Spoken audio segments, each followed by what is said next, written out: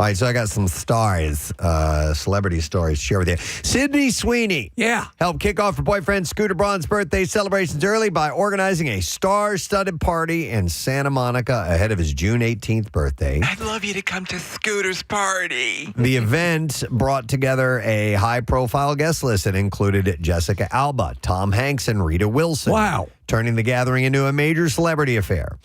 Sweeney and Braun were pictured wearing matching Connecticut Flame jerseys featuring the number 45, a tribute to Braun's milestone age, by the way. So, he was like that morning, I'll wear it. Yeah. Guest also... Look at we're matching. I'm taking your talk. Guest also enjoyed a basketball setup at the venue, adding a playful element to the festivities. It's a lot of fun, babe. And one of the night's biggest surprises came when Warren G performed Regulate, reportedly Braun's favorite song, making the celebration even more personal. God, what I wouldn't give to have Warren G perform Regulate at my birthday. Listen, I like that song. It's I fine. do too. That's your favorite song? That's his favorite song. That says a lot about Scooter, doesn't it? I guess so. Yeah. I don't know what it is. So Tom Hanks was actually in attendance. Yeah. Man, wow. Yeah. Okay. That is a big deal, yeah. Scooter Braun is, listen, he's had a long-running history of, being in the entertainment industry, so I guess he carries some weight, but I didn't realize his Tom Hanks weight. Well, Sydney organized it. So, Well, Sydney, yeah. Yeah, so maybe she's sweet. Swinging in the star power. So the party marked another step for the couple's relationship after first being seen together during Jeff Bezos' and Lauren Sanchez's wedding in Venice last year. Magical. All right, so Lewis Hamilton shared a celebratory moment with girlfriend Kim Kardashian at the Monaco Grand Prix. After securing second place, the Formula One star was seen blowing a kiss toward the reality star as she filmed him from below the podium. Social media footage showed Hamilton holding his trophy before acknowledging Kardashian with the sweet gesture. F1's official Instagram got in on the fun, captioning a post with an iconic Kardashian quote saying, "You're doing amazing, sweetie." Second place. Yay. You get a second place trophy in Formula One? I didn't know that. Participation. I guess so, right? Well, in racing, they usually do the top three, right? Don't know. Yeah, but like a trophy. I only see usually when they do the big photo at the end. Right, it's usually right, yeah. One person. So it stands to reason. Listen, I just didn't know they did What that. he gets a coolest teacher mug. Yeah, I know that they do points and stuff like that, you know. So, but a whole trophy for that. Yeah, you didn't win, babe. Yeah. Wasn't aware of that. Earlier in the day, Kim and sister Chloe arrived at the event in Monaco. During the appearance, Sky Sports reporter Martin Brundle approached the reality star and asked, "Are you enjoying F1?" but received no response. After Kim and her entourage continued walking by, Brundle remarked, "So we're not talking today." A moment that quickly circulated online, by the way. Apparently, he is a legend in the sports coverage, in covering racing. Yes. So it was kind of a slap in the face. Yeah, so the exchange sparked criticism on social media with some F1 fans labeling Kim rude for appearing to ignore the respected broadcaster during one of Formula One's most high-profile weekends. Not that I would expect Kim Kardashian to know he is that guy. No, definitely not. Oh, look who it is. Ariana Grande and Ethan Slater have reportedly ended their relationship after 3 years together, though a source said that they split several months ago and have remained friends. This is the guy who left his wife to be with her, and now that's two relationships down the crapper. According to the insider, the pair have nothing but respect and admiration for one another. And I hate you more. And ultimately decided that they were better off friends than in a committed relationship. So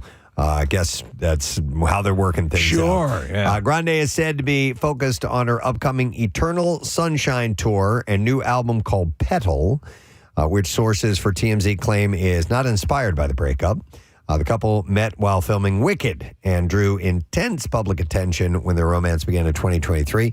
She was married to Dalton Gomez when she met Slater. Yeah. Slater was married to Lily J, who he shares a son with. So it was pretty scandalous when they started, when they got together. And now it's all for nothing.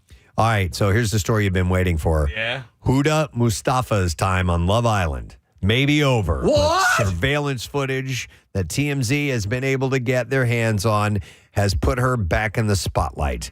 The video reportedly shows Huda inside the apartment complex of Nicole Oliveira, the mother of her ex-boyfriend Louis Russell's child.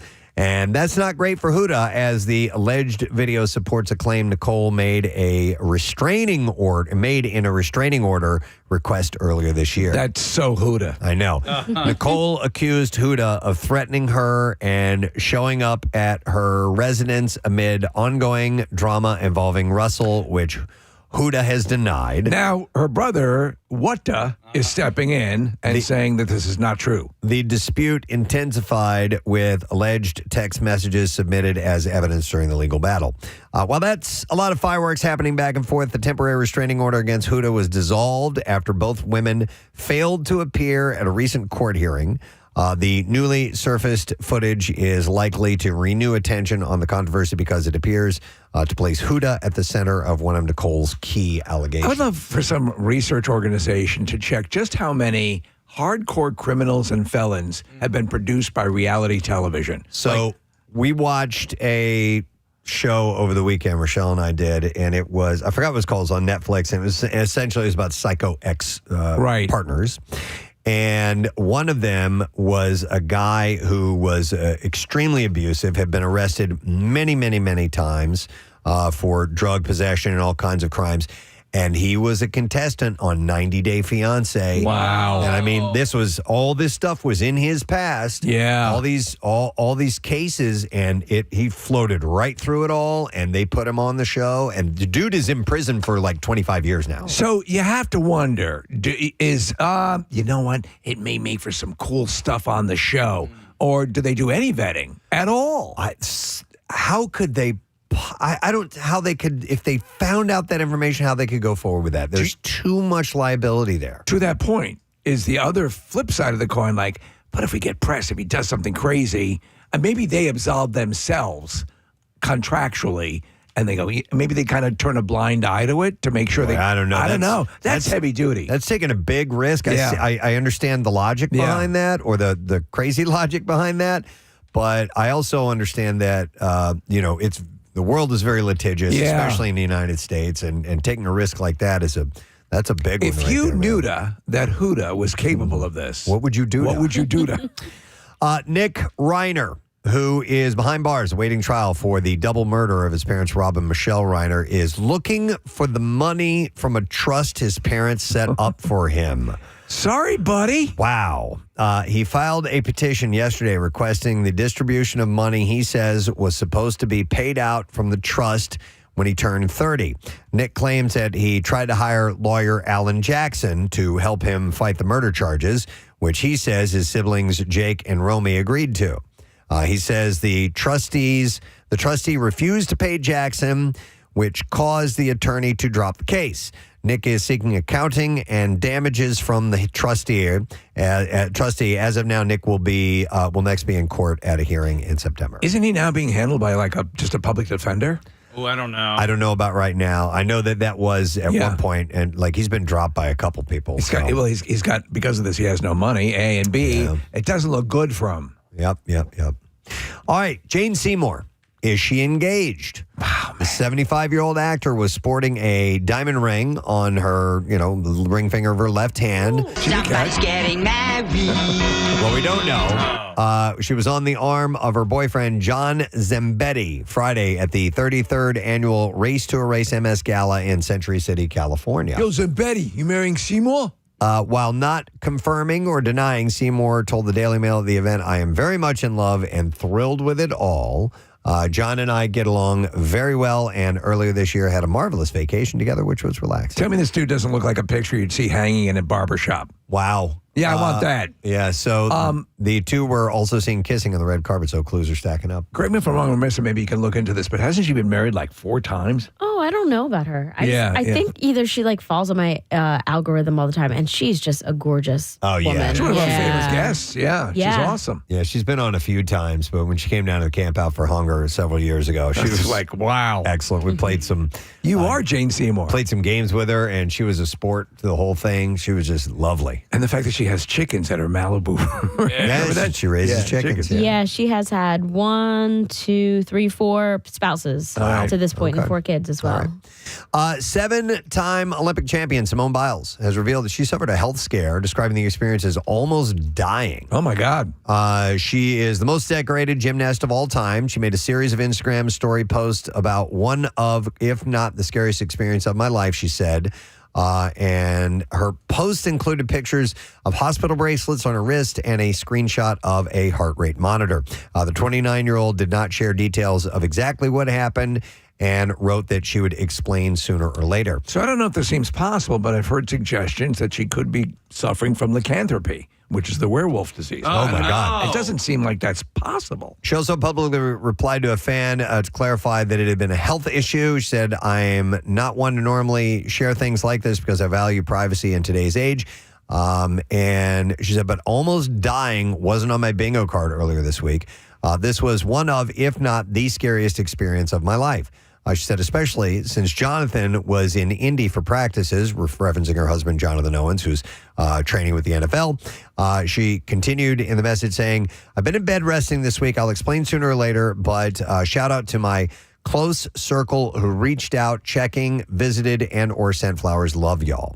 So when you see somebody like that who is a finely tuned human instrument, how do you get more physically dialed in than her, and she's dealing with issues like this? Yeah, not everything is great physical, taking care of yourself with eating right and all that. There are some genetic things, and who knows what's going on inside your body. One of the classic stories is the Runner's Bible, James Fix, the guy who basically invented jogging, or I believe it's pronounced yogging. He died early. He had a heart condition. Yeah, heart condition. Yeah. Her post also featured photos of bouquets and flowers, and finished with a photo of two dogs on a bed with the caption, I'll be here, and with a heart rate screenshot. So something occurred. I don't know if she'll ever, fess up, or not fess up, but she'll ever share. Come on, fess up. Yeah. I don't know if she'll ever share. Let's play good doctor, bad doctor. What that was. We told you last month Rosie O'Donnell had gotten herself a pricey facelift. It seems that once was enough for Rosie, and the night at the Tony Awards, she told E! when she was asked if she was planning on any more plastic surgery, she said, no, I don't think so. She said that she's more understanding now of people that get work done, adding, I just want to say this is what I did, and here's the doctor if you want to. Wouldn't it be great if just on a lark she got one of those huge Brazilian butt injections? They're like giant. Just go for it. Where they use caulk or something like that. Steve-O is going to get breast implants. Oh, my God. Yeah. All right, Spider-Man, brand new day is making Spider-Man history when it arrives in theaters on July 31st, becoming the longest Spider-Man movie ever released. Wow. According to AMC listed runtime, Spider-Man Brand New Day runs 2 hours and 30 minutes long, narrowly surpassing Spider-Man No Way Home, which clocked in at 2 hours and 28 minutes. Okay, so it's in the same ballpark. The extended length reflects the film's wide scope as Spider-Man Brand New Day launches a new trilogy for Tom Holland's Peter Parker while introducing a massive lineup of villains and allies. Okay, new trilogy. Okay, so this is okay. Listen, A, I'm down with that, and B, this is going to bleed into the new Avengers movie, so it's got. I feel like it's got to set up that storyline as well. He's got the Punisher in it as well. Ooh. So yeah, John Bernthal's in it as well as the Punisher. So they're doing all sorts of stuff. So I wonder what they'll play off of with the title, because the original was Homecoming, then No Way Home, Far From Home, and No Way Home. So this is Brand New Day. So it'll probably play off of the day thing, Brand New Day, Home Depot. You think Home Depot? Yeah. I don't know how that plays in there. But Spider-Man Home Depot. But it'll be Brand New Day, and next one will be like Day After Tomorrow, or and then Sunshine Day. Sunshine Day. If they don't use this with Spider-Man swinging down I think I'll swing street to the city with web. I love the last one. Yeah. So good. And I love this song. So, in terms of the MCU's entire catalog, Brand New Day comes up fourth behind Avengers Endgame in first, followed by Black Panther, Wakanda Forever, and Eternals, as far as, the length goes. If you want to talk about audience reactions, and you'll see people record in theaters when all the three Spider-Men get together in that one sequence. Yeah, it's amazing. I told you guys I recently was watching a highlight of like the top 10 audience reactions in the MCU, and that was one of them. And Endgame when Cap gets Mjolnir, and so good. I think I'm going to go back and watch Endgame again. That got me fired back up. Yeah, because I just loved those movies so much, and we got burnt out on them. But I think it's time to revisit. Backrooms has become a historic success for A24, officially surpassing $200 million worldwide and securing its place as the studio's highest grossing release to date.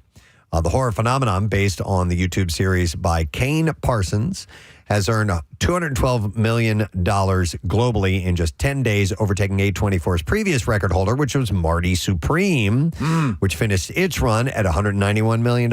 And, you know, that had some serious star power behind it. Much bigger budget. Directed by Parsons, the youngest director to have a #1 box office hit ever, Backrooms also delivered A24's largest ever domestic opening, fueled by strong turnout from young fans. So listen, we can pull together a modest budget. Why don't we do our own horror movie called Bathrooms? Bathrooms. They're always terrifying in this building. Yeah, right? this building in particular. Yeah. Especially this one right here. This one that we use all the time. You will not believe what we see in that bathroom. Horrific. I quit going in there. Oh, well, yeah, you. I go down the hall. I go long. You go to the suite. Yeah, without question. So The fancy one? Yeah. Ooh. Yeah, so you guys have the stories. I know. We've got battle stories. Hugh Jackman is suiting up to play the mythical Long John Silver in Ridley Scott's upcoming take on Treasure Island.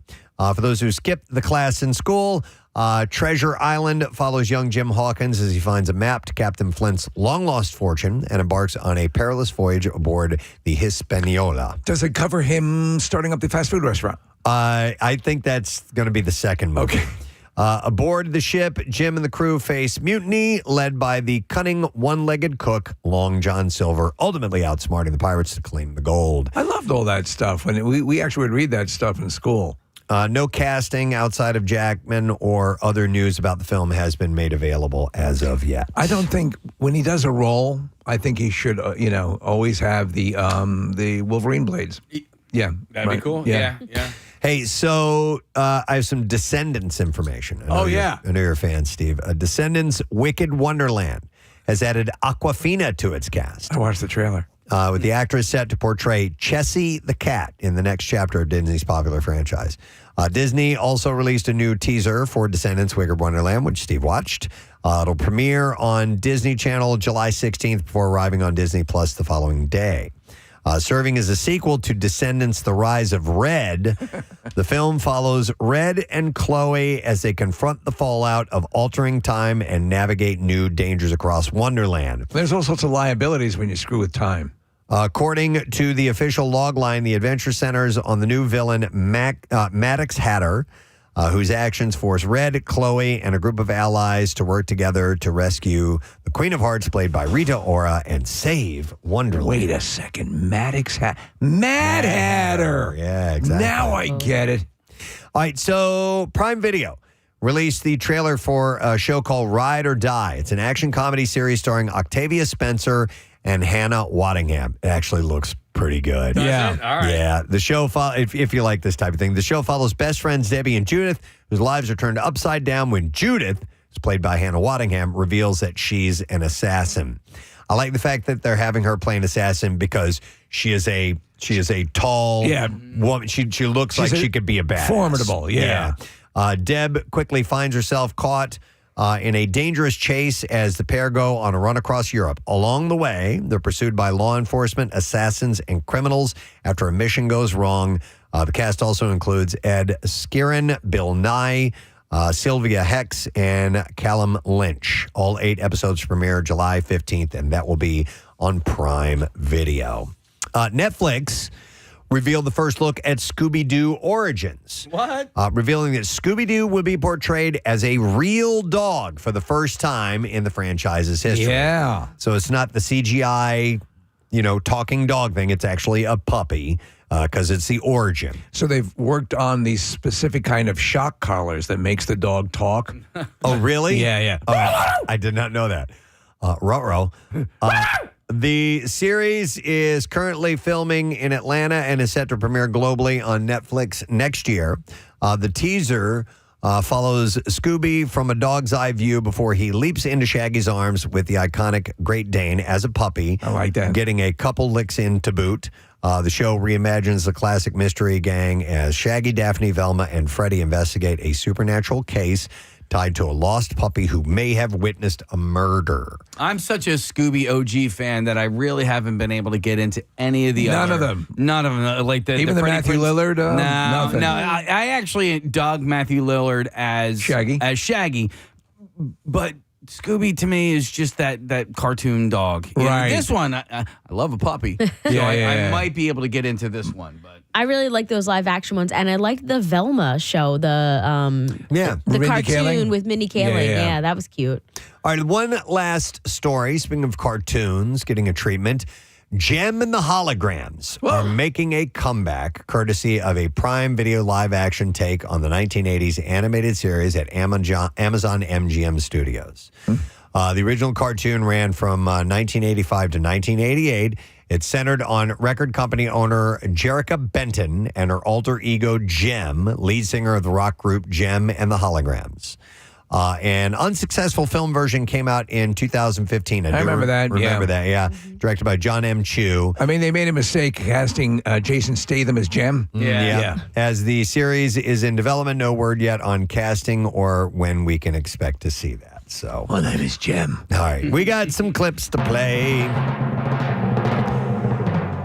Us Against the World documents, or it's the U.S. against the world. The United States men's soccer team facing the challenges of playing on the international stage. And here, director Rand Getlin shares what spending 4 years with the team has taught him. As you can imagine with stories like this, they twist and they turn. And unscripted, we say, the only guarantee is that change will occur. It's the only constant. But we always had the ambition to make this a forever franchise, to get the country excited about supporting the guys that play for the U.S. men's national team. What the hell are you talking about? Us Against the World streams today. That's on HBO Max. Here's our next clip. Young professionals escape to a weekend Hamptons home for hard partying and drama in Summer House. And here, KJ Dillard explains how he felt he needed to conform to feel welcomed on the show. What I wear now is how I've always been. But coming into this season, I was like, I gotta fit this mold and I can't intimidate anyone. Shut your mouth. Season 10 reunion of Summer House airs tonight at 8 p.m. and that is on Bravo. Summer House, so exciting, and we're huge fans. Yeah. Hey, I just need to go back to something that happened in the beginning of the break because we didn't have the clip and we can't not play the clip, but here you go. You can't handle the truth. Oh, There we go. Wow. We didn't have that clip. You got to be kidding me. Yeah. How does that happen? We had a lot of other Jack clips, I Tons think. of them, yeah. As a matter of fact, I And think some of those are from A Few Good Men, I think. You're goddamn right I did and all that. I beg your pardon. Hang on a second. I thought I had a whole page of Nicholson stuff. You did? You could wrap it. Yeah. We need to have that for sure. Yeah. All right. Somebody effing with the system. All right. Well, that's the entertainment report, and we got stuff going on today. Guest-wise, Radel Ortiz will be performing at Helium Comedy Club, and he's going to be checking in with us this morning in the 9 o'clock hour. I'm so sorry. That just got canceled. Okay, so that won't be happening. Yeah, so that also happened in the very beginning of that break. So, right. yeah. How you doing? We're doing just wonderfully because you know why? The weather's wonderful and it's a beautiful day. It's a sunshine day, actually. You know what? I find myself getting a little bit of summer brain fog. Do you have that as well? Like the warm weather, you look at the window and you go, oh, can we have a radio outside today? What did you just say? Yeah, totally. Yeah, absolutely. All right, well, I tell you what, we'll take a break and then we'll figure out what we're going to do today. Yeah. How about that? We'll be right back in just a moment. Stay with us. And this one, not often do we ever ask you, hey, vote for us in a certain way. I want to change that here. So Monopoly, the Philadelphia edition, is going to be coming out. And you, the citizens of Philadelphia, will have a chance to help select which iconic Philly landmarks and businesses will get a coveted spot on the new game. And I think WMMR would be a nice addition to the Monopoly Philadelphia. I mean, it's a 58-year-old radio station, for crying out loud. It is the longest running rock station in America. Legendary. Yeah. Listen, forget us. Yeah. It's a point of, we're proud to work for WMMR. It is, you know what? Do it for Pierre. Do it for Pierre. That's what I think. Yeah, absolutely. Yeah. And do it for my love of Monopoly. The bespoke version of Hasbro's beloved board game will make its debut on store shelves this fall, but Philly residents have until the end of this month, it'll end on February 28th, to have a say in what places will be showcased on the board. Can somebody bring up a picture of what the regular Monopoly board looks like so I can kind of glance as to where WMMR would make the most sense? Oh, that's a good point. I would kind of think somewhere around, there's probably going to be a Rittenhouse Square, right? Like it would make sense if the 4 squares were maybe the 4 railroads. The 4 squares with the 4 railroads. What were the 4 squares? What do you mean? So if you look around William Penn, there's like 4 squares. There's Washington Square. Oh, I thought you meant on the board. Oh, okay. So, yes, I see what you mean. So, Washington Square, Rittenhouse Square, Franklin Square, and what's the 4th one? I don't know. Could be the railroads. Yeah. Okay, that's not a bad idea. And then WMR is somewhere around Rittenhouse Square. Okay. All right. I think it really should get a nice polish up. It should. I mean, I know the plan is to really make it as Philadelphia-centric as possible, which I think is fantastic. I assume Boardwalk would be Independence Hall. I was thinking Broad Street, maybe. Broad Street. Yeah. Okay. Well, Boardwalk and Park Place. Right. Park Place is a street. I was thinking Broad Street should, because that's the one that goes through the city. That's true. Yeah, they can be pretty much anything. Yeah. I mean, it's not necessarily just streets, but for whatever reason. But we know some of the landmarks. Obviously, the Liberty Bell has to be Sure. in there. Is there anything that would correlate to a radio station, TV station, newspaper, and the original board? You have the utilities, Right. Okay, which are the electric company and Right. waterworks. So maybe it falls under that umbrella. But I mean, in the past, you'd have to look at other custom-made ones, other city-centric ones. If you look at like I played the Simpsons one, and they took all sorts of liberties, Right. with what they put on the board. Sure, absolutely. It doesn't have to mimic exactly how Monopoly is laid out. Would you be happy if the MMR logo was a game piece that you played with? No, I'd rather it be a property. On the those board, those Yeah. get lost. No, I'd rather it be a property. And then you have the ones, like Chance and Community Chest, and there's free parking and go to jail and just visiting and go, obviously, that are kind of outside the realm of properties. But I don't know, somewhere on the board. It doesn't matter. You would leave it up to the makers to decide where everything would go. But the nominations, generally, when they do these, come in the realms of nonprofits and charities, food and beverage, education, sports, attractions, events and festivals, utilities, transportation, retail, media, neighborhoods, and others. So what if Mr. Monopoly was Pierre? Ooh. Oh, Mr. Rich Uncle Pennybags, I think is his name. Yeah. That's Pierre. Yeah, that'd be really cool. Absolutely. I don't know if that's up for I know that's probably a long voting shot. or not. Yeah. But public submissions and business inquiries can be sent to us.toptrumps.com/Philly. And, we'll have to put a link up on WMMR.com. We're working on it right now. It'll be on PrestonSteve.com. I'd like to kind of push this. Yeah. See if we can really do it. like the radio station to end up on there. There's a lot of stuff that needs to happen, historically speaking. Yeah. I mean, Phil Abundance can be on there for talking about nonprofits as well. Obviously, the sports teams all have to make it on there. Absolutely.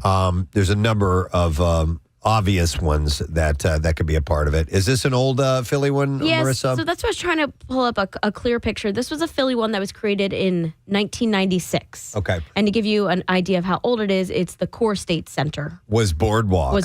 And then Park Place is Independence Mall. Mm-hmm. Okay. Seems weird that the Core State Center was Boardwalk. Especially at that time. Yeah. It was probably brand new. Yeah, it was yeah. probably that year, 96, 97 or Of course, whatever. they probably bought it. Maybe. Yeah, they probably paid for sponsored it. that. Maybe that's part of it. It looks too blurry, this article. I can't read. Yeah, I see the zoo on here, PGW. The Phillies. Yeah.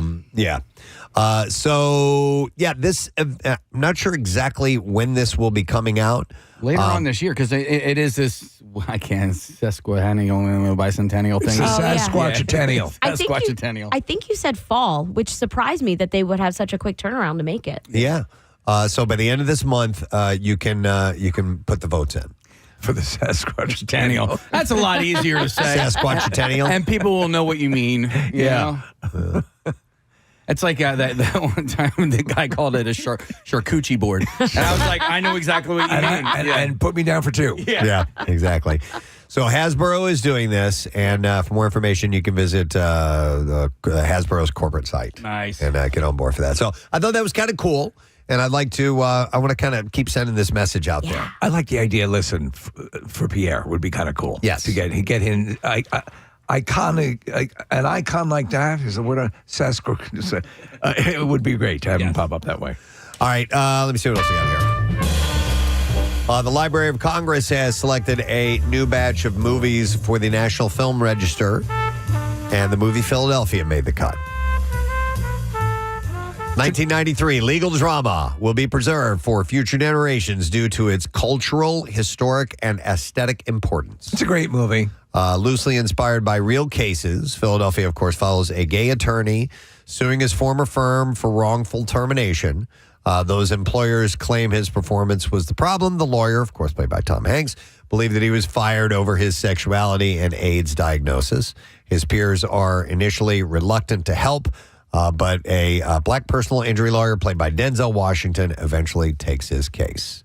The movie was one of the first widely released films to address the AIDS crisis. It was filmed on location in the city, of course, and features Bruce Springsteen's Streets of Philadelphia.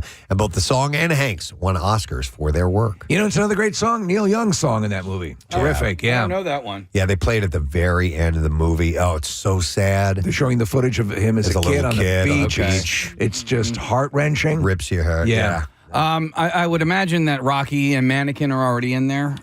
Well, Mannequin? Yeah, definitely Mannequin. And then also Trading Places, right? And then the trash kicking, field goal kicking. Well, that was the first one to go in. Yeah, these old don't have to be from Philadelphia. Steve, I think wasn't that one of Antonio Banderas' first movie? And he was he was not speaking much English at the time. No, he had a very, very thick accent. Right. I remember you had seen him before. Remember in Truth or Dare? Madonna wanted to meet Antonio Banderas. No. Oh, she had a big crush on him. Oh, I did not know. Yeah. And that was after Philadelphia? Before. It was before. I believe it was Truth before. or Dare came out before? I believe it was before. Yeah, Truth or Dare came out in like 92 or something like that. Oh, okay. Antonio, you don't look so good, baby. Yeah. He says that at the end. Philadelphia is one of 25 new additions to the National Film Registry, which selects works on preservation each year for preservation. The Library of Congress also picked High Society, starring East Falls native Grace Kelly. Another Philadelphia base. It was remade, obviously. And I'm having a brain fart on the title. And Philadelphia's in the title. Philadelphia Story. There we go. Yeah, so the 1956 musical marked the actress's farewell to Hollywood. Actually, High Society was a remake of the Philadelphia Story. Okay. Yes. The Prince of Monaco, 3 months before the movie's release, she married him and sent her off into royalty. Isn't the Core State Center named after Grace Kelly? Yes. Yes. Her last name was Core States initially. So the local connections don't end there. High Society, as Steve was saying, is a song and dance remake of the comedy The Philadelphia Story. In other new additions, they include The Karate Kid, Inception, The Thing, and Clueless. Mr. Miyagi is from Philadelphia in that movie. Wow. Turner Classic Movies will screen some of the films in a television special, which is coming out on March 19th. You know what else made it into the National Registry? The Thing, John Carpenter's The Thing. Yeah, I just said that, yeah. Along with Clueless and and Inception as well. With the latest entries, the National Film Registry now lists 925 American movies. It is accepting public nominations for next year's picks right now through August 15th. So Craig Legons is such a wealth of pop culture knowledge. He said John Leguizamo turned down the Antonio Banderas role to do Super Mario Brothers. Oh, my God. That was a good movie. You liked it? I was 12. kid. I was Okay. 10 when it came out. Yeah. I was I never saw it. It got panned so bad. It was fine. It Yeah. was good. This was Yeah. Bob Hoskins, right? Yeah, Was he it? was the Yeah. lead. He played Mario. Yeah. right? It had that dark, gritty, like Teenage Mutant Ninja Turtles, Right. underground Philadelphia vibe. Yeah, vibe. Philadelphia. AIDS is all throughout the story. He had AIDS. That's why Princess Peach You was don't in the look so shower. good, Mario. So yes, the film Philadelphia. Before I moved here, so I moved here 30 years ago, and when I told my friends that I was leaving town, we got together and we watched the movie Philadelphia. Yeah. Well, I was going to watch it. I'm like, you guys want to come over? I'm like, I need to find out more about this city. And so I watched Philadelphia. I had already seen it. It wasn't like that was the first time I'd seen it. I'm like, let me just get the lay of the land. Jonathan Demme, the director on that? I don't know. Yeah. Silence of the Lambs? Or was it his brother, Ted Demme? I think it was Jonathan Demme. Yeah? Yeah. Great. I enjoyed it. I mean, yeah. Tom Hanks won an Oscar for it. Denzel is amazing in it. Yes, I agree. 100%. I watched it recently and how much the city has changed since the opening scene. Because it's an almost 4-minute opening scene where they just tour through the city.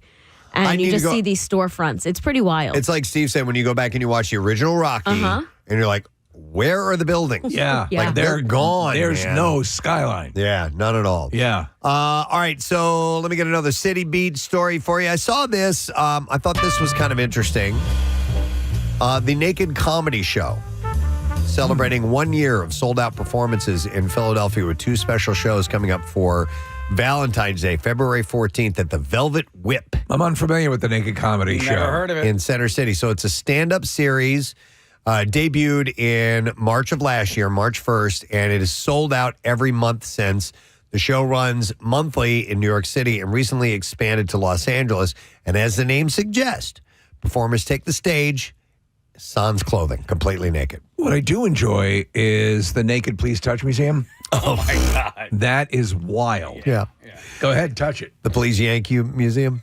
Okay, so just the performers?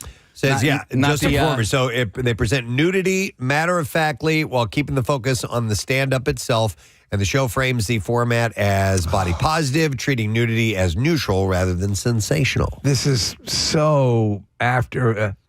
if it only this had happened around the time of Rodney Dangerfield, could have seen him naked. So performers are fully nude. Audience members have to keep their clothes on. All right. And phones remain put away during the performance. But they're Okay. naked. Now, I don't know who the performers are. I don't know if they're local. Or I if they assume come, Pat House. or if they come in from out of town. Well, I wonder if any of our local comedians have gone to, let me go try this. You know, I haven't done this before. Let's just see. I doubt Pat. I'm sure Pat would have said something to me. Yeah, guess what I'm doing? A Yeah. fully nude comedy show. Have you guys ever gone to, and I'm not talking about strip shows or anything like that, but a dramatic show or comedic show or something like that it has full frontal nudity? I've never done it. I did. Yeah. And it was an experimental piece of theater. It was off Broadway, and I can't for the life of me remember what the story was. I think it was similar to like it seemed, I can't remember the story. I keep thinking Equus, but it wasn't Equus. Okay. But it was we had Ryan in yesterday, filling in for Marisa because you were in Orlando, I believe. Yes. What were you doing there? Yeah, so I joined a friend of mine who works for Vincent Giordano Meets, and it is a convention called IDDBA, which kind of means nothing to any of us, right? But it's actually like this big food show where like Acme markets will go in and find products for people who are, selling nationally, smaller brands selling locally. It was actually really cool. So like Vincent Giordano, you may have never heard of before. But if you've ever had a roast beef sandwich or meatballs at Wawa, I know who they are. they're the ones This who is make stuff you those. live on. Yeah, kind of.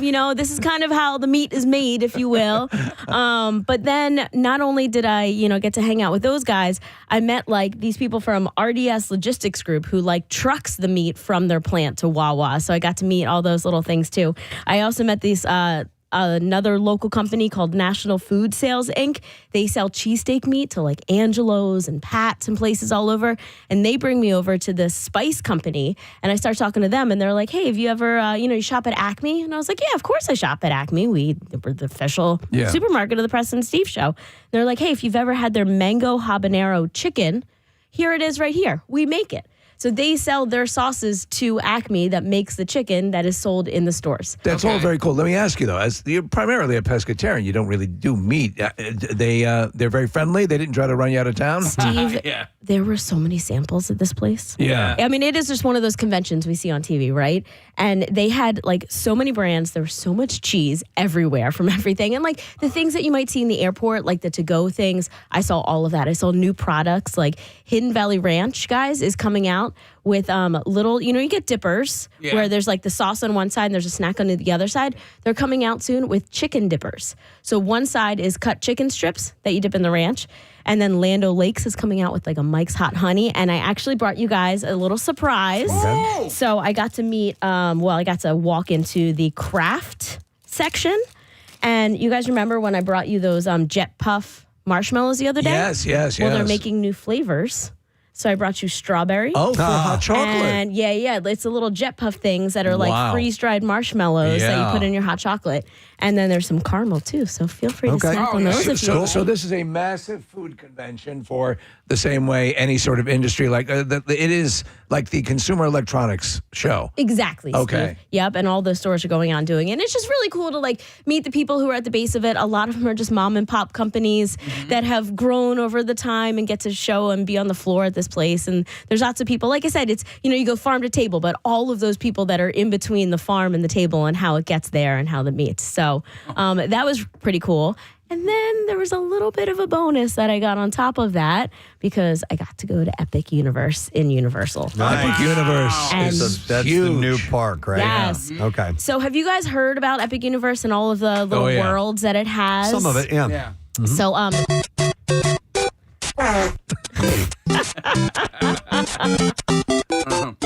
so there's a Celestial Park and a Dark Universe. Dark Universe was like Frankenstein. Yeah, that's the one I'm very interested in. It's the Universal horror movies, classic. Steve, there was a ride that kind of felt like a haunted house. So it's like Dr. Frankenstein's great-great-great-great-great-granddaughter is bringing back the monster and Dracula and, there's something werewolf. happens, the werewolf and the mummy. But it was a immersive roller coaster where you're kind of like swinging around and there's live action elements that are popping out and there's a lot of holographics. But it was a whole story through the roller coaster, which was pretty cool.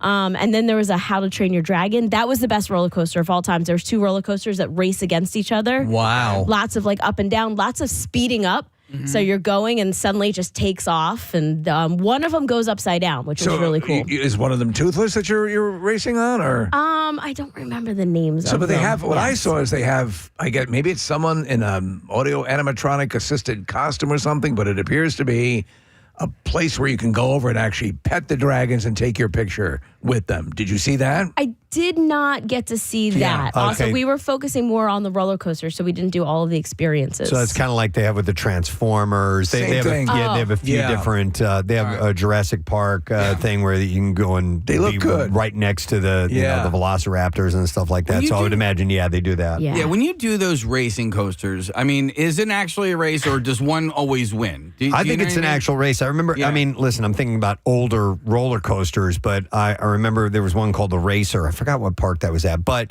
no, it would depend on what the weight was on the coaster, how many people were on there, what they weighed. I mean, there are differentials. I mean, because once some of those that are just once you drop them off of the highest peak, they just go on gravity. Yeah. And it all depends on physics at that point. Yeah. So weight would play into that. So, I think so, Case. I think they legit race. I got to see the new Harry Potter universe. All right, tell us about that. The wizarding world of Harry Potter, the Ministry of Magic.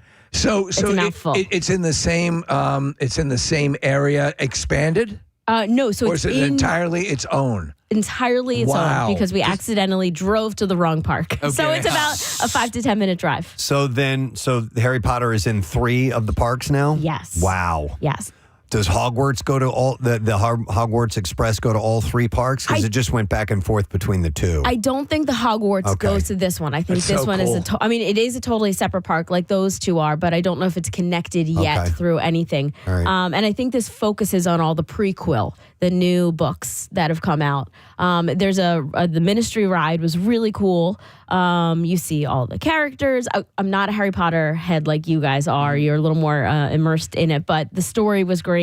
And it was the kind of roller coaster where you kind of sit in like seats, like Tower of Terror, and things are happening in front of you, and you're spinning around. I like and those. moving around. Yeah, it's almost like the dark the Universal Horror ride. It's the same thing, exactly. right? You're seeing a story as you're moving around. Exactly. All right. And Hang on. I'm sorry to double back. Yeah. Stardust Racers is the dueling coaster, which is actually in Celestial Park. Hiccups Wing Gliders is in Isle of Burke. What the hell does that mean? Oh, that's the How to Train Your Dragon. Yeah, I know. Yeah. I was just going back to that. All right, anyway, continue on with Harry Potter. So the roller Sorry. coaster, maybe, and different spaces. Yeah. Well, I was going to jump into Super Nintendo World because do you guys remember my face when I walked into the Simpsons World in Universal a couple years ago? Yes. That's what I turned into when I walked into the Mario space. Okay. Yeah, magical. And I think for me, it's like the bright colors, and you're just walking into this immersive world, and this world that I grew up on, and you're just in it with, the fire-breathing things popping out, and there's stars everywhere, and you get to like walk around and like punch up on the little question mark coin boxes. Yeah, Okay. it's all interactive there. So you can, obviously there's upgrades available. You can get these wristbands, and you can start collecting points as you walk through the area, or you can just kind of play with the boxes. They do have kid-size ones and adult-size ones. Which ones are you playing? Both. But Princess Peach's castle is there, and it was the one world in all of this where people were staying the most and taking in the sights. And a lot of pictures, obviously. In fact, as soon as you walk in, it kind of felt like you were walking into like an iconic tourist attraction where everybody just has their phones up and they're taking selfies and taking in all of the areas. In fact, it was like so busy. I wish I had a little more time to take in the little details. Like there's the flagpole at the very, very top where you would try to jump in like Mario 2 and things like that. But there are a couple of rides in there. One of them is a Yoshi ride that's more on the little kid side. Then there's a Donkey Kong ride where you spin around, and there's lots of like tracks missing and things like that. And that's kind of one of those like shaky coasters because you're actually like in a quote unquote like barrel. And then there's a Mario Kart ride where it is 3D. You put on a VR, and then you literally everywhere you look, you're shooting turtles at Bowser, and you're playing through different worlds and things like that. So that was really cool. How long were you there? We were there for like 4 hours. Okay, And just you in hit the all Mario world. Were they giving you the express, like a concierge run through? Because it's the only way you could have gotten on all those rides. I was lucky enough that we did have one of those experiences. Nice. Yeah, hence that convention center thing. But so we were there for 4 hours in all of the parks. Oh, wow. Yeah. Wow, Well, that's a quick one. I had to take off early because I had to fly home and talk to you guys and tell you guys about this all. Yeah. But it was really cool. Like I so recommend heading down there. If you've been seeing things on Mario World like I have been, I've kind of just been obsessed with it. I've been watching the cast of the new movie was doing photo shoots and all there, and it lives up to everything I've seen online. I can't believe that they now have 3 parks, man. Because I remember just the 2 already was massive while we were there. And as you well know, you're putting away, and like you could put away an entire day for each one of those. Sure. Yeah, easily. Yeah. But it is so good, and I love people, and I don't know if that's trust me, you get down there, they are sweating bullets to make sure you have an amazing time. That's what it's all about, and it gets you. That's why I know what you're talking about. The first time you walk in and see Diagon Alley, you're like, oh. Dude, I know. It's like, holy hell. I'm here. Yeah. I've been transported. I'm in the story. It's amazing. People cry sometimes the first time they visit. It's a realization of something you've spent time with in the abstract. I almost want to go back down with you guys. At some point, we have to get down there because I want you guys to explain all of the Harry Potter things to me and all of the stores. And well, Preston's more immersed in that than am I, but I still know a lot and I appreciate a lot of it. Is there like a little object that has like a little sand counter that like takes you through the different worlds that's part of the Harry Potter world? Because that was like the big object. There's a time turner, but the time turner. Oh, it's the That's time it. turner? Yeah. Okay. Yeah. That was like the big object that like the big, merch item or something like that. But just I love seeing people, getting dressed up, being in character. There were so many like Mario and Luigi's and like full families as characters. There's something wonderful about seeing like wizards passing out from heat stroke in the Florida sun. I thought it was funny, people buying magic wands. Press, did you end up getting a magic wand when you were there? Yeah. At Oliveira's. Yeah. Oliveira's. Is that how you say it? Anyway, we got a couple of wands. Yeah. Why not? And the butterbeer was delicious. So it was. And I tell you, the funny thing is though, is that when you're over by Hogwarts and you're in, the area that everything has faux snow on the rooftops. Yeah. And you might die of heat stroke. But it is still amazing. And this is something that we did ahead of time because we were traveling with our niece the first time we went. And we arranged, the wand picks you in Oliveira's. Oliveira's, yeah. And so they do this presentation of your birthday. And I mean, I don't care what age you are, it just gets you. Yeah, we did it as well. Caleb was chosen to be the one that got to do the wand. It was a wand fitting. Yes, yeah. And it was magical. I've got my wands displayed at home. I got 3 of them. Yeah. Which is kind of wild. I don't know how I ended up with that. And when you choose the right wand, like a light comes on and the wind starts blowing, your hair blows up, and it's just like they really bring the magic. You almost want it to be, it's real. It's real. No one tells you, but you're actually here.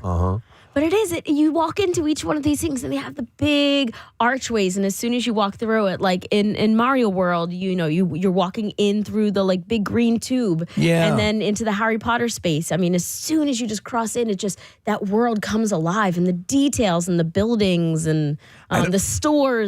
Every storefront is something. Every person is in character in the space. Like when you get on the train. The first time you get on the train. Oh, man. The Hogwarts Express is something else. And then they get you because all the characters are walking by your car. You have a frosted glass that looks, like it's just giving you some privacy. And all of a sudden you see the silhouettes of Hermione and Ron and Harry come walking by and they're talking. They're like, oh, my God, they're right there. They're right there. This is real. Yeah. It's so awesome. So this is, what's the new park called, Marisa? So it's called Epic Universe, and this is Stardust Racers. This is like the big roller coaster when you walk in. We're looking at a video right now. Yeah. Is what you're Stardust Racers? Yeah. But I was just curious about, so the park is called Epic Universe. And the way it works, and we're working on eventually, hopefully doing another live broadcast because we had so much fun doing it last time.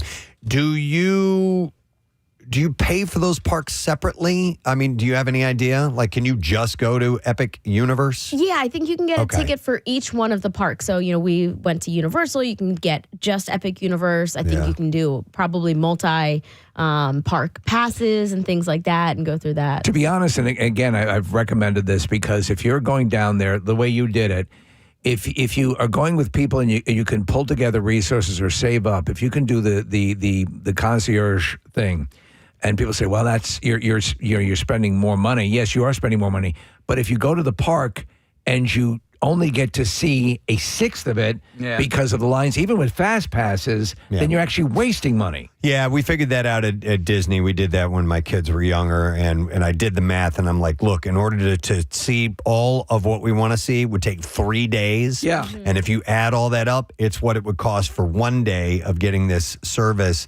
And you have less headaches, and it's, you get more out of it. Less standing in line, which is frustrating, Exactly. But it's part and parcel with going to an amusement park. So, right. Once you break down the numbers, it's obvious. Yeah. By the way, so this, I did see this article that came out, and it leads into this, and that's why I wanted to hear from Marisa and what she saw. And by the way, hang on real quick. We're looking at more video.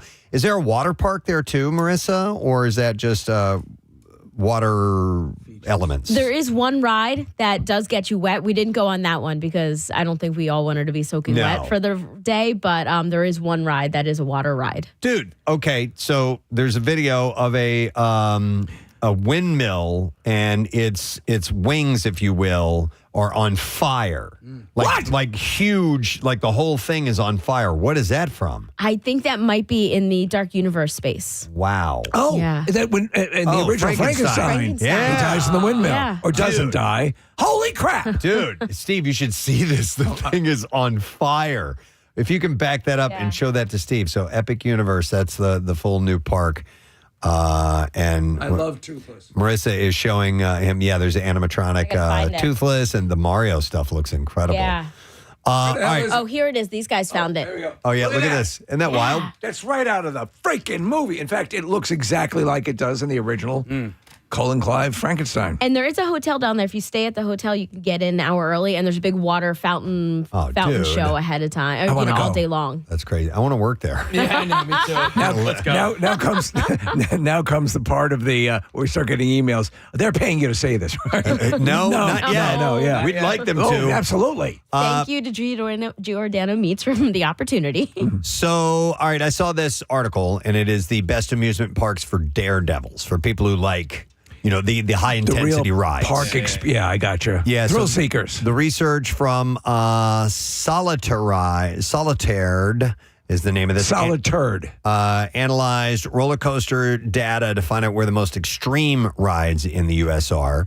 The team evaluated key metrics, including the total number of roller coasters, the number of thrill and extreme coasters, maximum heights, drops, speeds, and inversions, and used that to come up with a combined Daredevil score for each park. So I would, years ago, and it's probably changed since then, I would have naturally assumed that Cedar Point, which is known as the Coaster Aficionados Park, would be number one on the list. And it is. It Right, is. that's where Yeah. Tommy Wow. was from. So it's yeah. kept that. Yep. It lands at number one with a nearly perfect score of 99.65. I've never been, always wanted to go. Yeah.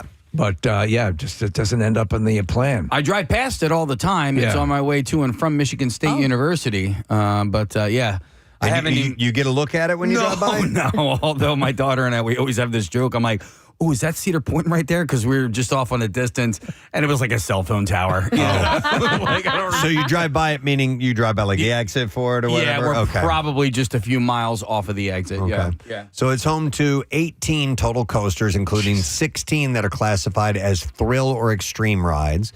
It's known for Top Thrill 2, which is a coaster that climbs 420 feet, includes a 400-foot drop, and flies at speeds of 120 miles an hour. That's hauling ass. So you had fessed up that you're less able to handle coasters. Would you take a spin at that one? Sure. Yeah, Oh, you'd have to. I'd go for a one-off. The thing is, I can't do the all-day ride again and again and again and again thing. It really sucks because I love it. And I started feeling with the, if you spin too much, that's where I have an issue. Right. But that's why I loved El Toro so much. It's just a straight up and down, crazy, awesome coaster. Didn't have too many loops and things like that. That's what messes me up now. By the way, on a side note, you'd mentioned, and I've now seen more footage about it, this coaster that maybe it's in Dubai or Abu Dhabi. I know what you're talking about. But it actually goes up over a cliff. Like it goes up. It uses the natural topography. Pretty wild, man. Where you go over a goddamn cliff. It's crazy. It looks incredible. Yeah. I had that tinge for a second yesterday, that vertigo when you're just like spinning around on rides. I was yelling at myself. I was like, no, don't do it. You only have 2 hours here. Don't succumb. California's Six Flags Magic Mountain is second place. It scored 94.02. Its lineup features 17 coasters, 15 of which are thrill or extreme rides. Yeah, I didn't know that. I was there years and years and years ago, and it was one of the, that's a park you need to go to. Yeah. But I always thought it kind of just fell off the charts. But good on them. Yeah, in comparison to the Top Thrill 2 coaster, which had, like I said, 400-foot drop and 120 miles per hour. This is a 235-foot tall. Goliath is what it's called, and it gets up to 85 miles per hour. But man, 120 miles an hour, that's insane. King to Ka, when you would crest over that drop, I mean, come on, it was dude. the best. That was insane. I mean, and you're right. Occasionally it wouldn't make it up over the crest, but it was. You looked around and you couldn't believe your vantage point. Yeah, it's crazy. Yeah. I loved that ride. It was a quick ride, unfortunately. Yeah. I mean, it went really, really fast, but that height, you just can't beat it, man. And when you're just facing straight down, and you're like, okay, we're just going to plummet towards the earth and hopefully stay on the tracks. So I've got the list of the top 10 best amusement parks for daredevils, and you'll be delighted by a couple of the entries here. So, like I said, Cedar Point's number 1, then Six Flags Magic Mountain. Third is Kings Island in Ohio. I actually went there one time on a band trip. Believe it or not. Really? That was cool. Some very cool rides. Carowinds in Charlotte, North Carolina. I went there as a kid. King's Dominion, never been there. That's in Virginia, yeah. So we did Busch Gardens and King's Dominion on a vacation, Claire and I, years ago as we were down. It is a really great park. You know, though I often say that probably one of the cleanest parks I've ever been in my life, Busch Gardens. Yeah. Okay. Then we have Six Flags Great America, which is in Gurnee, Illinois. Not Gurnee. Park's closed, folks. Gurnee, I assume that's outside of Chicago. Yeah, I don't really know, but Gurnee, Illinois. Then at number 7, Hershey Park. Yay! Yeah, Hershey Park. Steve, Hershey Park is one of the cleanest parks I've ever seen. Gorgeous. Yeah. Hey, by the way, I think I was the only one who did this last year. But swing? That swing. I wanted the to. Twizzler ride. I think it's a Twizzler. I mean, Yeah. Dude, so the only thing that came close to that sensation when you're all the way up at the zenith is the King Ka, because you're all the way up and you're just kind of like, okay, you're just looking down. I don't even know how high up you are. It is a big swing, essentially. Mm-hmm. Now, what it does is it also swings over like a fall, right? Like there's a little bit of a mini cliff, or when you're swinging out at one point, it swings out over a drop, correct? I think there was like a lake or something. Okay. Like there was a water All right. feature that it went over. Yeah. It's called Twizzlers Twisted Gravity. It's wild. Or Twizzlers Twisted, yeah. Yeah, and so you have like you swing backwards and you swing forward, so you have these two different sensations. We're watching the video. Yep. Preston, you think you could rock that? Because that's pretty straight ahead. Yeah, I think I could do that. Something swinging like that would probably be pretty cool. Yeah, I'd be down for that. Mm-hmm. What was the other one that the new one that they had debuted that year? It was a roller coaster. It's not Sugar Rush, but it's something along those lines. Insulin shock. You wouldn't want to name something Sugar Rush. Yeah. I tell you what, though, what I really love while you're remembering that, the new entrance to the park is really cool. Yeah, they changed it and they expanded it. We found that out as we did our last live broadcast for there. And by the way, we're working on that. We believe we're going to have a Hershey live broadcast. We'll see if that comes up this summer, and we'll let you know when. Hopefully, completely into it. Love it. Be able to come out and join us. So, but Hershey Park landed at number 7 for wild, Daredevil. man. Good for them. I think because you don't. I mean, some people there's so many other things that you can do there that maybe you don't think about the full-on giant thrill rides that they have. It is one of my all-time favorite parks. It is the one. I see Hershey Park as a destination park. Yeah. Because it's a few hours away for us to drive out that way, and as opposed to some of the other parks where that's going to be a day trip, Hershey Park was always an overnighter for us. We would take the kids, we would stay at the lodge. The lodge. And the lodge has a pool with water features and stuff like that. And so we would make a night out of it. We would get 2 days at the park. It was awesome. I love going to Hershey Park. On average, how many times do you watch the Milton Hershey special on the Oh, yeah. I mean, every time I'm there. Yeah. I definitely let that roll. So I was excited to see that Hershey Park made it on this list. Excellent. What else do we have on the list? Marissa, it's not Candemonium. It's not. No, that was a different ride. I'll keep looking. I can't remember the name of that. All right, so also on this list, number 8 is Six Flags Over Texas in Arlington. I've been. Yeah. Yeah, it was nice. It was like it didn't stand out as an exemplary, but yeah, I guess Six Flags is really making a concerted effort in the aggressive coaster realm. And number 9 is Six Flags Great Adventure. Love it. Yeah. Love it. That's very cool. Yeah, I was just there in September. I love going in the later months. You go like around Halloween. Yeah, because they get the Halloween stuff started early.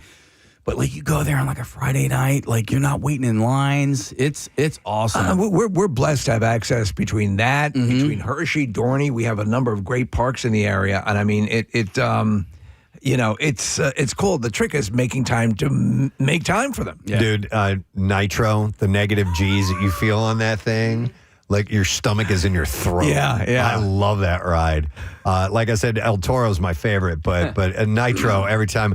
And that last turn it makes, I come close to passing out. Really? It turns sideways and it does a loop, and so all the blood goes from your head down to your legs. Yep. And I am lightheaded after that every time. I went with my buddy Mike, and it was the same thing. I ended up towards the end of the night, I was just going on roller coasters all by myself. I don't. How's your endurance? Is pretty good. Totally fine. Totally fine. The only thing is, Toro kind of hurt my back a little bit. That I love that ride as well. Yeah. But and I went on that towards the end. But my equilibrium was totally fine. Have you seen the thing that is the thing that people do now is where they'll ride a roller coaster and they will look back. This the big thing is they don't look forward at all. Really? To show how cool they are. So it's not coming. I always liked when going on loops. Yeah. To look sideways. Yes. Because you see the whole the horizon flip around as opposed to seeing the cars in front of you. I always like to sit in the back. I would say that's my favorite place on a roller coaster. But I would always turn my head to the side and watch the world do its little loop-de-loop. It's amazing. Now I'll puke if I do that. So I'm trying not to puke. Loop to puke. By the way, the ride at Hershey Park, Marissa found it. It's called Sky Rush, not Sugar Rush. Yeah. Sky Rush. Yeah, I knew it was something like that. I told you guys, maybe even yesterday, my brother's a member of the. Not a member. He's got a season pass for Six Flags. He's a member of the Congress. But he did the safari the last time he went. And so now you don't drive through yourself. Like now they kind of get... The animals drive by you. Yeah, so it's kind of cool. They got this bear for some reason. No, you go in like an open face club sandwich. No, you go in an open face like vehicle and they take you through. But he's like, dude, it's amazing. So, I mean, they have everything. You're almost like in an actual safari vehicle? Kind of like that. Oh, well, that's not bad. He says it's awesome. It's really, really God, cool. I like, so now your car isn't getting ripped apart by a pissed off baboon. That's right. So Six Flags Great Adventure made the list. It's in the top 10, which is great because we have easy access to these parks. All of them, yeah. And it's really, it's a good thing to have. I mean, Dorney's great too. We love that. It's not on this list, but there's so many good things. And that's a Six Flags property now. Yeah. Number 10 on the list is Six Flags New England in Agawam, Massachusetts. Agawam? I don't know. I guess it's near Boston. Agave? Not agave. Tequila World. Yeah, I love it. You just sit in the parking lot and drink. Wouldn't that be great? Yeah. A couple more shots, you're doing loops, buddy. It's just a parking lot. Yeah. Do any of those places serve alcohol? Yeah. Universal, definitely. Yes. I knew that. Can't you get a liquor version of butterbeer? Yeah, maybe. I don't know. But I know. But there's like Hershey Park, Dorney, Six Flags. So I remember Hershey had a cut. There's it was like one or two. Like you got to go to this little corner of the park, and yes, you can get beer there. Okay. I don't know how it is now. I haven't ventured around to look for that. And then Six Flags has the Chickies and Pete's in there too. You can go in the restaurant. Preston at Epic Universe, they have an old fashioned in the Harry Potter world. Shut up. Yes. Really? Yeah. That was like the drink du jour. Come on. Does the old fashioned figure prominently into Harry Potter? No, not at all. But it's a great cocktail. Harry, fact, I'm having an old fashioned. They have a specific old fashioned. You want to do some coke? That's pretty good. I did go one time. They I forgot what show it was we saw at Universal, and they were playing off of the "This Ain't No Disney" squeaky clean park. In the bit. Yeah, in fact, they even said they're like, "You're not a Disney anymore." They literally said You're that. not Disney mother effers. Yeah. We got strippers. This is Mercedes. It does have a little bit more of an edge to it, but it's a clean, cool park. And now all these parks have. Or I don't know about all of them, but a lot of them have apps, and you can check ride times and wait times. And sometimes they'll send you alerts to say, hey, it's only a 15-minute wait at blah, blah, blah right now. Yeah. And zip, you can head over there. Well, and the app can show you where to buy adult drinks. Like in Hershey Park, there's a Chickies and Pete's. There's a chocolatier where you can get chocolate martinis. That's it. Oh, yeah, that's right. That's where? This is all in Hershey Park. At Hershey Park. So yeah, Preston, Valley of Beer, the porch. Okay. That's right. So when you come into the park, the entrance, there is a sort of a couple of restaurants where we were broadcasting out in front of that area. Okay. Yeah. Oh, yeah, they make specialty cocktails and whatnot. good to know for next time. All right. Well, anyhow, Marisa, that's cool that you got to see this new. I mean, did it just open last year, maybe? About a year. I think it's about a year old. Yeah. And it's always so Jim Antes, who works here and is big muckety muck in sales. His wife is a phenomenal travel agent, and her advice. I remember when it opened was wait a year, a year and a half. Yeah. You can let them get things broken in, right, and on their own steam, and then you go check it out. I'm gonna post a ton of photos. The Mario ride, since it was pretty low key, I used that new feature on the iPhone where I was filming the ride and myself shooting. And then I just have so many photos. I mean, I'm literally like a kid in a candy store when you see the smile on my face. Question, did they have, I would think that Mario Kart would be an obvious ride of some type. Yeah, that was the ride. It was? Yeah, that was like the big ride in Mario World, where you put on a VR glasses and then you're shooting, You're saying shooting the turtles and everything and collecting coins. Okay. And the different scenes. Yeah, no, that was really cool. Well, cool. So I'm glad you had a good time. That's awesome. And who knows, maybe we'll do our show from there sometime in the near future. We'll see. All right, well, let's take a break. Come back in a second. Bizarre File stories are stacked up. They are ready for you, my friend. We'll roll them out in just a moment or two. So stay put. We'll be right back. Is it like hair or anything like that? Down there. Pubic. Pubic hair. Long pubic hair. Our old friend Steve McLean, who is an actor. I remember this is back when we were at Y100, and he did he used to work at a theater group. I think it might have been in Norristown. And they had a show where the cast was fully naked at some point. Yeah. And of course, everybody at work wanted to go see And they all went. I didn't go. Yeah. But never forget Lucy St. James, who's working there. He's got a big one. That's all I wanted to know.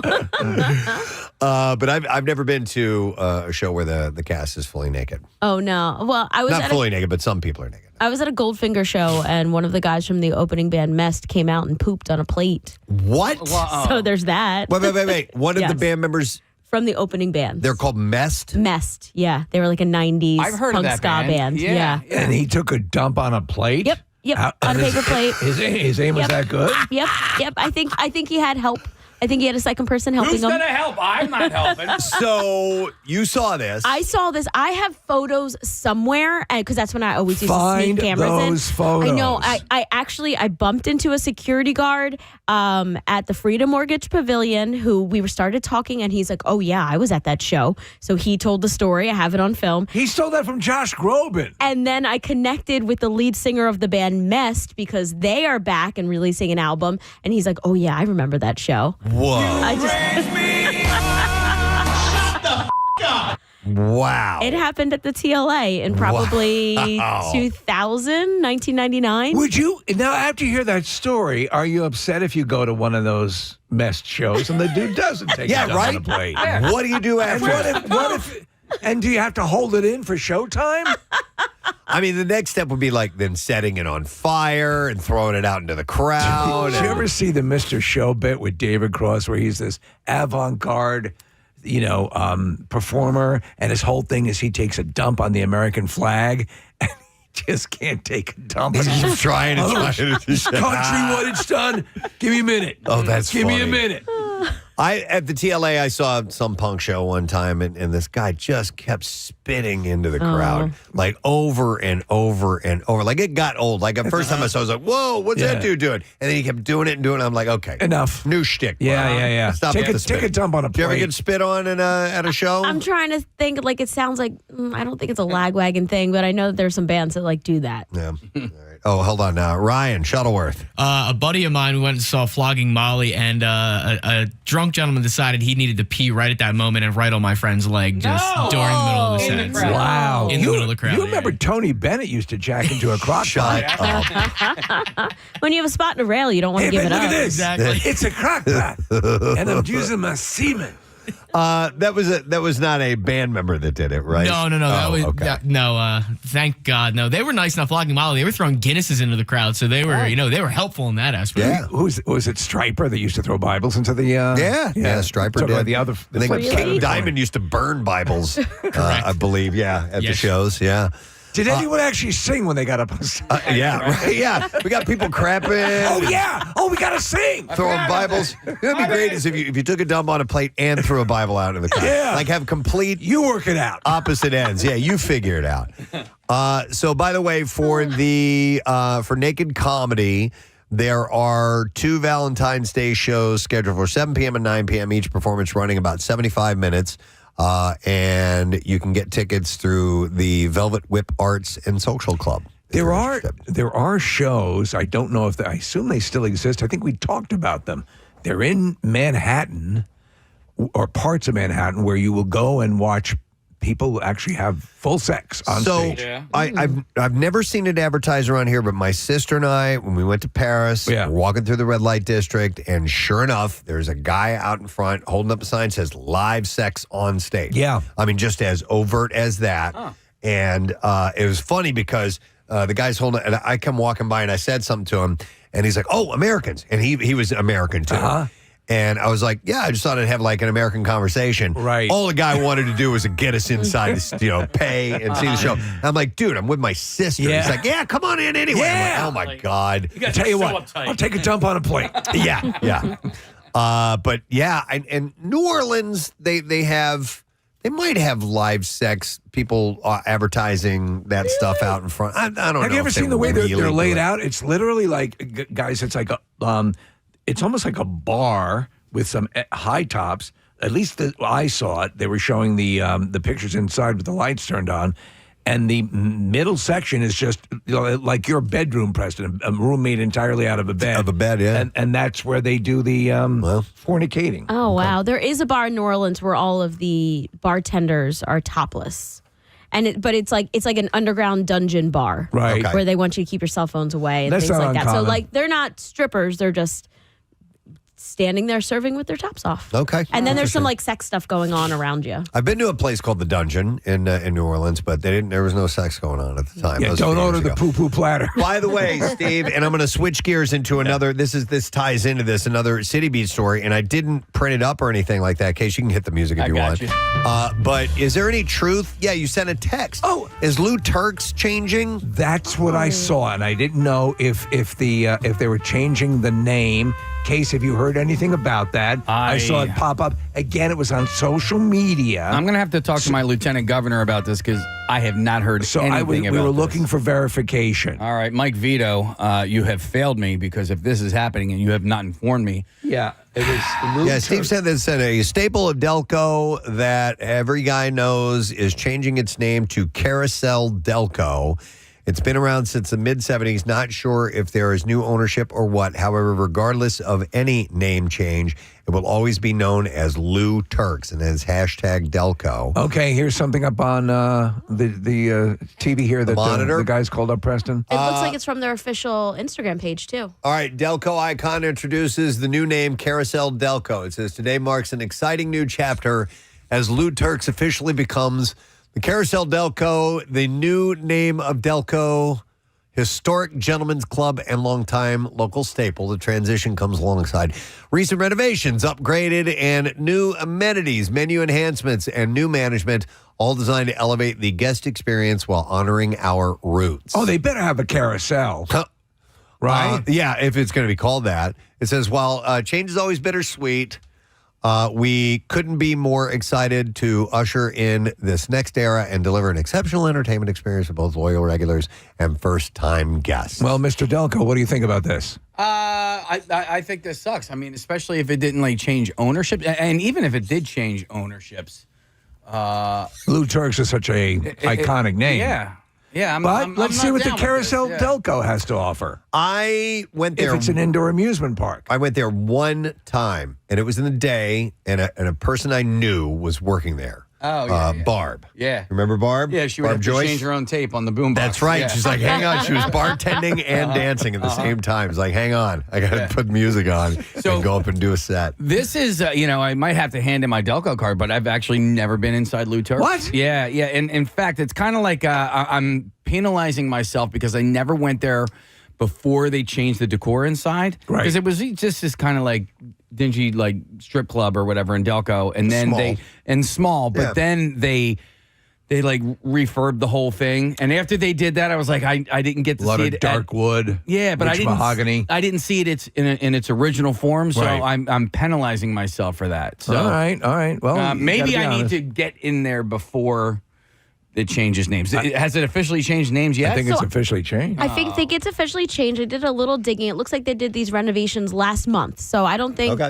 as far as we can tell, there's no ownership changes. They are having a hiring event this afternoon. Okay. If anyone's available between 2 and 5, they're looking for entertainers, bar staff, bar backs, DJs, house moms, and housekeeping staff. The house. The house mom is such a wild gig. Our friend Shannon from Risque. Yeah. She's like the quintessential house mom. Yep. Yeah, she's great. I used to go to that Wawa next to Lou Turk's all the time because they used to sell Pizza Hut breadsticks there.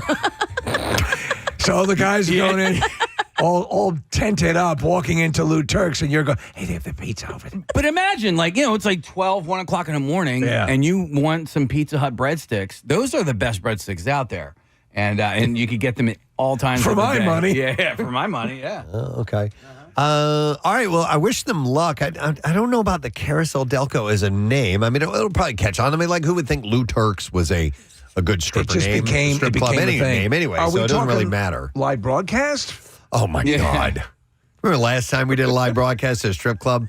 That probably would have been at Club Risque. Yeah. Fat Tuesday. Oh, my God. Oh, my God. Oh, my God. Dude.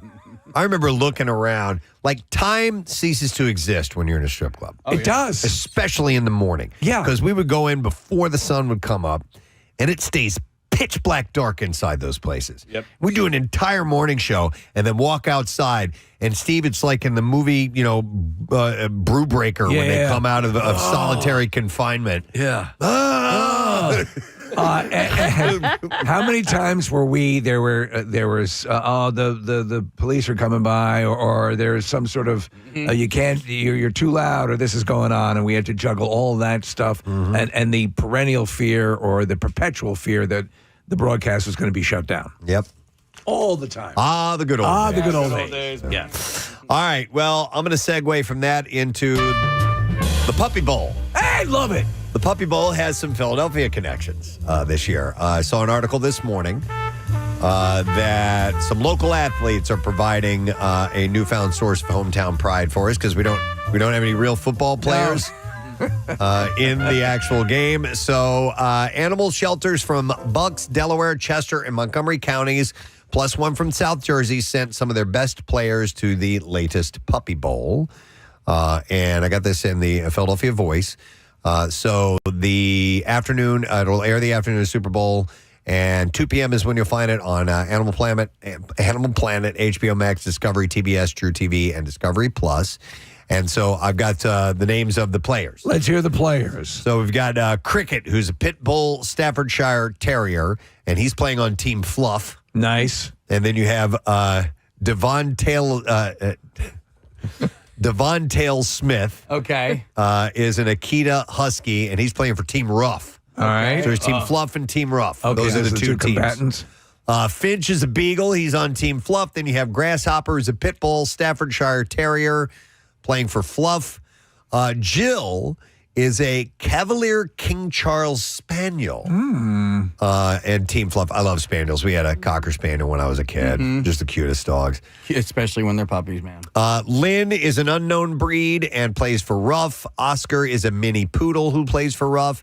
Shirley is an unknown breed and plays for Ruff. And then the last player from our area is Teddy, an Akita Husky mix. Marissa's in love. Playing for Team Fluff. That face. I know. It's super cute. Yeah. So that's coming up on Super Bowl Sunday. I always end up watching a bit of the Puppy Bowl, and then they have the Kitten Bowl, which is similar. We had the king of them all. We had the Possum Bowl. Yeah. Which is amazing. Puppy Pooper Bowl. During the Puppy Bowl, because I've never really watched it, is it just dogs running around? Yeah. Okay. And they have certain ways that they can quote unquote score. Sometimes they've had hamsters in a ball. The little free rolling, but they've had them sort of in a blimp flying over to give color commentary. That's awesome. Yeah. Wow. It's cute. It's really cute. Okay, so that's coming And up. the great idea here is that they're going to get all these animals adopted out because they're all up for adoption. Okay, So, well, yeah, with millions of people watching, Yeah. there's going to be no problem. We had Eric Bazillion play the halftime of the Possum Bowl. Yeah, we did. It was so, amazing. and he came in and sang "What If God Was One of Us?" Yeah. during the Possum Bowl. It was awesome. And at that point, we were like, I felt bad for him because he's like, my career has come to this. But he was great. One thing that's great about Eric Bazillion, great sense of humor. Oh, and he he's was the best. all about it. And we had Jesse Kyle Singing the the national anthem. Oh my God, we're looking at video of this right now. Wow. How many possums did we have in? We had like 3 or 4.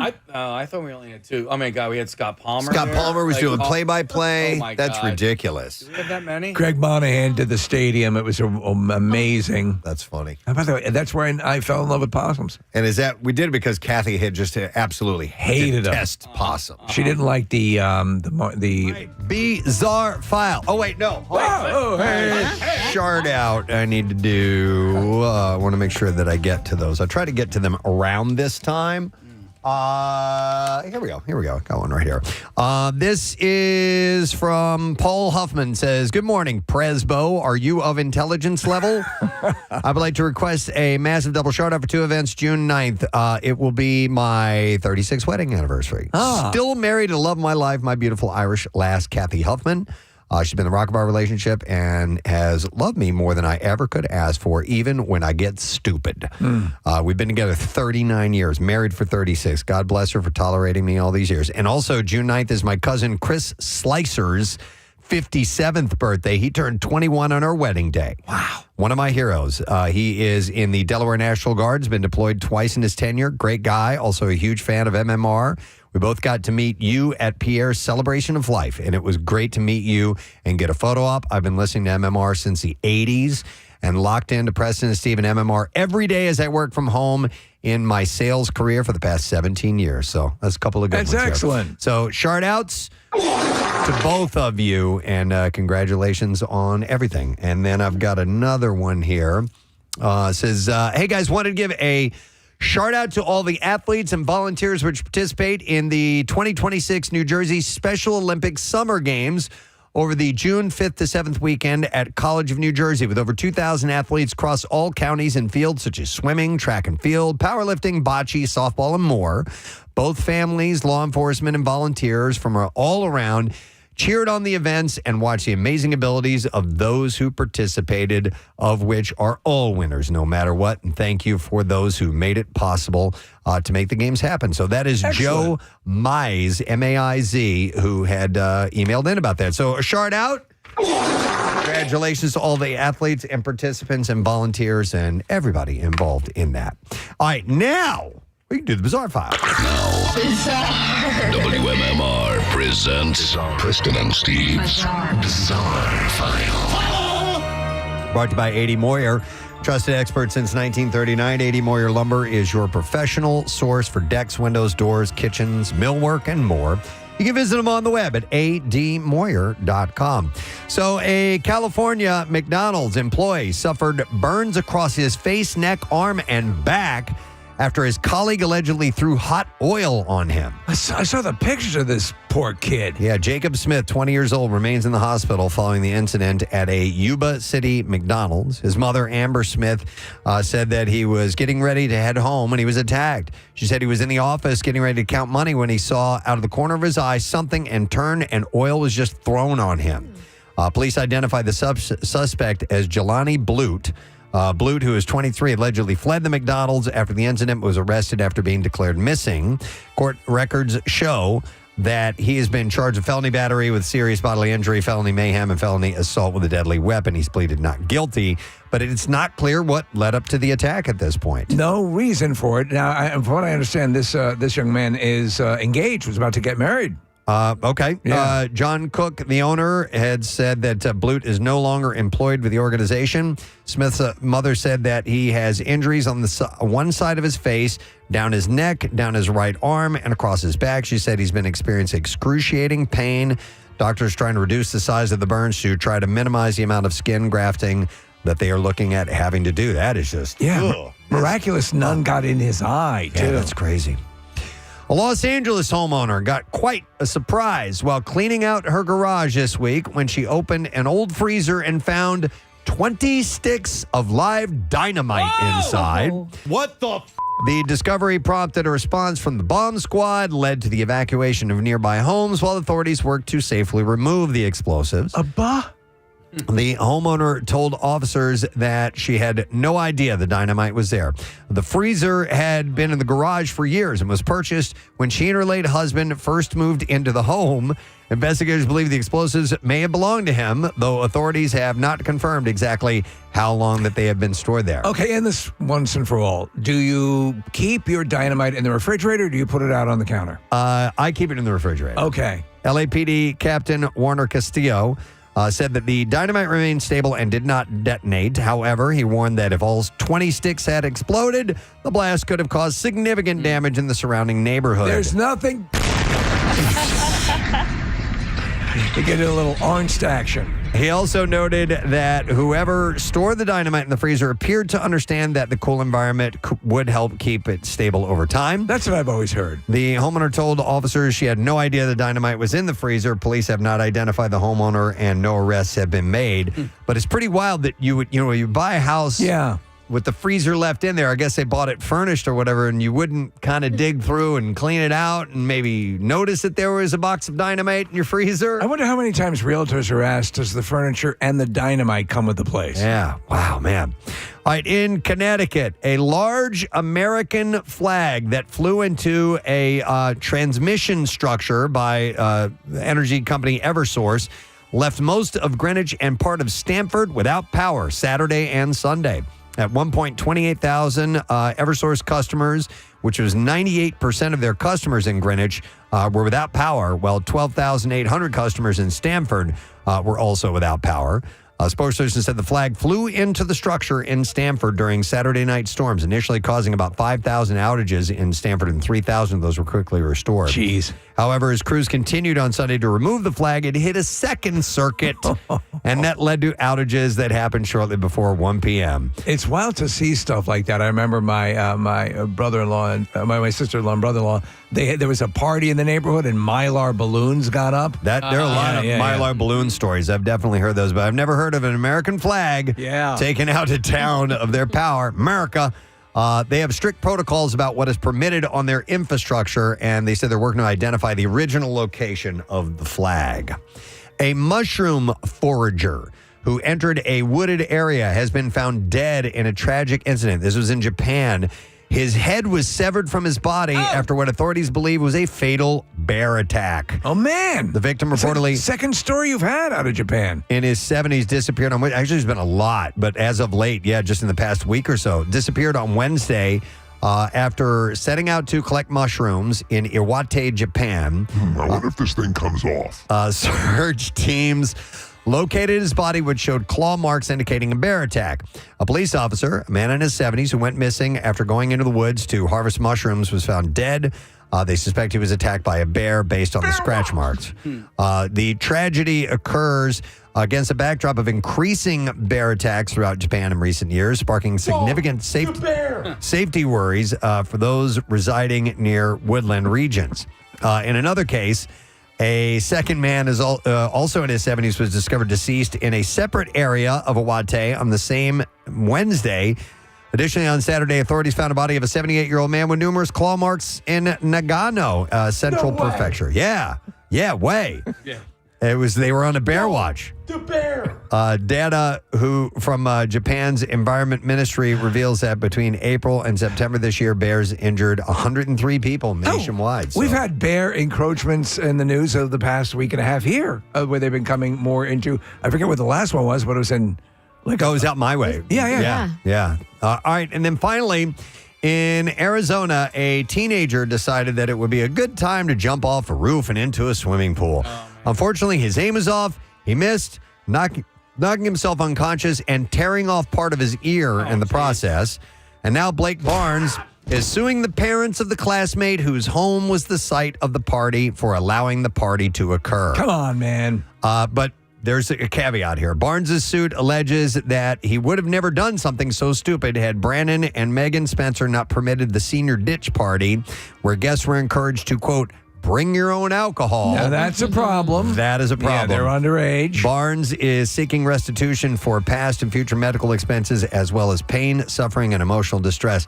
So we've had incidents, where we've considered having, underage kids over, and they want to drink, and we're like, man, we can't do it because you're effed as the homeowners. Something like this can happen, and a lawsuit comes up, and then you are just screwed. Before you know it, there's an ear in your skimmer. How about that? Yeah. Those things are. I don't want to touch that. No, kidding it's me? disgusting. All right, and there you go. That's what we have in the bizarre file for you this morning. All right, we're going to take a quick break. Nope, we're going to do that in the next break. The telltale drum tells you we have an announcement to make. That's a telltale drum tease. We will do that when we get back, so make sure you stay with us.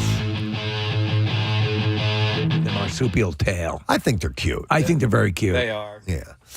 All right. Well, anyway, let me see if there was, one more thing I'll mention, and I'm bringing this up. It's not until March, but Monster Mania Con, they do several of them at the DoubleTree in Hilton. I was just personally excited about this one because there's a couple of Stranger Things connections this time around. So we'll see if we can get some of these people because Dave is the muckety muck. He does a phenomenal job putting these things together. Linda Hamilton's going to be there, which is great. She was the foe in that final season of Stranger Things. Obviously, you know her from Terminator and many other things as well. I would say if I had to have one of my issues, they didn't use her enough.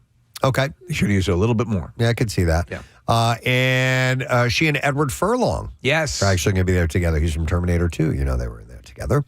And then someone who we feel has become a friend of ours, Cara Buono. Yes. Who plays Karen Wheeler on Stranger Things. She is going to be at Monster Mania Con. She's amazing. Well.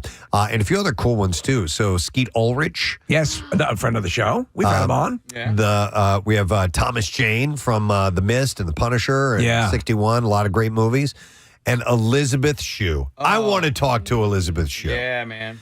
Not only the Karate Kid, but it ties into the genre stuff with The Boys. Let me and Adventures in Babysitting and Back to the Future and all that other stuff. Let me work with Dave and see if he can. A lot of times what happens is they come in after the show on Friday, but even a Zoom or something with Elizabeth Shue or any of these people would be great. Yeah, I agree. Because those are the people we love. Yep. That's in the wheelhouse. Yep. Steve. Marisa just pulled this up. So you and I, welcome to Derry. Amanda Christine is one of the kid actors. Oh. She's going to be, and so is Miles Eckhart. Oh, there's a few of them from Welcome to Derry. That'd be really cool. Let's see what we can do. All right, Dave, if you're listening. Like almost the whole cast. Wow. Dave listens all the time, so I'll see if I can swing this. Oh, dude, yeah. We definitely have to do that. How good was Welcome to Derry? I think I'm going to watch it again. I loved it. I usually don't do that, and I probably will. If you liked Stranger Things, I would say that season, this first season, is every bit as good as any season of Stranger Things. And I love Stranger Things. Yeah. Even more intense. Yeah. Than more Stranger intense. Things. Yeah. All right. So anyhow, it's time to wrap it up. Looking at the clock. City Beat. Scoobly wow wow. That hurt. Our next guest is actually holding up. Is that Sting? No, the Ultimate Warrior. Ultimate Warrior. He's holding up an action figure of the Ultimate Warrior, and we are excited to have him on. Once again, he's awesome. And Engines of Demolition is coming out on March 27th. This is the latest from Black Label Society. Ladies and gentlemen, joining us via Zoom, the amazing Zach Wild is on the program. Hey, man, how you doing, bud? Obviously a wrestling fan.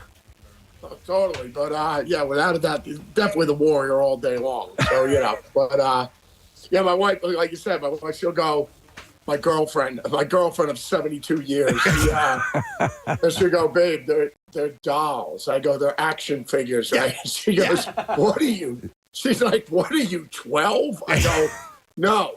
I'm 13 now. I'm a teenager. Zach, I saw you on Billy Corgan's show, which is great, and he's a massive fan. Awesome, man. Yeah. And you brought a wrestling cutout as well. Was it the Ultimate Warrior? Yeah, it was the Warrior. Yeah. Totally. That's hilarious. I had to bear the ultimate gift. out on a show. So yeah. You know what? I want to ask you a question and what you think about, you said how awesome Billy is. Billy Corgan's been on our program many times, and he still surprises me after all these years. The guy growing up, when Smashing Pumpkins hit, they were deep alt, they were harder alt rock band, but I had no idea the depth of his love for all kinds of music, especially like metal and stuff. I never realized that he was deep into all of that stuff. Did you find that surprising? Yeah, because me and Billy are like the same age. I just turned 59. So, but it's just like, Dimebag, Billy, myself. I mean, like all of us, if we all went to high school together, we'd all be talking about how awesome Eddie Van Halen is and Randy Rhoads and, KK Downing and Glenn Tipton and Matthias from the Scorpions and, Yngwie. So, you couldn't. Those are our guys. Yeah. You know what I mean? So it's just like you couldn't help but be inspired by them. So it's the same thing. If we grew up in the 70s, it'd be Jimmy Page, Jimi Hendrix, Jeff Beck, Eric Clapton. I mean, those are your guys. Yeah. You know what I mean? So it's awesome. But yeah, totally. Billy, yeah, because I mean, I think there's some videos, some YouTube videos of Billy shredding. Yeah. When he's 17 years old, just him noodling in the basement or whatever. Playing metal and playing some Randy licks and Eddie and stuff like that. So, yeah, because everyone just assumes, because if like punk rock stuff, it's just more aggression and it's more chord type stuff. Yes. You know what I mean? Yep. And so it's just a different style playing. I mean, because there's no, like with a lot of the punk stuff, it's just either fast, aggressive, and it's just like, no need for solos, because that's not part of the soup. You know what I mean? Right. So, yeah. Do you know what's interesting? What's great about you though, and to mention Billy Corgan as well, is that you're at the top of your respective games, but you're fans, and I think we as fans of what you do love to have you help us curate. Hey, have you checked this out? Have you checked that out? I mean, you always project it's this brotherhood. It's always this thing that you share, and right. I mean, you must, even at this point, with your career as successful as it is, occasionally have to pinch yourself. No, I do that every. My wife does that every. Barbara Ann does that every day.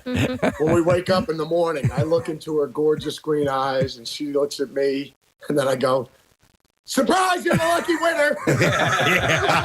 She won. She won. And then she just rolls back over, and I just hear crying.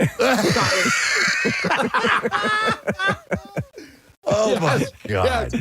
Just like the Warrior says, "Welcome to my nightmares are the best part of my day." Oh, that's so funny. Hilarious. That's me, honey.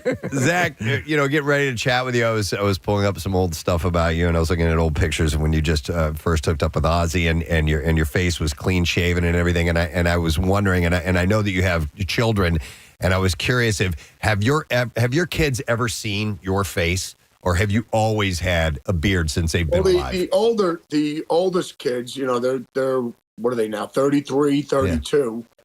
That's Ray, our daughter, and J-Man, Jesse John Michael, our oldest son. And then you got Hendrix, he's 23, and then Sabbath Page he's 13. So, which is pretty crazy. I mean, I'm just saying with their musical tastes. Yeah. Because think about it. It'd be like if they're the oldest ones are listening to the Beatles and the Stones. By the time Hendrix comes rolling around, he's listening to Zeppelin and Sabbath. And, and they're like, oh, man, this stuff is terrible. You know what I mean? And then by the time Sabbath comes rolling around, he's listening to Van Halen and everything that's coming into the 80s. Yeah.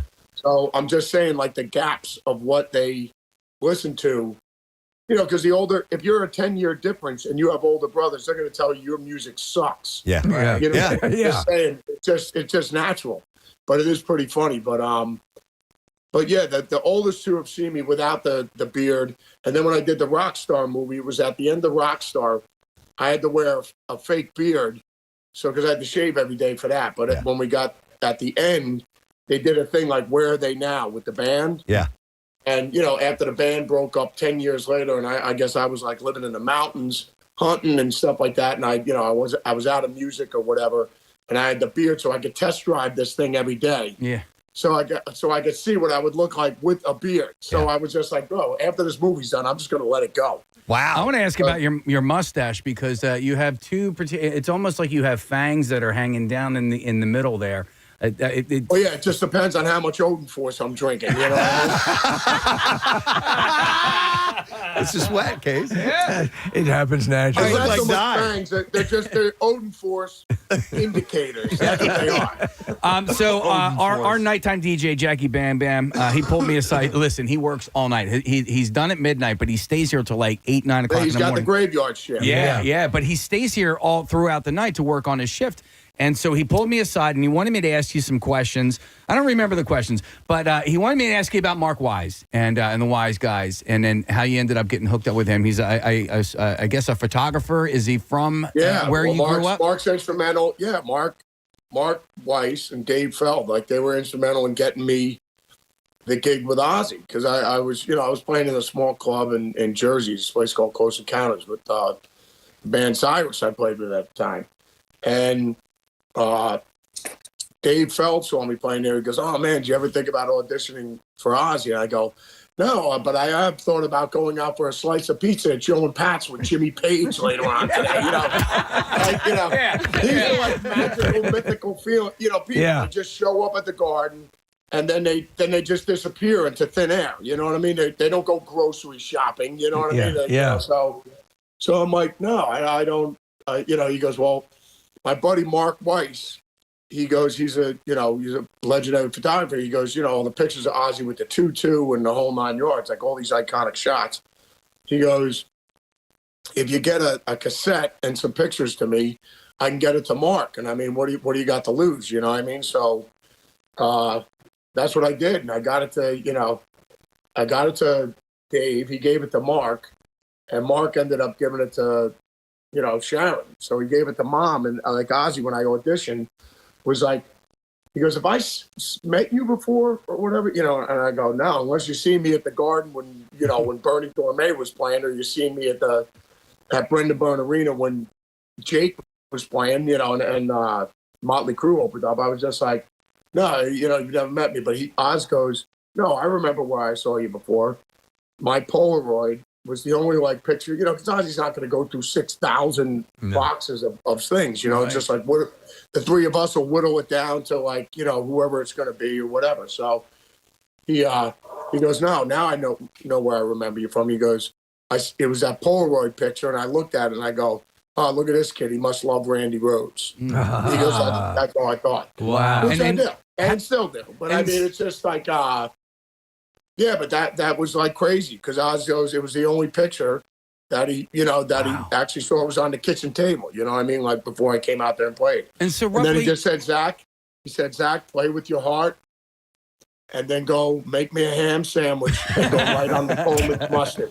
You do not want the mustard to overpower the flavor of the sandwich."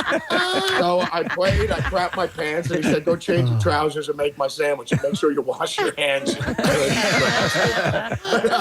So Zach, that's hilarious. I was making ham sandwiches for the Oz and going light on the Colemans. Oh my God. All right, so really, roughly how much time in between that Polaroid and the time where you were on a plane flying over to Russia with all these guys to play in front of 100,000 people? Well, the best was getting I had to get Mom, was just like, "Zach, he has to get a passport and everything like that." So we get a passport. And then I got a story coming from my parents. My dad's a World War II vet, my mom, and then my Barbara Ann at the time, which was my girlfriend, and my sister driving me off to the airport. Like, "Oh, Zacky's going to play with hockey." That's a great story after that. Then when they were coming back from Newark Airport, or JFK, my dad didn't get lost, and my mother's yelling the whole time, going, "He doesn't know where he's going. He doesn't know where he's going." They pull over to a construction site. Barb was telling me, my dad's out there talking. He's got a hearing aid. He can't hear it from the war and the whole 9 yards. He comes out. This guy's at a construction site. He's up on a tractor, and the guy's talking or whatever. My mom's going, "He doesn't hear a damn thing. He doesn't know what the hell that guy's saying." My dad's out there for like 10 minutes talking to this guy. He comes into the car. She goes, "Do you know where we're He goes, "I didn't hear a thing." It was was like World War XII on the way home. Barb said it was a complete TV show on the way back of them screaming at each other. But the whole thing is, I remember when I started playing, I get over to England and we're writing. And then Sharon called up, was talking with Barb. And goes, hello, Barbara Ann. Can I have a word with you? And she goes, yes, Mrs. Osborne. She goes, does Zachy have a drinking problem? Oh no, he doesn't drink. And she goes, because I'd be rolling with Ozzy all the time. Me, because I was the only one that would be with him, Yeah. So we'd be drinking, and she goes, oh, does Zachy have a drinking problem? She goes, oh no, he doesn't drink. He goes, well, he has one now. Oh, man. Zach, you've lived out hilarious. You've lived out every dream possible. Have you gotten to play with Max Sabbath yet? Max Sabbath, yes, exactly. We play Iron Man, they play Frying Pan. You know what I mean? For everybody who doesn't know, Max Sabbath is a Black Sabbath tribute band dressed as the McDonald's characters. That's right. Oh, that's right. Yeah, that's fantastic. Yes, and they are truly amazing. They crush it. Nice. But Zach Sabbath is awesome. We got to do a Zach Sabbath thing with Zach, with Max Sabbath and all the other Sabbath tribute bands. Oh, I love it. Hey, yeah, totally. All right, so we have an announcement to make. There's an event coming up, and this will be Sunday, October 4th. We're giving you a heads up on this now at City Winery in Philadelphia, and this is going to be a lot of fun. It is Mark Summers and Friends 40-year Double Dare reunion. Yep, Mark, Robin, and Harvey, plus special guests from the cast and crew behind Double Dare, are going to recount their favorite moments, both on and off camera, from the groundbreaking series that grew from a small kids game show into a global phenomenon and put Nickelodeon on the map, of course. So it's going to be really cool. We're looking forward to this, and we'll be talking to the guys very, very soon. But we have a pair of tickets to give away. They go on sale Friday, by the way, on marksummerslive.com. But if you would like to go to this event, we'll take caller number 12 right now at 610-660-9333, and you'll be able to be a part of the event. You'll hear firsthand how the Double Dare Live Tours expanded from shopping mall food courts to 20,000-seat arenas. That is so cool. Take an exclusive behind-the-scenes look with rare photos and videos never shown on television. And audience members may be selected to help demonstrate fan-favorite physical challenges and win fabulous prizes live on stage. Which they're kind of gag gifts that are going to be given away. It's going to be fun, yeah. Double Dare sits so squarely in pop culture nostalgia for so many people. It sits in such a rare place. It's beloved. I watched it every single day when I was a kid. I literally only knew one person who was ever on the show. Oh. And I'm thinking now, they could do this for adults. I mean, Mark, this could be a television show. They sort of do versions of it for adults, you know? Yeah, no, but this show specific, not a version of it, but they could do, bring back the big old nose that you're picking boogers out of and all of that stuff. It kind of all started when they did Dunkle Dare. Dunkle Dare during Philly Beer Week, and Preston and I competed in it. I was like 3-time champion, by the way, because it was trivia and competing, and we did the thing where we put the cage on your head and you catch the rubber chickens covered in chocolate pudding. Come on, that's and you do the fun. whole physical challenge at the end where you're riding the tricycle and you're picking the snot out of the nose and finding the flag. Marissa, one of my favorite things were the prizes that were up for grabs were like a VCR. Yep. I mean, they went and they found old tech and great. old prizes. They had to do a lot of digging, but you would literally, that's what they had up for grabs to win. It was so funny. It's like going in a time machine. Yeah. That's perfect. Yeah, and Robin and Harvey and Mark together, they still have the chemistry. They do. The three of them playing off of each other is so much fun. So I'm looking forward to this. Did I ever tell you guys this? That I actually watched Robin during the Dunkle Dare Live, and I learned a whole bunch of things from her that I do at Keenan's. Like the way she sets up the stunts and she's getting ready and the things that are going on. Because Keenan's is kind of a take on Double Dare in a way with all of the stunts and the props and everything like that. It's a direct descendant. Yeah. So this event is coming up, like I said, City Winery, Sunday, October 4th. So you can get your tickets, excuse me, not until Friday. So there's tickets on sale Friday via marksummerslive.com. But we'll remind you of that. I just wanted to go ahead and give away a pair of tickets and just bring you up to speed on the fact that this was going on. Awesome. And that means we're going to have Mark on. So can you hit his clip one more time? Because I'll never get tired of that. Shut the up! That was at Dunkel there, and he was about ready to ask a question, and he goes, don't shout out any answers. And the first question he asks, somebody shouts out the answer, and he turns to them. Shut the up!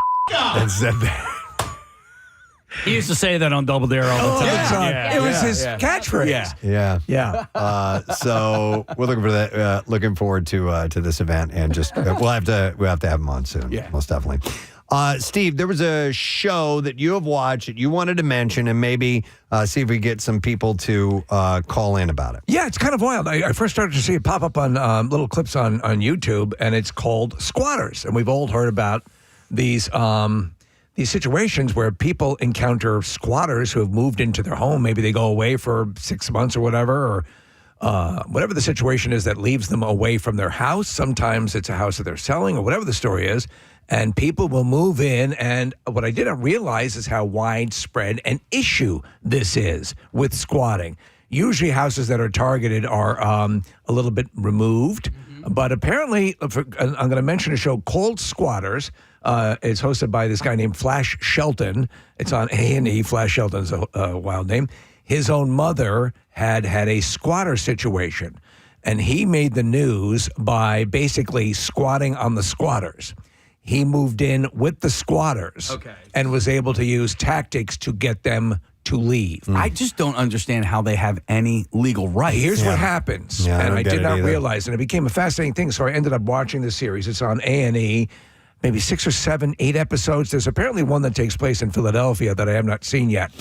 But they move in, and because of the way the laws are written, at a certain point when it goes into contention, it becomes a civil case. But to stop you there, I think Casey's point is, how legally does it exist in the first place? Somebody can go into an owned property that they do not, and all of a sudden claim residency. Exactly. I don't know how that's allowed in the first place at all. It's like once they're in, like they would be a trespasser. Trespassing. Coming in.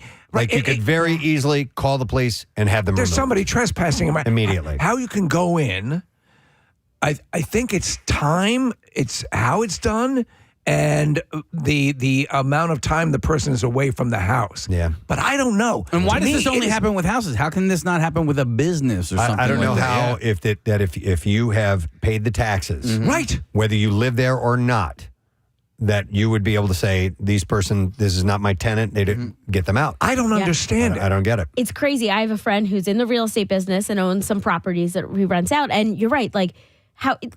I own this. This person is not paying me rent. They do not belong here. But there's also something like if the person starts to get mail there, which is so easy. Any of us can get mail anywhere with our name on it. Listen, there are laws that are on the books that initially in intent favored someone from being just thrown out on the street. Wrongfully, Right. Which I get that.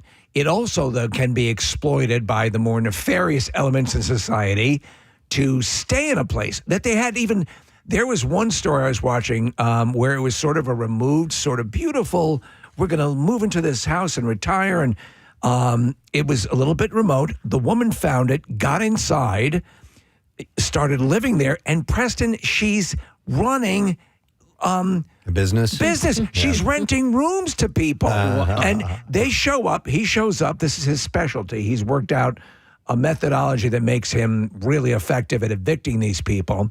And, he's proposing as someone going to rent a room. And she's saying, this is my house. And all of the balls on these people.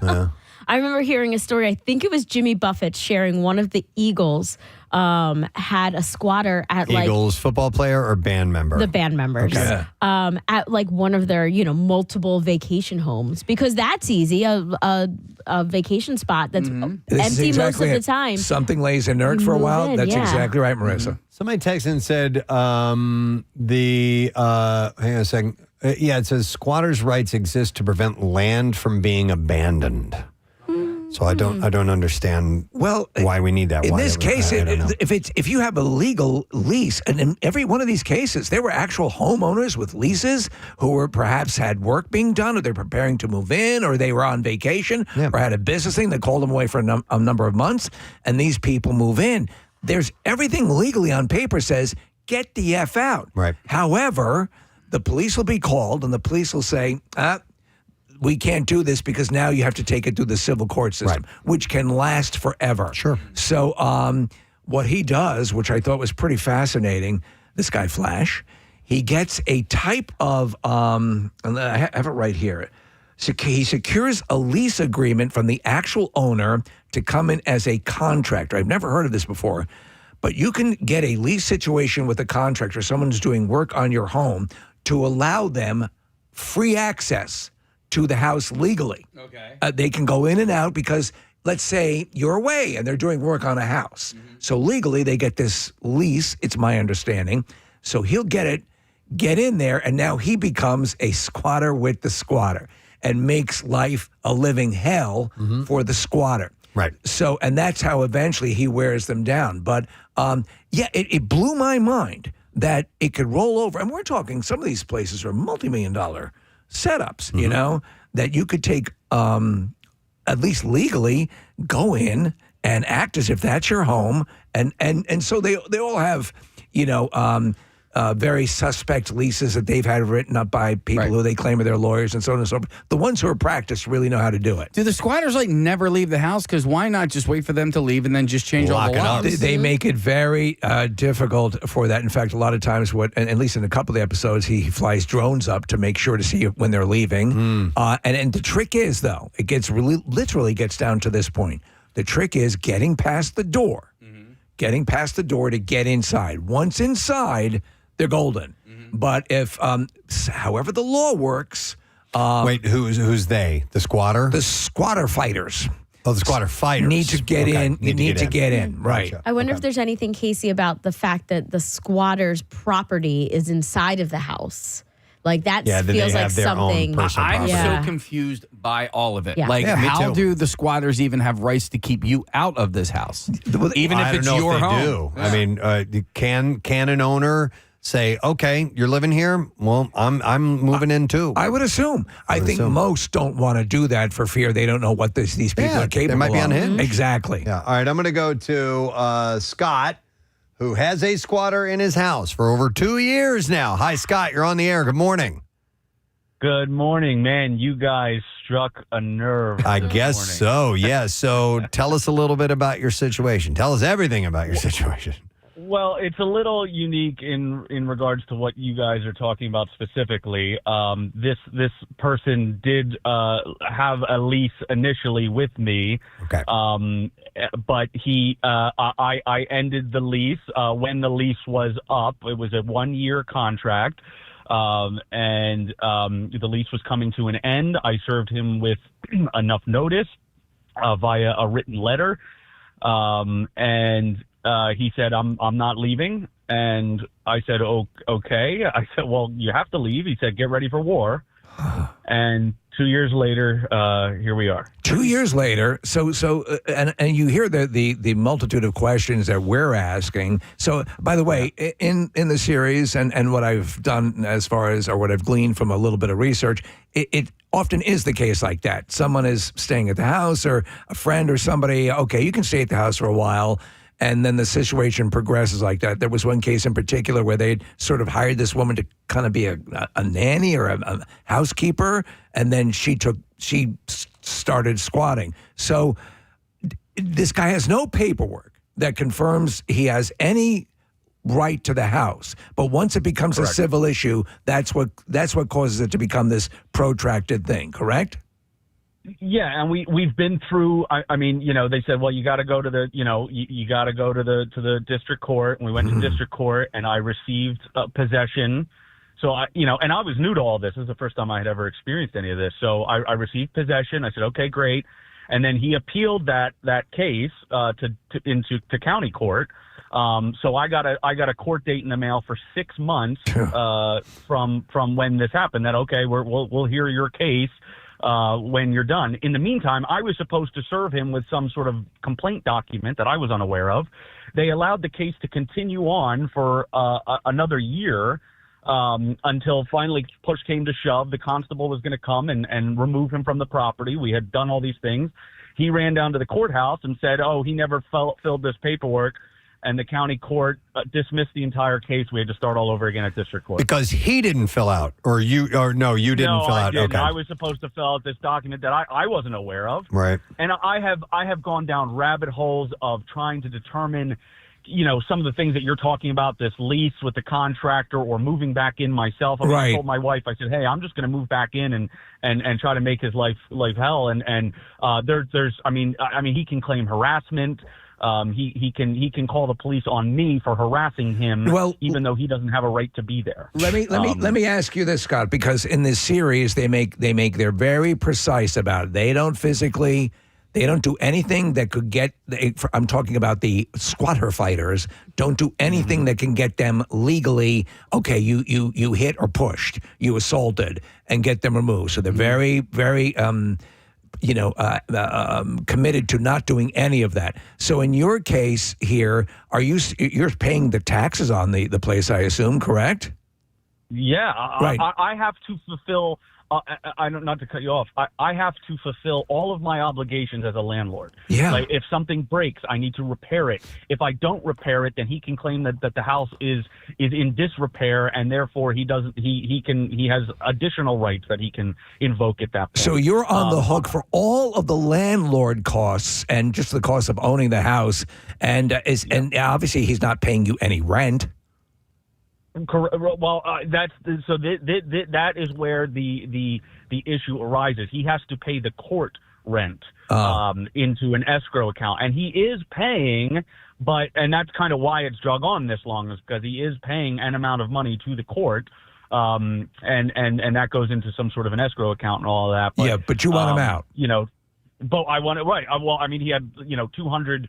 I got fined by the Barrow Police Department for the number of domestic calls that were brought to the property because I'm the property owner. Wow. And that fine comes to me. The house, has been damaged multiple times in serious ways that I've, he has attempted to fix and repair, but in the meantime, I've, dealing with all this stuff. It's a nightmare. It's a matter of just get out. Is it just one guy? Is it one person or several people there?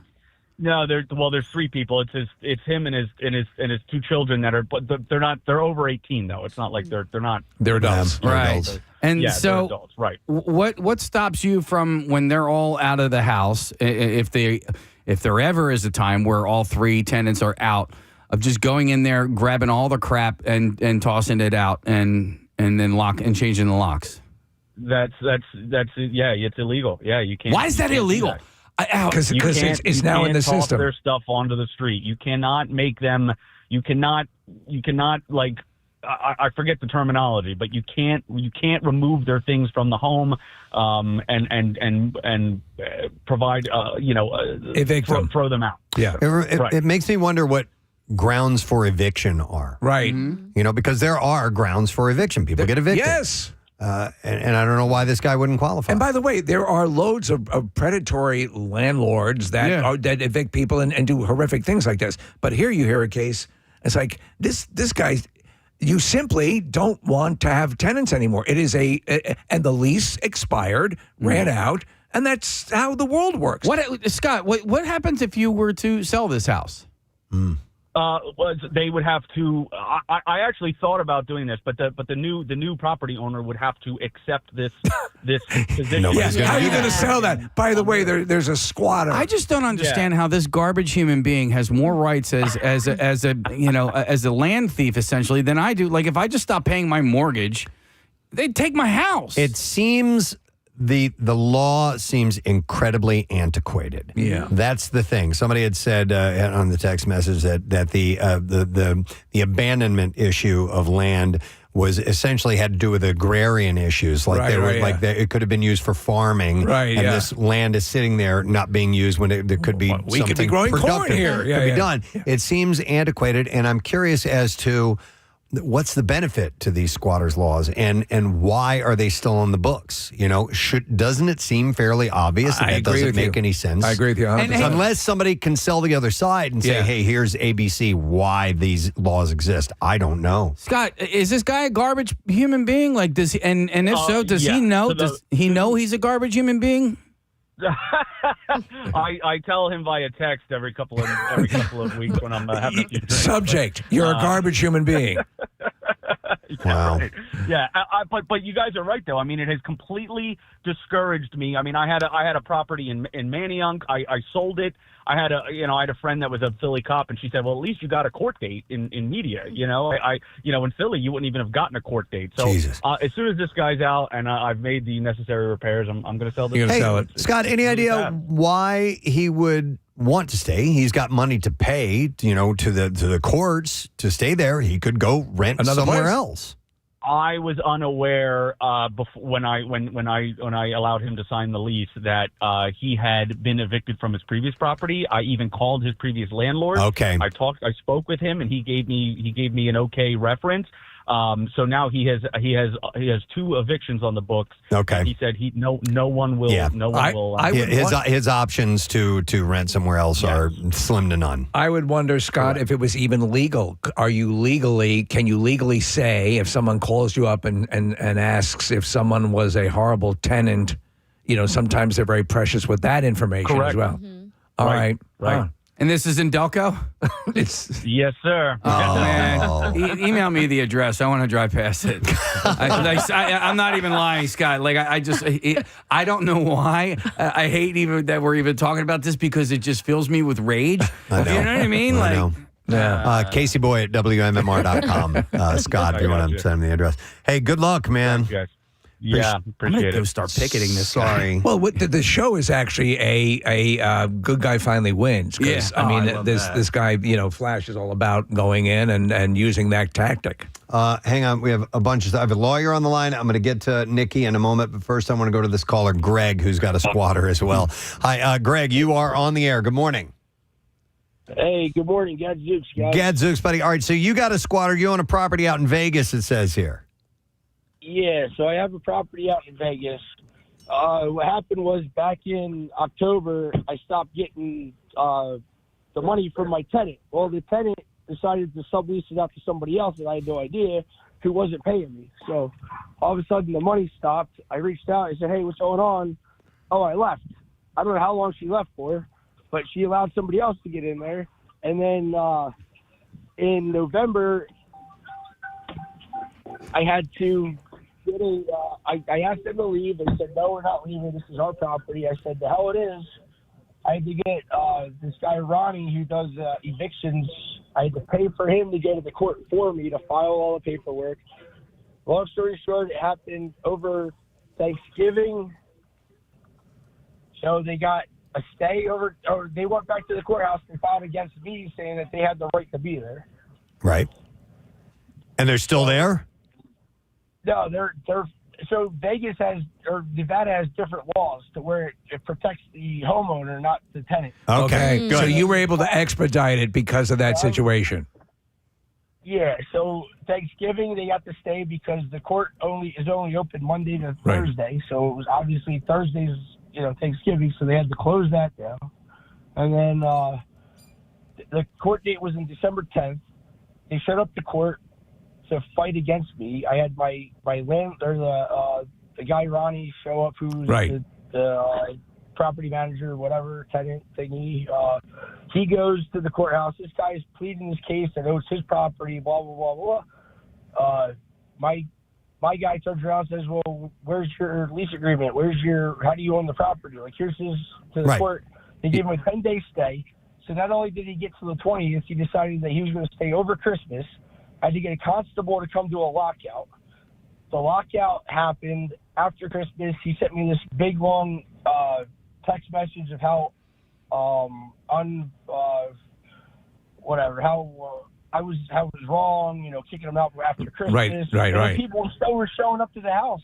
So anyway, he left the house a complete mess. Asshole. It was all torn up. I had to get everything redone. Not only that, when the lockout happened, somebody broke into the house, broke through a window, got into the property. I had to get the cops to go out there. Listen, it's a nightmare situation. So obviously, and you're removed because it's happening in Vegas.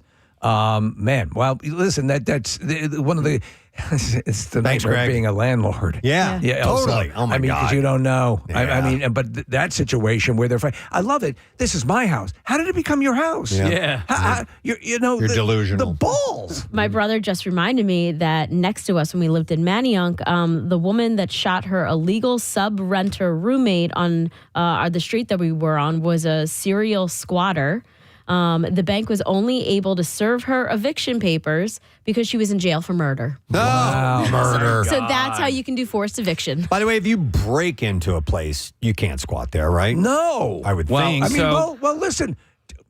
That's a good point because on this show, the way they enter the house never appears to be a break-in. Mm-hmm. So there's a place in Philly. It's called Dogs, DAWGS. It's Dogs Steel Door Guards.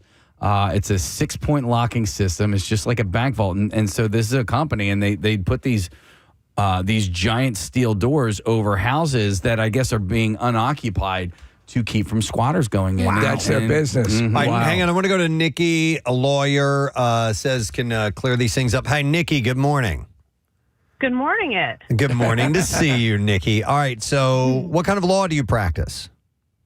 Well, now I practice civil law. It's been a little while since I did any kind of property landlord-tenant stuff, but I certainly, they kind of drill the theory of it into you. So, okay. Just like a little bit about, like not necessarily the finer points, but the background of why these laws exist in the first place. Yes. So we're talking about two different things for the most part here. There's a holdover tenancy, which is, somebody outstays their lease and then says, I'm not leaving, nana, nana, boo, boo. Okay. But then there's also adverse possession, which is where you were talking at the beginning about like somebody's not at their property for 6 months and then they come back and surprise, there's a squatter. Okay. So that's adverse possession. It's a little different. Adverse possession is where you get that agrarian background of we don't want the fields to be lying fallow. So anybody who waltzes in, if the property has been abandoned and is being neglected, well, it's kind of a good thing for the property because they can tend to it. Okay.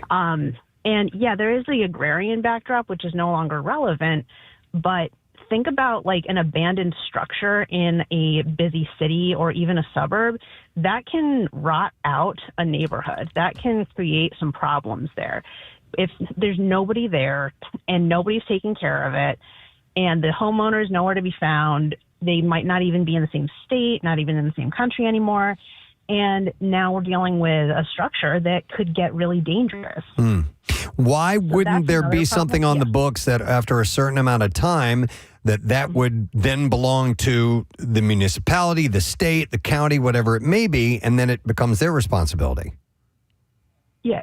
Now, that's another one of those finer points that I cannot remember. Okay. But I do know that time and the amount of time that the adverse possessor, the squatter, is there and like actually treating it like their own place, that matters. That matters to the question of who has rights to it. So, well, let me ask you this because somebody goes in, and again, I'm just keying off of a lot of what I saw on this series, which are people asking squatters on A&E. But a lot of times they come in, they seem fairly practiced at this, and they're exploiting these very laws. So to the point of if they were to break into a house, break into a window or whatever, and start squatting, they've broken into the house. Why wouldn't the law, or would the law make that a different case? And would that be an arrestable crime as opposed to an actual crime as opposed to a civil issue? And now you're getting into the finer points of it and specific situations. Okay. Yeah. It really depends a lot on the facts in all of these cases. So the tenancy stuff, like the holdover tenants, that's there to protect people. That's there to protect people from predatory landlords, like you were saying. Yes. And I can see a case for that. Absolutely. But I can also see, a loophole for people to take advantage of it and that's as what's well. being And that's what's exploited. happening. Yeah. Oh, yeah. 100%. It blows your mind. Effing people. Yeah. It comes down to that. Wow, interesting. All right, Nikki, appreciate the perspective. Thank you very much. Absolutely. Love you guys. No, see ya. Okay, so that's the reasoning behind the laws. But you would think that there'd be some fine tuning of that, man. And this is making me realize something, that we have these idiots that live next door to us, or the main idiot, the guy who owned the house, who decided he didn't want to live there anymore, him and his mail order bride, which are almost 100% sure she was a mail order bride. And they left, and they just left, dude. They left furniture, they left everything for 5 years. Wow. Oh, man, I could have gotten a free house. Dude, I'm saying. Right? Yeah, had I known that. I mean, the yard was overgrown for 5 years. It was ridiculous. Yeah. And then eventually, we have wonderful neighbors now that live there. Thank God Steve and Karina moved in. But it just sat there. So did anyone go inside? No. Over the 5 years? No. So was it had been flooded and there were animals in there and everything. Yeah, the whole thing. Jesus. So, And this is just a basic suburb. A really nice house, too. Yeah. And the guy just quit paying. Yeah. And eventually it was like a sheriff's sale type of thing. Yeah. Like somehow or another, I don't know how that ended up happening, but he just walked away from it. The guy had money. Yeah. He came from family money. Yeah. And like Bent Nose family. And just walked away from it. I forgot. He was with the, oh man.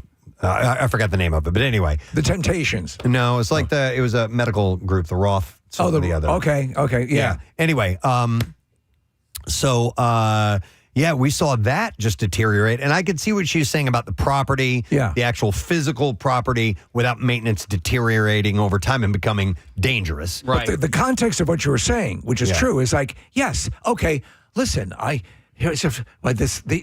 Ingalls family has moved in, and they're going to tend to the land. They're going to fix it, but that's not what's happening here. Yeah, Press. So with this guy, how long? Because he just kind of left, right? Yeah. In the middle of the night, whatever it was.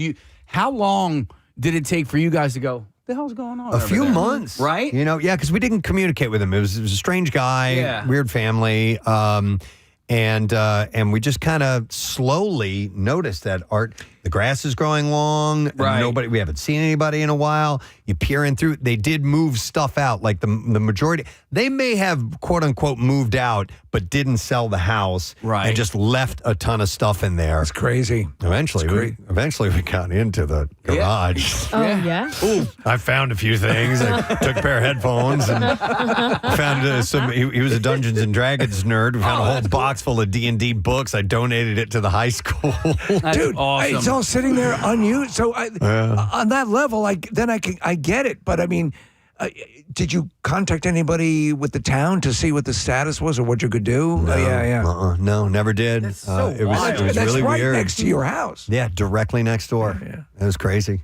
But I could have sent one of my kids over there. Hey, buddy, that's your new house. I assume the utilities were not on, were they? No. That's why the sump pump didn't work, and that is why it flooded. Yeah. Okay, so but I mean, all right. So you got the whole squatting thing, but how can you go about maybe squatting and then actually owning the home, right? Or do you just have to actually go through the whole legal process of owning it? Yeah. So you claim you own this property, and you eventually you make avenues to actually own the property. Yeah. Could you do that? Could I just take over the mortgage? But then I don't know who gets the equity that's already in the house, and there's some issues there. Yeah, that I don't know. Wow, man. All right, hang on. Let me go to Katie. Hi, Katie. Good morning.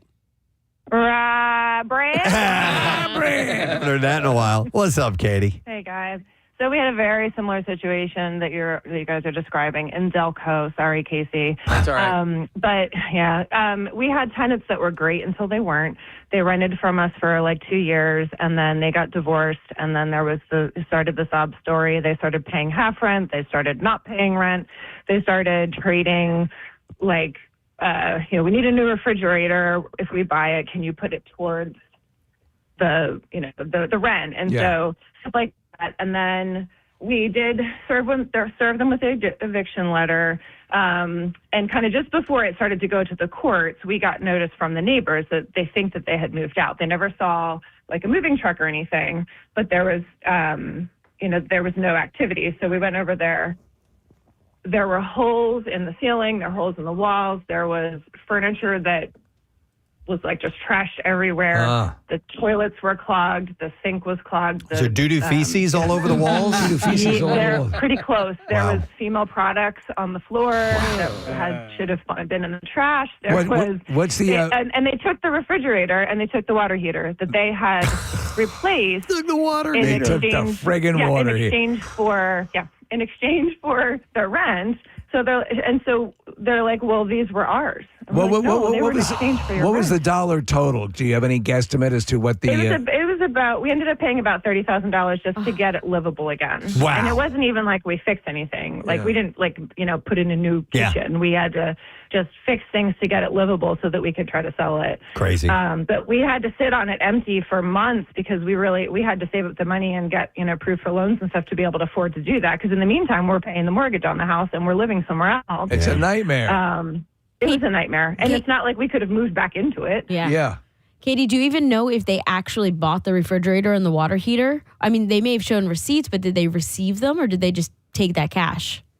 That's a good question. Like we never actually. Now there was the broken water heater was still in the middle of the basement and the floor. And the sewer line was clogged and broken into the street. And then Delco, you are responsible to pay for the like if they have to break up the sidewalk or the road or anything. So we had to pay to have that snaked and rebuilt, and then had to pay for the sidewalk to get repaired and all. It was an absolute nightmare. We will never ever be a tenant or be a landlord ever again. I don't blame you. Yeah. You had one of the worst case scenarios. That sucks that it scared you out of that completely, Katie. And there was no we were ever going to get any money out of them because we couldn't even get any rent from them. So we just had to just walk away. We ended up selling the house, and we were upside down about $15,000 in the end, but we were out of it, and it was done. We were done and moved on. All right. Sorry about that, Katie, but I'm glad it's past you now. So.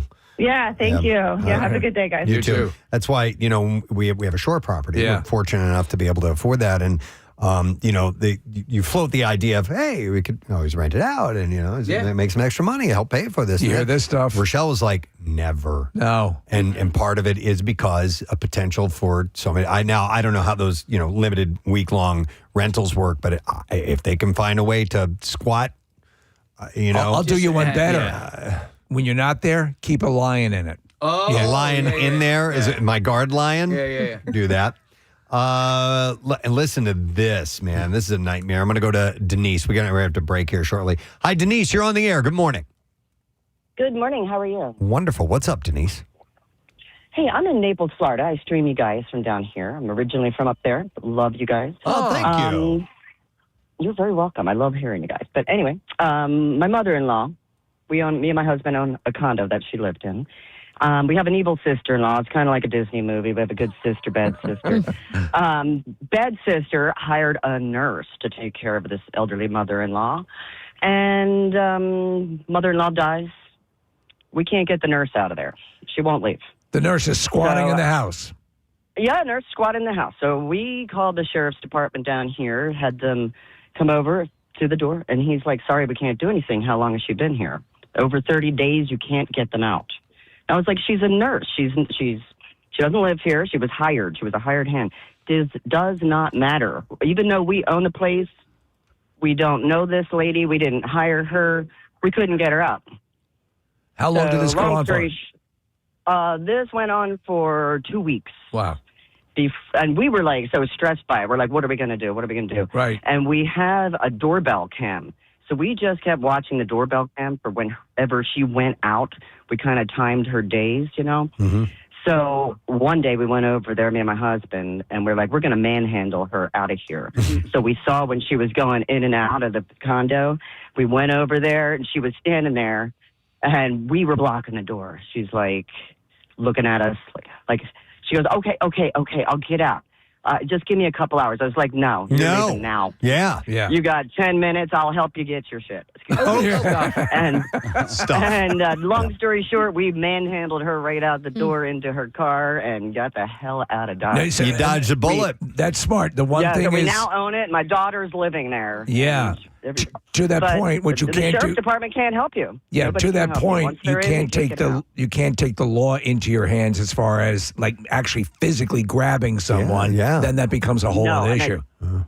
Yeah, and I didn't have to do that, All but I right. was willing to go to jail. For Okay, that all right. I was Wow. like, I didn't pay this for this condo all these years for this woman. No, I hear you. Yeah, absolutely. Well, good no, for you. so the owner and just the landlord, we have no say in what happens with our own properties. It's terrible. crazy. It's nuts. It's what's blowing It everyone's really is. minds. Yeah. Denise, thanks for checking in from Naples. We appreciate it. Thanks. Have a good day. All right, Love we'll you see guys. later. Bye-bye. Love you So too. suppose I go to Preston's house for a party. Yeah. And I want to go home. I'm not leaving. No, I live here now. Well, there's a Like, great. to me, that's there's what a wonderful house next door. Yeah, but to me, that's what that sounds like. Yeah, It's like, yeah. nah, I live here now. Okay, It's so you mine. could, Yeah. you could go hide out like in the unfinished side of our basement Yep.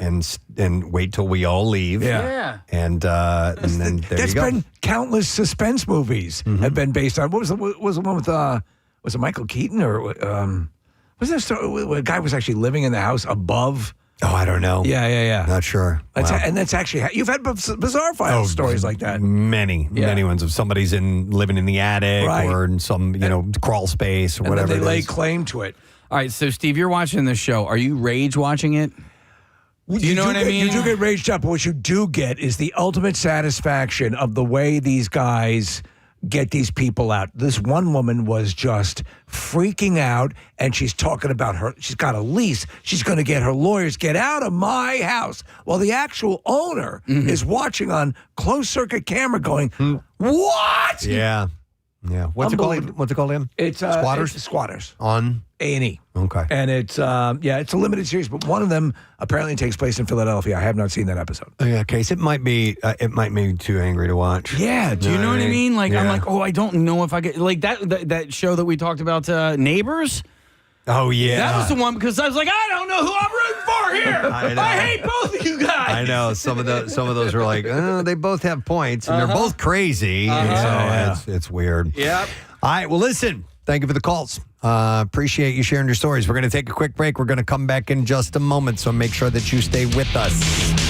Coming to town, playing the Fillmore on April 6th, and we're going to do some ticket giveaways and stuff in a moment. But I had a question before we get into that. I did see the other day the official Ozfest Instagram account posted some kind of a cryptic teaser about maybe Ozfest coming back. Did you catch any wind of that, Zach? Yeah, well, I mean, I don't know why it ever went away. You know what I mean? So, yeah, because every year it's packed. It's like Lollapalooza. We know that's like an alternative festival. Coachella, and then you had, the bands, the Warped Tour was more for the punk thing. Like, I mean, I'm saying if it's doing well, I don't know why. And, Ozfest is obviously a platform for all the new metal bands and your old metal, the standing guard out there. But I mean, yeah, I think they're talking about bringing it back, which is a great thing because it's a platform for the whole metal genre and hard rock. We were talking about it, and now what would happen is it would be a living celebration of Ozzy. It would take on a whole other wonderful aspect to it. So I agree 100%. It's like MMA.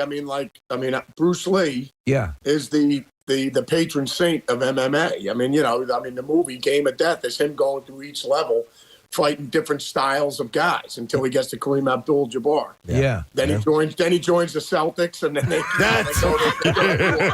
He goes to Gilligan's Island. Bruce Lee gets up there, he takes a yellow outfit off, and he puts on a Larry Bird jersey. It's just game on. All hell breaks loose. So I mentioned the show and Black Label Society playing, but you're also going to be opening with Zach Sabbath and Dark Chapel. Is that on all of the shows of this tour? Yes, I designed this tour because I play in Zach Sabbath. Yeah. And the whole thing is, you have Dark Chapel, you have Kid Dynamite, Dario Lorraine, that's Dario's band. So, I mean, Dario's singing, playing guitar in that. He does dishes, laundry. He'll do your taxes. I mean, it's truly amazing. And he makes an amazing chicken piccata. But so, yeah, Dario plays, then I go out with Zach Sabbath. and then then Black Label plays. But the thing is this: the Black Label guys don't like us. They're scared, and we know it. And the thing is this: with this tour, by the time this tour is done, I'm going to sleep with Zakk Wylde's wife. Oh yes, that is the whole point of that'll this. drive him up the wall. Well, that's one of the best schizophrenic rock rivalries ever. Yeah, I wanted to ask you one thing you did bring up, and it was as when you were talking to Billy about band names. You were in the band Stonehenge, and all of those.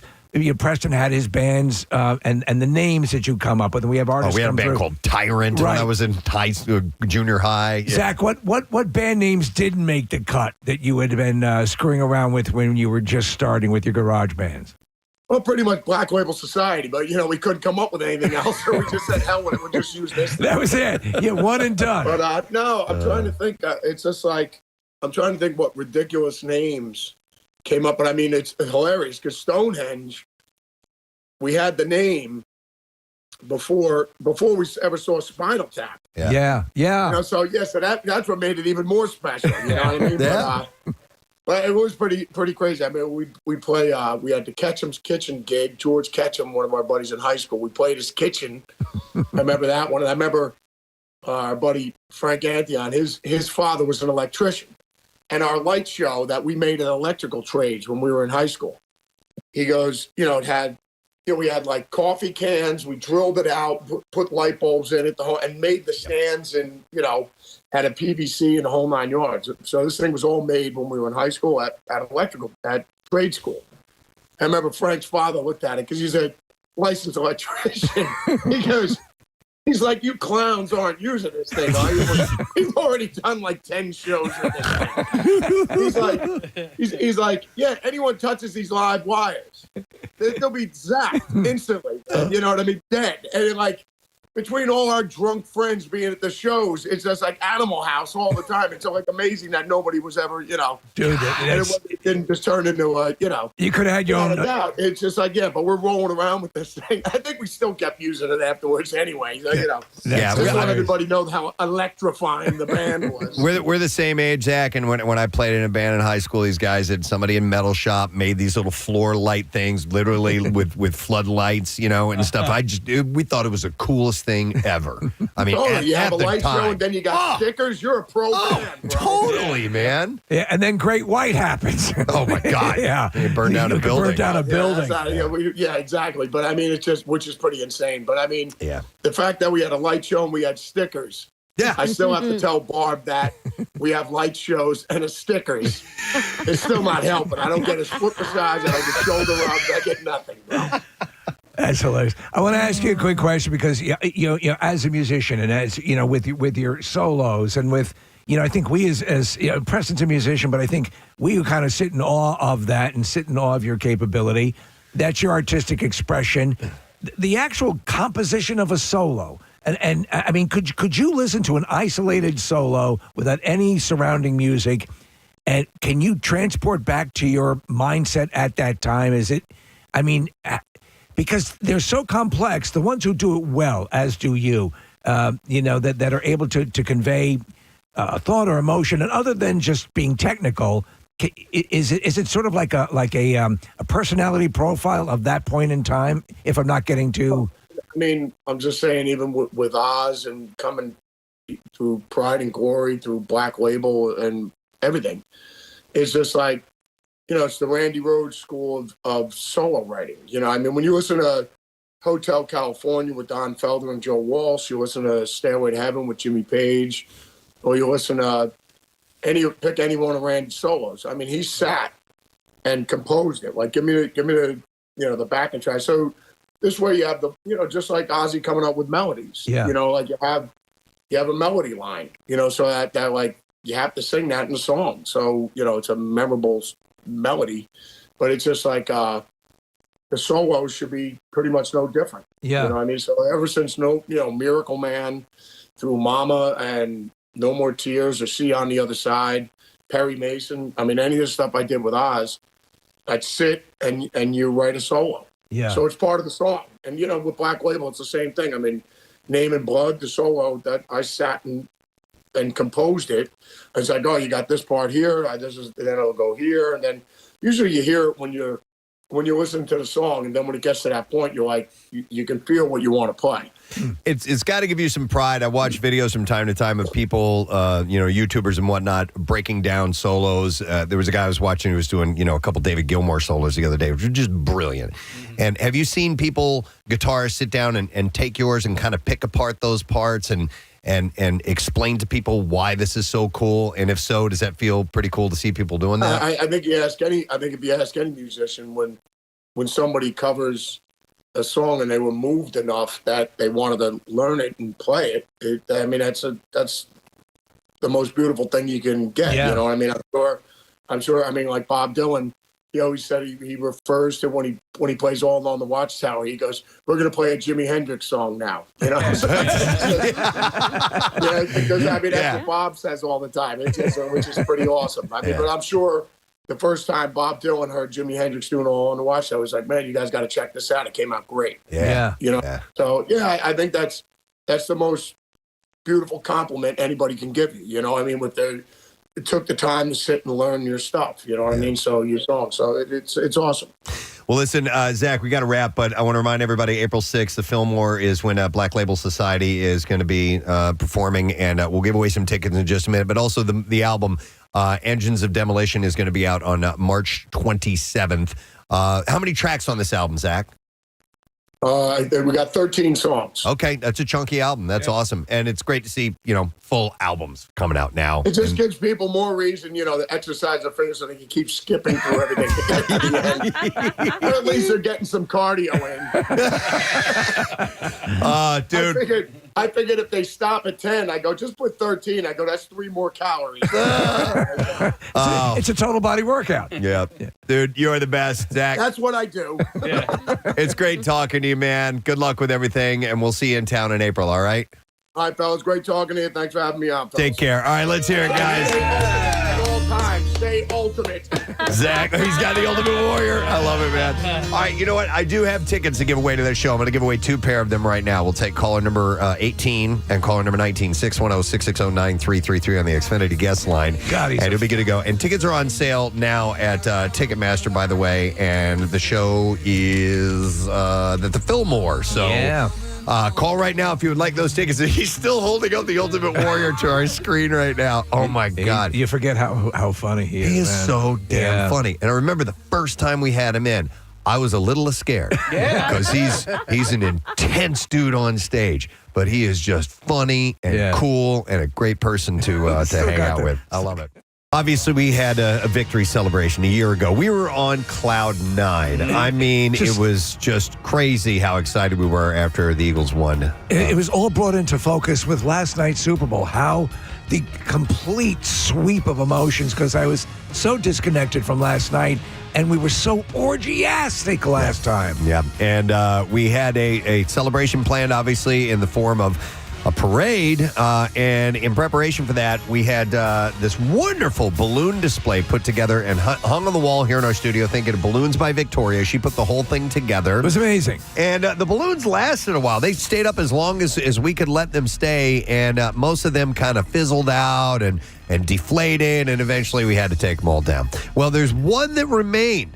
And we figured we'd hold on to it because it was still alive, so to speak, at that time when all the other balloons died. And we thought, well, eventually a single fizzle out and we'll have it, here in the background until then, and we'll throw that away whenever it happens.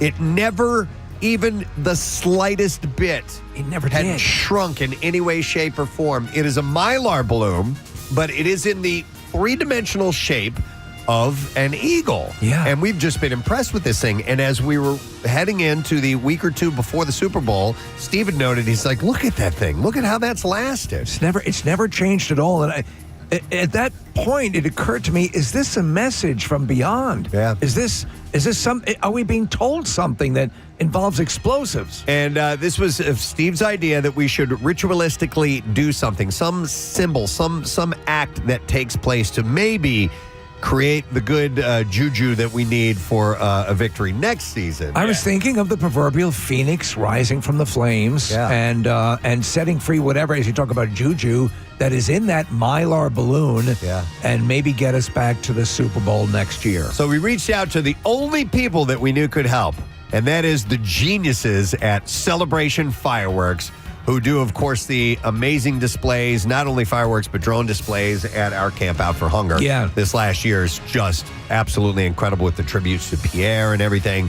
We were just so impressed with them.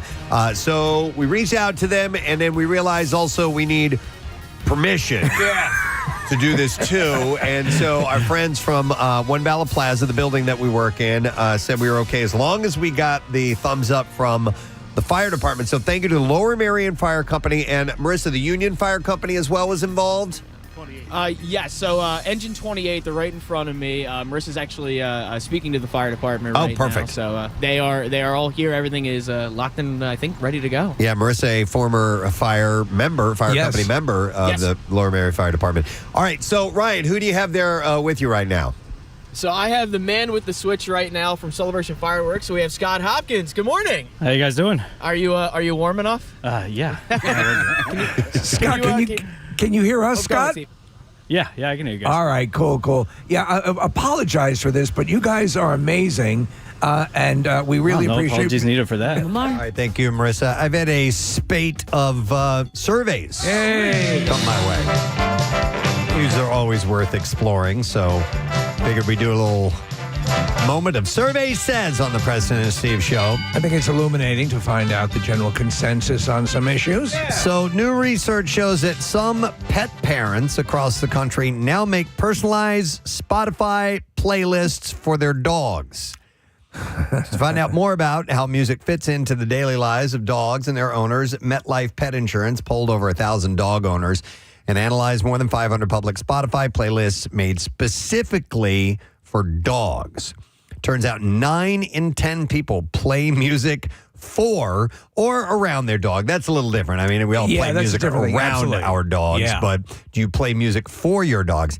87% are just playing what they'd normally listen to, but another 13% choose music based on their dog's mood or personality, and only 14% have made their pup a dedicated playlist, but some do. So it's been said that classical music, if you go away and you leave something on for your pets, that classical music is a good go-to. I will sometimes leave on MMR because Kizzy will hear my voice, come up periodically. But the funny thing is, I have a whole other mindset, Preston, and my wife and I will jokingly get into a fight about it. I contend that my dog is a big fan of old Westerns. So I'll put on Me TV if we're leaving, and you'll get Gunsmoke, Big Valley. And I said, clearly the dog loves this stuff, but I will leave that on because that's when we're home, we're watching TV in the room with her, and that signals normalcy. Yeah. So I'll leave on the TV. Yeah. So you leave the TV on when you leave? If we're going away for a while, I'll leave the TV on. Really? Yeah. No, I would never do that. Yeah. No. Well, your dogs are not as into Westerns as mine is. No, I guess not. No, I think pets need some quiet time too. Oh, yeah. So wasn't that an old MTV advertisement? Like your dog loves MTV. Probably. I think they're trying to get people to leave the televisions on all day long. That sounds familiar. But I did hear that dogs love the Preston and Steve show. yes. If you leave That's on a MMR. fact. Yeah. I don't know if there's a frequency that the dogs can't hear. Because honestly, if I FaceTime with my family and my dogs, they don't respond. They don't respond to my voice or anything like that. You would figure, be like, oh wait, hey, I hear Dad's voice. Is that Daddy? Yeah. No. Yeah, you don't. And again, it's more for my. So that they're human voices or so on and so forth. It's also a lot of times it's a security thing. Not that the dog is not a wonderful, Kizzy's not great with barking, but TV suggests someone's home. Okay. 63% of dog owners sing to their dogs. Yeah. Do you? No. 27% have, I talk to them all the time, but 27% have made up original songs specifically for their dogs. We sing to our dog for mealtime. Okay. Puppy, puppy, doggy, doggy, doggy, doggy, doggy, dinner time. Puppy, doggy time, puppy, dinner time. Yay. Oh, My God. Yeah. Is it like that? Is it like a rap, or is there a melody? It becomes breakfast time. It's sung that way. Yeah. Like that? Oh, that way. It's kind of like speak singing? Yeah, what would you Not call really that? a melody? Yeah. Kind of like rapping? Yeah. I guess I'm a You're rapper. spitting. Yeah, I'm spitting first. and I mean, listen, we just embrace it because we could easily be blackmailed with it, but both Claire and I. Not only that, there's a dance, which is the bowl.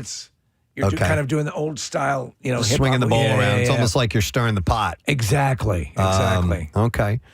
No, we talk to our dogs. I don't sing to them. I don't play music for them or anything like that. You don't drum for them? I do not drum for them. That's a good question. What would you drum for your dogs? Wow. That's a really good question. Maybe the old bolero, because it's kind of sexy. It's very sexy. Yeah. Do you think that it hurts the dog's ears if you were to drum for them? Because I wonder about that. Like on an acoustic full drum kit, yes, it would not be good for their ears in the long run, I would think. Because I wonder about, because I listen to my music loud, especially in the car, and sometimes I'm like, oh, is this hurting their ears? Because they have better hearing than us. You know what I mean? Like, I don't know. More sensitive ears, maybe? Yeah. That's a good question.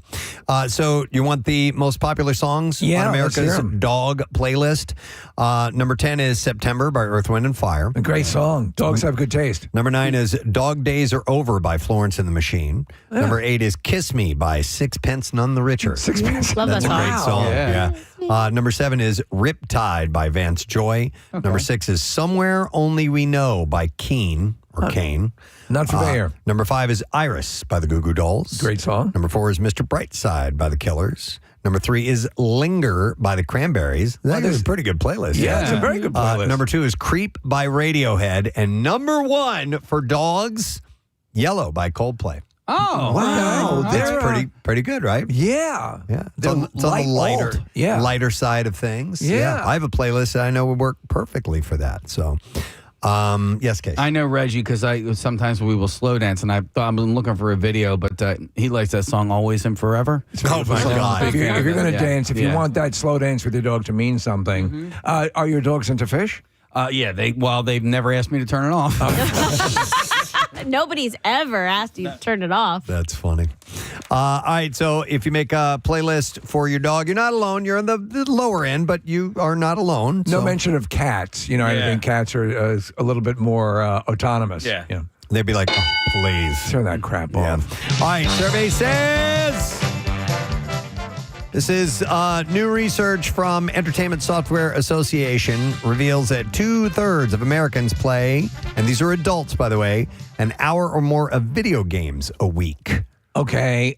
You on average? Yeah, right? Oh, I play every day. Yeah. I play probably at this point a couple hours a day. Wow. Really? So you're back to old school. Maybe an hour. I set a timer for 30 minutes, and depending on how much time I have in the day, because if I don't set a timer for 30 minutes, and I will be playing for Is hours. Is it primarily Sniper Elite? Sniper Elite. Yep. That's all I play. Poison. The other game I dabbled with for a while was, and finished it 3 times, was Hogwarts.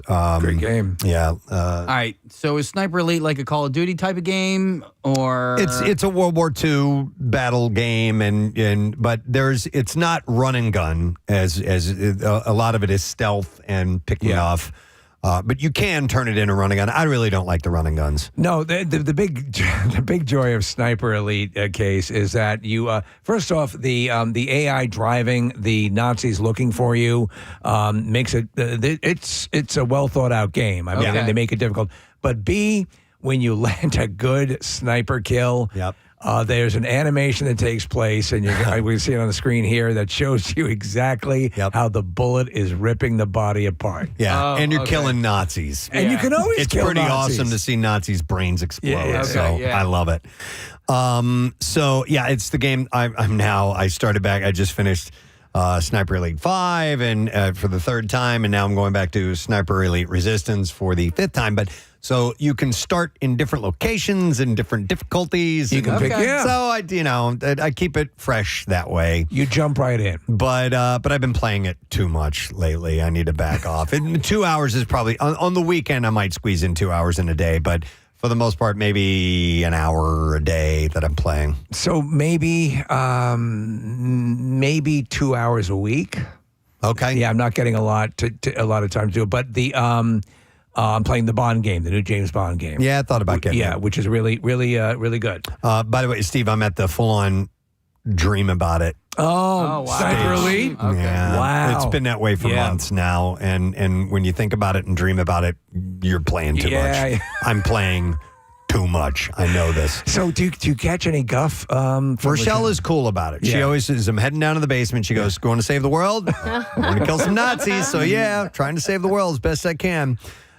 So, by the way, that's 212.3 million people across the country between the ages of 5 and 90 who are gaming every week, up 3%, or 7.2 million people from last year. And while a lot of kids are into video games, the average age of players is 37. There you go. All right. There you go. I'm just not good at video games. So I play Toon Blast if anything. So I guess in the classic sense, I do play video games, but like the games that you guys are talking about, I'm just no good at them. So I just don't play them.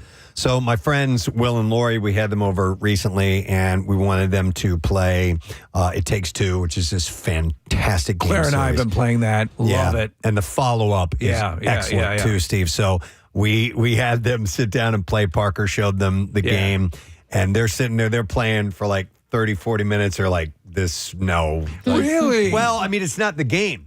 It's the game. It's their ability to maneuver. They're not used to playing games, so it's very confusing and overwhelming between using the triggers and the sticks and the buttons and all of that stuff. But in case, if you just give it enough time, if you spend a good few weeks picking at it here and there, you will pick up your ability to play the game. I can agree with that because Claire has often voiced frustration over the controller. But playing that game in particular, because it's very accessible, she was doing really well. And once you cross that bridge, you can now start enjoying the game itself. Somebody texted in sniper, no sniping. Do you remember that? Yeah. Sniper, no. Oh, I thought it was sniper, not swiper.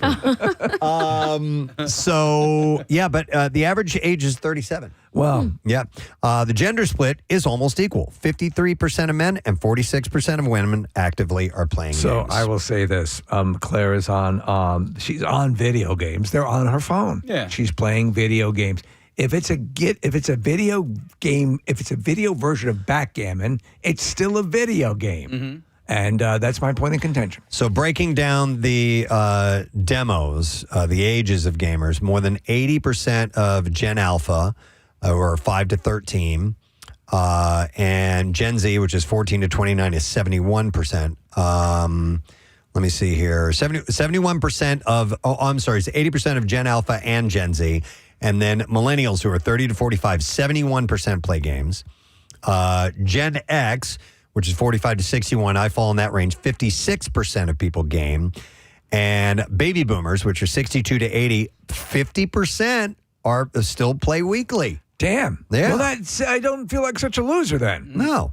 About a third, 32% of the silent generation, 81 to 90, are playing video games too. What? Now, they might consider on your tablet. Heart monitors. Dude. Beep, beep. It's like Pong. Beep.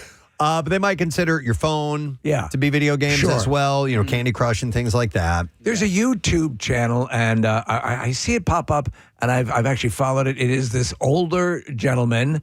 I don't know how much older, but he was in some campaign. He might have been in Desert Storm or whatever, but he's older, and I think he might have actually been a sniper. Okay. And he's playing these video games, and he's destroying. Oh, wow. He is he's crushing it. By the way, somebody texted in and asked me if I've forgotten it. The other type of game that I get way into, Tiger Woods Golf. Yeah. I could sit down and play that forever. I haven't played that it's been a couple of years, so maybe, thank you for the idea, Texter. I'll have to dive right back into that, because that I can play too much, too. So it was the ones that I played, that I'm currently playing, and I hate when I'm playing multiple games, because I'll jump over to one, get distracted, and then forget the mechanics of, say, fighting. And one guy was just telling Sam that I have to get back to the Bond game, because if you forget the mechanics of the fighting, you got to go back to the training chapter, and it's annoying. But Resident Evil tremendous, the new one, and those are two you can port right into. Yeah. And you know it's looking really good? What? The Wolverine game. Oh, my God. Yeah. Oh, my God. All right. Steve sent me the gameplay of this thing. The extended, you would not believe Is it out yet? how bloody it is. It is. I mean, Yeah. like ripping people in half with the knives. It's unbelievable. And I mean, he just gets covered, soaked in blood. I love it. So you guys are going to confirm that we really love PlayStation, right? Is that what you guys like? I like PlayStation. had we have both systems. Yeah. I had. There was a time, Marissa, I was consistently playing games on the PS4, the Xbox, and the GameCube, and all of them. But at a certain point, for me, the shift occurred when they remodified the PlayStation controller. Okay. And that's all it really took. And now, for my thing, I'm always in the PlayStation mode. Oh, I love that. I didn't realize this, but a very old friend of ours is at corporate in PlayStation. Who? His name is Joe. I'll tell you a backstory of how we know him. But he's listening right now, and he reached out, and he was saying that. So, hey, Joe, great to see you. We love the PlayStation. Yes. Some Wolverine games over. We love PlayStation. Yeah, I can't. Were you pulling up gameplay of the Wolverine? Can you? Yeah, bring up the bloody part here. I want these guys to. You got to see this. I want to see your reaction, Marissa and Casey, to what this and what is happening in this game. I mean, it's just covered in blood. Look at this. Just like he'll take his knives and shove them up through the guy's neck and just here. Right look here. at that. Look at that. I mean, he's covered in blood. He's shaking the blood off of him. Yes. See, he's running through the water. I'd wash that off a little bit first. You know, hey, just take a little bath. Wait, at the end of this one, I think is where he rams the Wolverine claws up the. This guy gets it. I think up to the chin. Okay. But watch See, for I would love thing. this for my son. Right, my son would love to play something. You know, he's a Let PS5 the guy. boy. But this wouldn't be your thing, guys. Let the boy watch. And the graphics are terrific. Yeah. It's not my thing. I'm just not good at these, right? Oh, so okay. I would actually rather watch my son, rip people to shreds. Because I've sat there and he plays Rocket League and stuff. Sometimes watching people play is it's Twitch can be fun. Yeah, I mean, yeah. But I mean, I'd sit and watch my son show me how his son. Yeah, there we go. Through his eye sockets, from his chin. It's gnarly. I love it. By the way, and I agree with this, and the survey says 85% said that the adults say the positive benefits of playing video games include having fun at 85%. 78% says relieving stress, and 79% say providing mental stimulation. I love That's why I do it. It keeps you dialed in. You're doing a whole wealth of problem solving. Yeah. And a lot of the other games that I like, you're doing that. And B, also, it gets some of that, anger and stuff out if you're able to channel it through pretend. Yeah. You shoot a Nazi. Yeah. You're not going to do that in real life. Yeah. You Wolverine some bad guy's head off. Yeah. Makes you feel better. 63% of players surveyed said video games deliver the most entertainment value for their money compared to video streaming services for music, TV, and movies, as well as books, magazines, and news articles. I guess, depending on how long you play the game, because a good game can cost you $60 or $70, somewhere in that range. Yes. I'm going to ask, okay, greatest game you've ever played. Favorite game. Wow. I mean, Mario Brothers, yeah. Mario, 1, 2, or 3? No, the first one. 1. So for you, Case, Mario Brothers? Maybe Street Fighter 2. Probably the one that I got the most out of, and Steve, it might be you as well, is Twilight Princess. Oh my God, yeah. That was the whole Zelda world was just so wonderful. I finished that game like yeah, I know, like crying, right? Almost. Yeah. That's because way you're out so there. emotional. Yeah. The Marissa? Oh, I love. Super Mario Brothers. I loved playing Zelda on Nintendo as well too. But I think Super Mario Brothers 3 was when I was really captivated. People love that. You know what game got me back into it, and so it'll always hold a special spot, is the original Halo. Mm-hmm. Like, oh my God, okay. And then also I have to put in the top of the list, Resident Evil 4. Like that. Yeah, that was a big one. When they reset the camera system, I'm like, okay. Well, these guys are big gamers too. Ryan? Oh, hang on a second. Yep. Yeah, so video games have been such a huge part of my life. When I was a kid, like I was kind of sickly. I had bad asthma, so like video games were my thing. I like sitting down with the N64 and playing GoldenEye. Was kind of my foray into it. I think video games to date are like some of the highest form of art that's out there. Yeah. The storytelling is incredible. I mean, any type of thing you could want in video games is there. Yeah. Music. Yes. Michael Giacchino got his start in video games. Lana Del Rey did this opening song for the Bond game I'm playing. Oh, really? Yes. Wow. All right, we have time at least for one more survey. All right, software updates. Yes. I'm updating right now. The majority of Americans think that they make devices worse instead of better. Yep. There's a strong case to be made for that. Yeah, I think they make some things worse rather than better. You know what I mean? I've you know me, I've been a tech head for a long time. I've been if there's a new piece of software, I will teach myself how to use it. And everyone will agree with this. There are teams of engineers that sit around twiddling their thumbs and what are we going to do? Okay, we're going to move these buttons over here. And it's like they over-engineer things a lot. And a lot of times there was a Mac update that within the last 7-8 months that rendered all my external hard drives useless. I'm like, what the F? And no one has been able to fully address it. It just couldn't read them? It does not read them. They don't work at all. So I leave my laptop on the older operating system, and so I can still access them. I think it's crazy when I'll like toggle between Instagram accounts and one will be updated with a new feature and one won't be. I'm like, how do you decide which one of those? Yeah. But I think iPhone, if it's, I don't think it's sending something that makes your phone work not as well, but I think that they are updating features that are not compatible with your old phone. Sure, they do that. They gently, the way you drop an anvil on someone's head, massage your porting to the newest iPhone. So the poll of 2,000 U.S. adults reveals that more than half, 55%, think that software updates actually are designed to only make sense to younger people.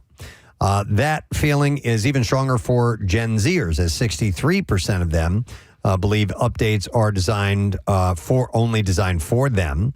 Over half of millennials, 54%, and 52% of Gen Z and baby boomers at 56% agree with that assessment, that they're mainly going after younger people when they do the updates. Here's the deal. And a lot of times when I'm teaching software or something or a program to somebody, more than ever, I find myself saying, see these 80% of buttons here? You're never going to use them. Right. They give you so many options. It's so overwhelming. You know, cut to the chase. What will you use? What effectively are you going to need? And that's really, like I used to make the statement that if you're still using Windows 97 and it gets everything you need done the way you need it done, you're good. So there have been a couple of occasions where there's been a software update that has ruined what I used it for. Yeah. What I use the device for on my laptop. And I use a lot of work on a printer, okay? And so in prepping for the show and bizarre file stories and all that stuff, and we have two different printers that we use, because we have a separate property, a shore house.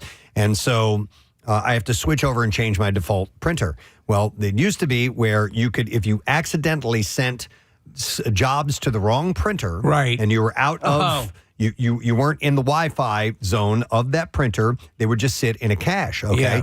And you could take those jobs and move them over to the other printer, the one you would currently be using. Right. You can't do it anymore. Can't do that? They stopped doing it a couple of years ago.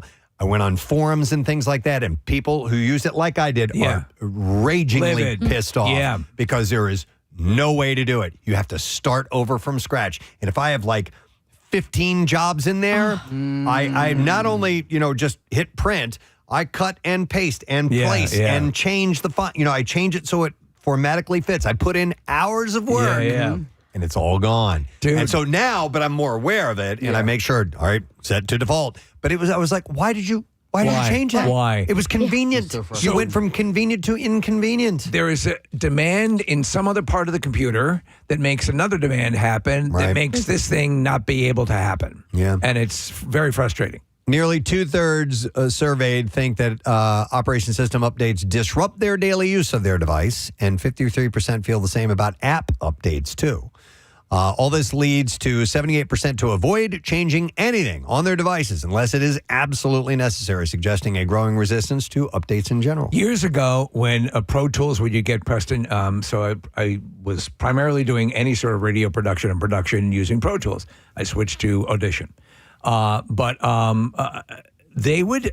You would have external, you'd have like a dongle, and you'd have all these effects that you could buy, sound effects and processors and so on and so forth.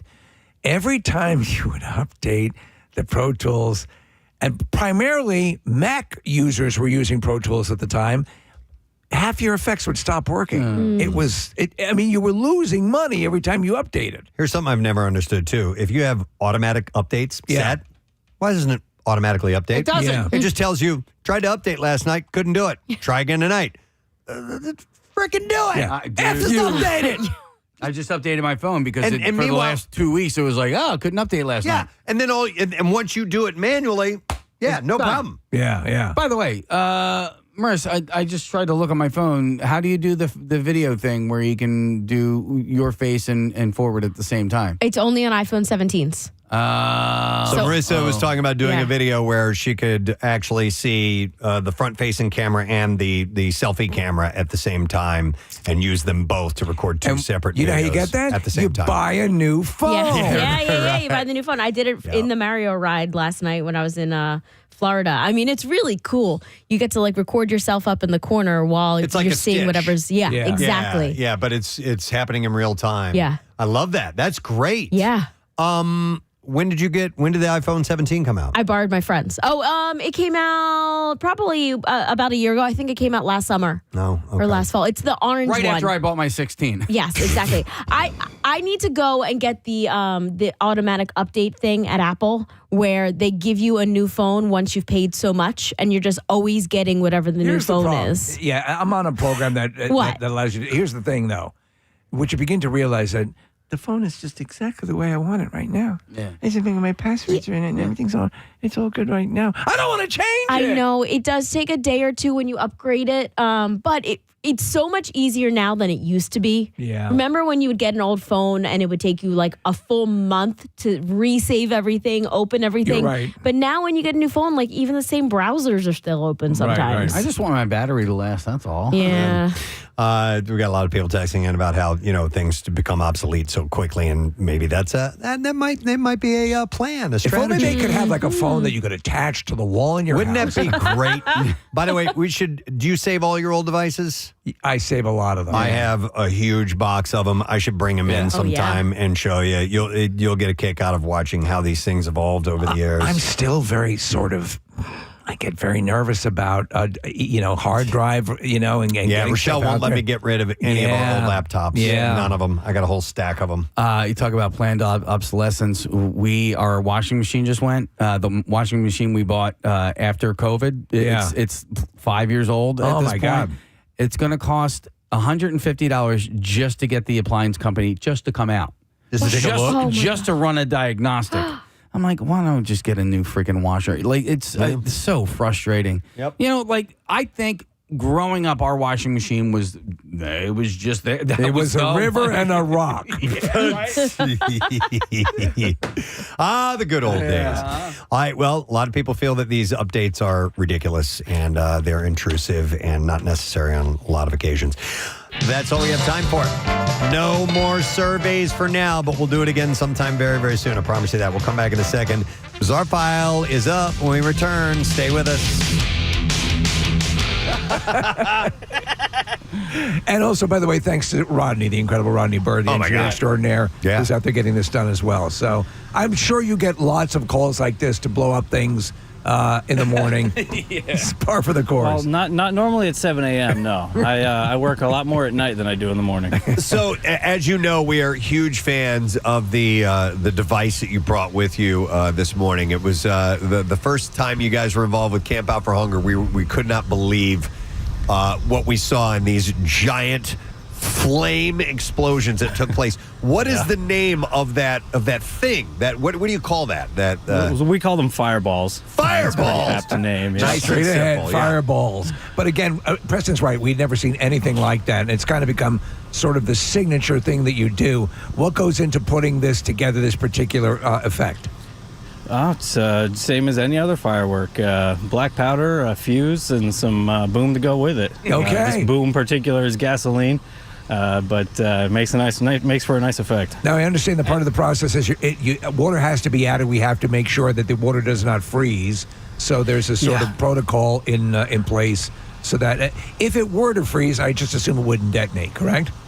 It would actually detonate still. There's enough black powder in there. The water acts as more of like a lift to help the fireball get a little higher. I see. All right. Okay. It's always the water that gets the lift out of your fireballs. Hey, Ryan, have you been at the Camp Out for Hunger and seen this in person when these go off? Oh, I haven't. What I'm focusing on right now is the setup, but like you have to see the remote control that detonates this device. Can you do like all the TVs in the studio as well with that, or? Oh wow, Jesus, That's amazing. That is amazing. We're looking at it. Like, what all is that device used for? Is that when you guys do the full production fireworks? Do you use that?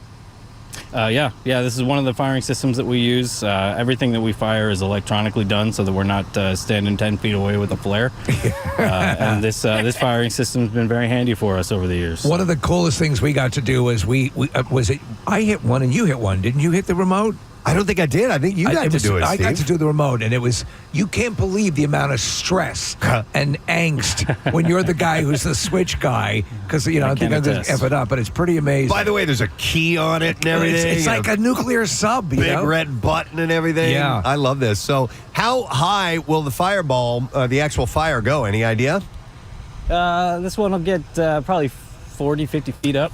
Wow. So, quick question. This is a little bit of a concern. Do you think that fireball will be able to take out that Mylar balloon? Yeah. A little giggle first. By the way, Casey wants me to point out that this is streaming live on YouTube right now. So head over right now, log on, watch us. This whole thing is being carried live as we speak. So it looks like Marisa is our fire company representatives. Oh, she doesn't have her headphones on. Hang on just a second here. Marisa, yeah, she's getting untangled. The little talking avocado.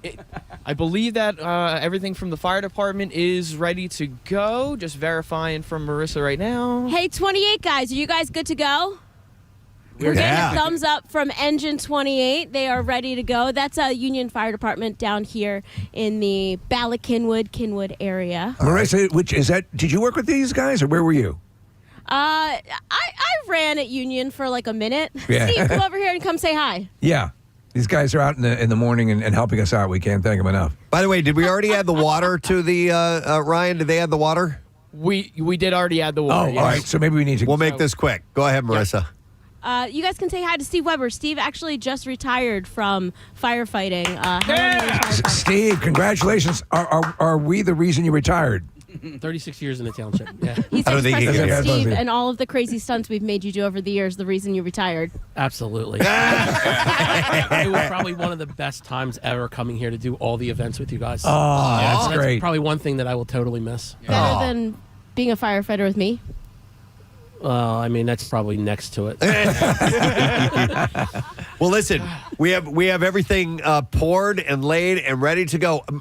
Before we blow this, we haven't even shown the balloon though. It's on camera. Yeah, is there a way to get over there? Is it too dangerous for someone to walk nearby? All right, Sam's going to safely walk towards the... So we are like 50, 100 yards away? About 100 yards, All yes. right. All right, so Sam is walking up a little bit closer right now with the camera. You can see the wings sticking up. That pot is a lot smaller than I thought it would be. I thought the same thing, Preston. I thought it'd be like a wading pool. Yeah, all right. Preston, if I may, big things come in small packages. So Oh, there you go. I just want to let you know that. Speaking from experience, yes. Can you get a little bit closer? Little closer. Go. I think he's a little nervous, guys. I can imagine he would be nervous. What could Oh, wait. Oh, no. Put it back in. It blew out. Okay. Hold on. The eagle just blew out. of the He doesn't want to go. of This the pot. balloon is fighting for its life right It really is. Somebody's got to put it back in there. All right, so Scott is running out right now my to do God. that. let a trained individual return our Mylar balloon to the pot. So I love the guys from Celebration. These guys come ready for everything and ready for every adventure. You know what? They're wonderful. They're by the books. They know everything. You know what? It's finally because it's so cold out there, Preston. It's starting to deflate a little bit. it is. All right, so Yeah. we need to move on this. All right. As soon as Scott has that in place, which he does, look at that. Look at that you eagle. Mighty Phoenix. Mighty Eagle. Marisa, when Scott gets back over there, we're going to play the Eagles fight song, and at the very end of it, you guys give him the cue, and then it's going up in smoke, okay? All right. I need to talk to Casey for a moment. We're doing Eagles fight song. Are we doing a chant? Is there a chant at There's the end? a chant at the end, yes. EAGLES Eagles, and then boom. In Boom. fact, you guys can chant down there, too, if you want, and then that'll be the signal to set it off, okay? All right. So like EAGLES Eagles is like our countdown. Correct. Yeah, pretty much. Eagles, kaboom. All right. As soon as you are in place and ready to go, this is streaming on YouTube. Our numbers have just doubled for people tuning in. All right, you guys ready? I believe that we are. Let me just get the final word from Celebration. And we'll start the song when you're ready. All right, Scott, we ready to go? Yep. Preston, we are ready. All right, Casey, fire it up. Here we go, ladies and gentlemen. After a year, the balloon says bye-bye. Here we go. Eagles fly on the road to victory. Fly, Eagles fly, scoring touchdown 1, 2, 3, 2, 3. Low and high. Ready? Eagles fly, Eagles fly on the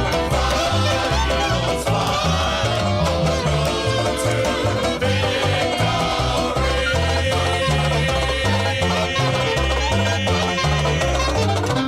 EAGLES Eagles!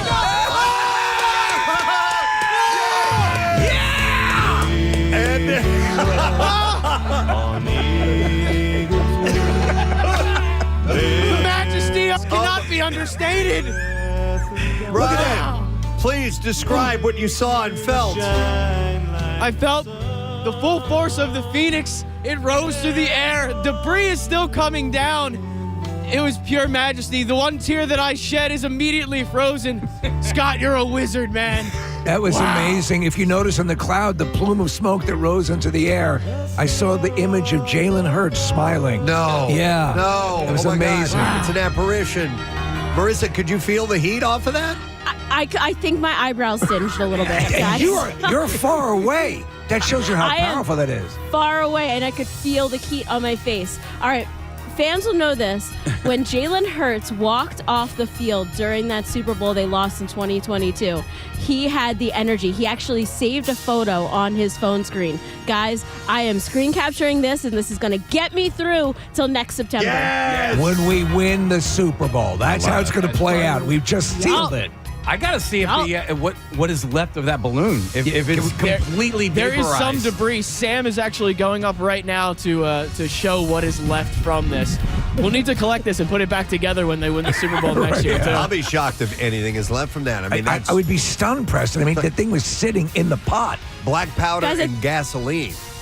I think we need to build a mantle in the studio to put the ashes on. Put it next to Birdbot. Yeah. There is leftover pieces. Holy crap! Oh! Yes. What is that? That is a wing. Pick it up. Is that a wing?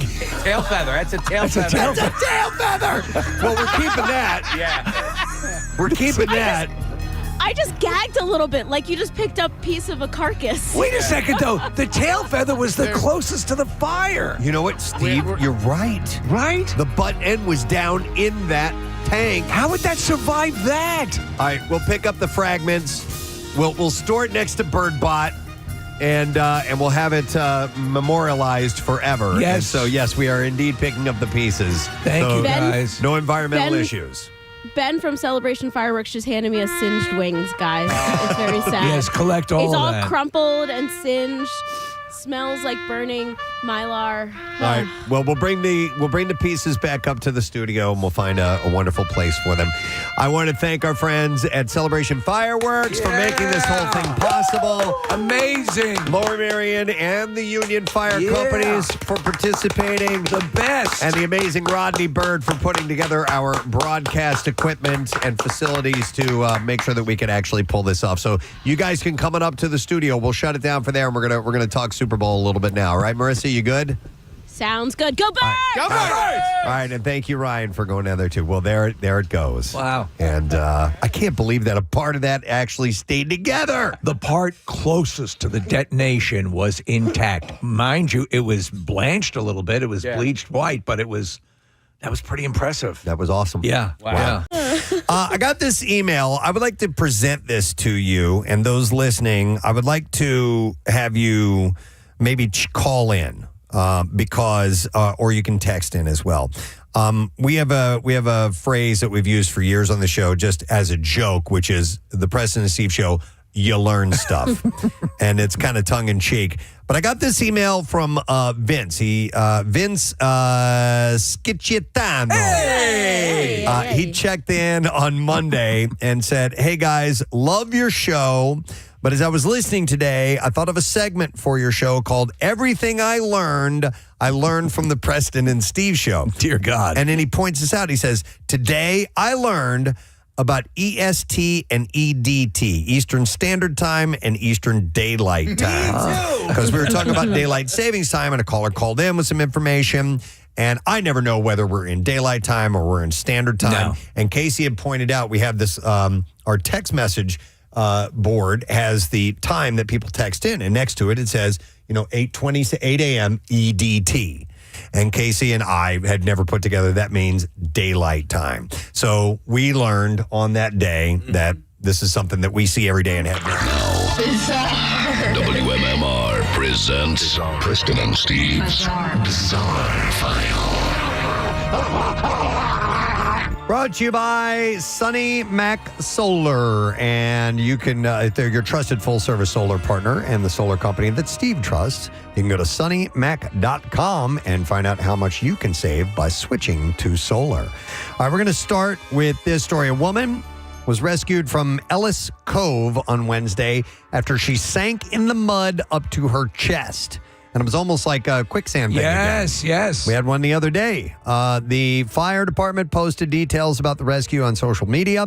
It was about noon on Wednesday. The department said they were dispatched, and according to the Post, they were able to safely remove the woman from the mud with very minor injuries. She was taken ashore, they said, evaluated, and refused further evaluation at the hospital. And they wrote, this situation could have had a much different ending without the quick 911 call and the availability of all the agencies that responded.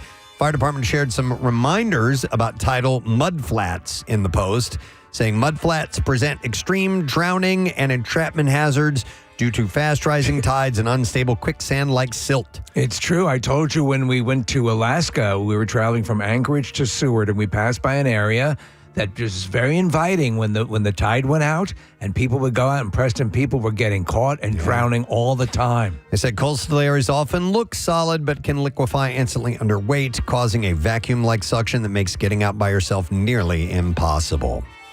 A North Fort Myers, Florida woman got quite the surprise last month when her lawn gnomes suddenly went missing, and deputies say the culprit made a memorable getaway. According to the Lee County Sheriff's Office, the theft happened on May 19th when the homeowner noticed several of her decorative gnomes had been taken from her yard. Luckily, her Ring camera caught everything on video.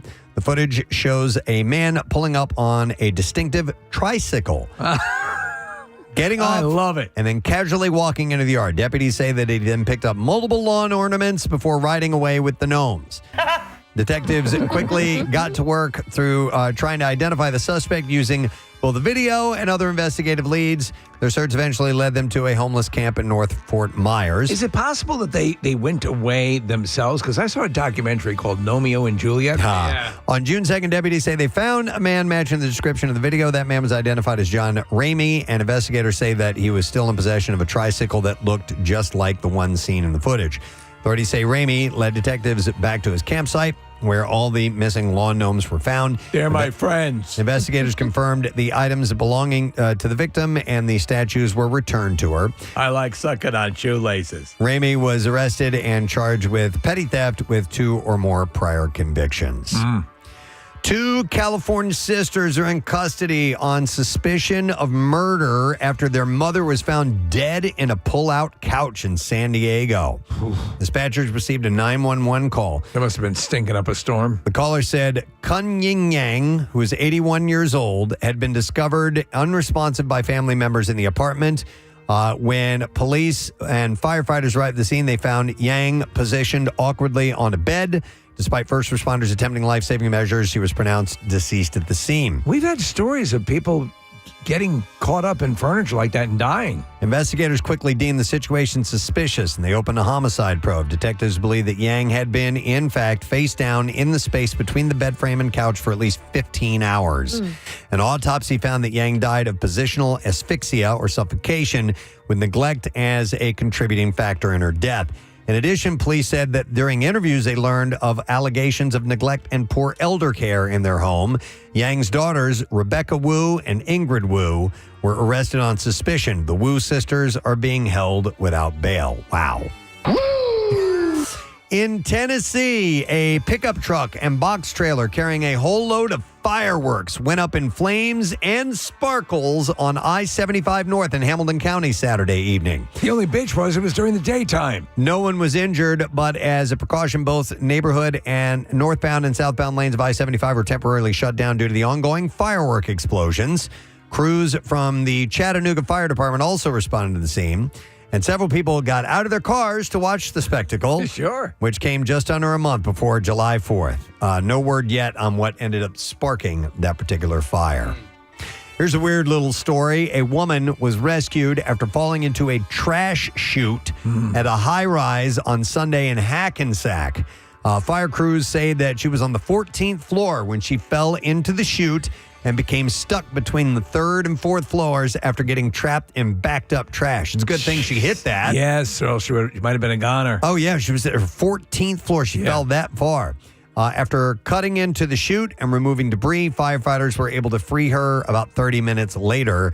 She was treated at the scene. One firefighter also suffered an arm injury during the rescue. Remember we talked about could we ride down? It was a possible stunt. They look fun. Yeah, you know? yeah. I like those ones that are on the outside of the building. And it's just a whole series of garbage cans that are kind of like stuck together. Those look awesome. Yeah. They also have ones that are kind of a mesh netting too. Yeah. So let's do it. Let's do it. And that's what I have in the bizarre file. Marissa, you're the smallest. You could do that. I would do it in a heartbeat. Would you? Like those ones on the side of a tall building under construction. Oh, yeah. They need to, if they could, have them slowly. A little slower. Twist outward. Yeah, you don't want to fall 11 stories vertically. Yeah. My concern is like the lip of each trash can. Is it pointing up or down? That's a good question. Yeah. I don't know. I think you'll it's find down. out as you're sliding through.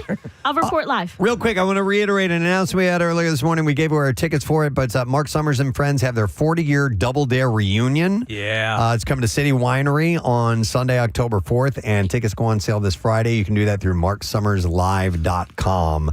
So heads up on that. It's going to be a fun event. I'm sure we'll get Mark and Harvey and Robin and those guys on at some point leading up to that, but not till October, but it goes on sale Friday. I'll remind you as we get closer to it. We're going to take a quick break. We'll come back in a second. We'll do some giveaways. We have a lesson question, and we're giving away some advanced screening passes for Toy Story 5. Yeah. Stay put. We'll be right back.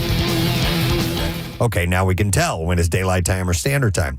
But Vince says, I figured your audience can call you and comment on things that they learned or first heard on your show. The first time you heard about something and learned about it, you were today years old listening to the show. 610-660-9333 is the number. That's exactly what I was thinking. I was today years old when I realized this. We have espoused a lot of information over the 28 years. Some of it occasionally is accurate. So hopefully, And also, listen, a lot of times to you, it's being shared to us. Yeah. I've said this many times before when I used to listen to the broadcasters when I was a kid. I'm like, God, you must have to be really smart. And then, no, not a requirement at all. Years ago, Casey's wife was working with a dental organization, and you came in one day and said, after you brush your teeth, spit out the toothpaste and don't rinse because the fluoride stays on your... I haven't rinsed since then. Yeah. Was that 3 or 4 years ago? I still have to rinse. Change. There are things that I've learned, and I still like. So on this show, I learned that it's all of a sudden. Oh, that's right. Yeah. Yeah. I remember that day. Yeah. Because I don't know why, but I had brought it up, and you realized you're like, oh my God, that's what I say. Yeah. I say all of the sudden. Yeah. And I'm like, do you ever write all of the sudden? You're like, no. Yeah. But I still say sudden. I don't even know if I think I still just say all of a sudden, even though I know it's not all of a sudden. And I also, I learned on this show that it is a water heater and not a hot water heater. Though hot water heater is a commonly used phrase, Exactly. but it is redundant. What was the thing that you learned? Maybe it was not on the show, but did you learn barbed wire on the show? No. Okay. But I confessed. Okay, all right. That for the longest time. No, but I did dachshund. Yes. Oh, yes. The dog, and that was a long time. It was over 20 years ago. We had some dog specialist on, and I'm reading, and I go, okay, can you tell us about a Dachshund? And he goes, I don't think I've ever heard of that breed before. And you guys were like, wait, can I see that? And you're like, it's Dachshund.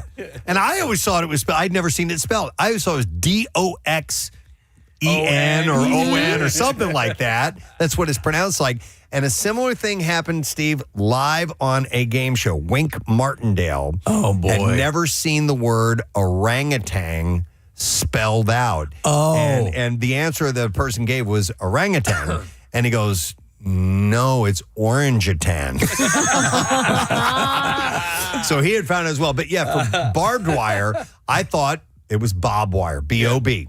Bob wire for the longest time. Barbed. But at some point I found out, and I did learn that. So let me get some calls. We are going to go to, let me go to Eric. Hi, Eric. You are on the air. Good morning, buddy. Good morning. Sorry to bother you at work. How you doing, Preston? It's all good, bud. We're doing well. So something you learned listening to the Preston and Steve show.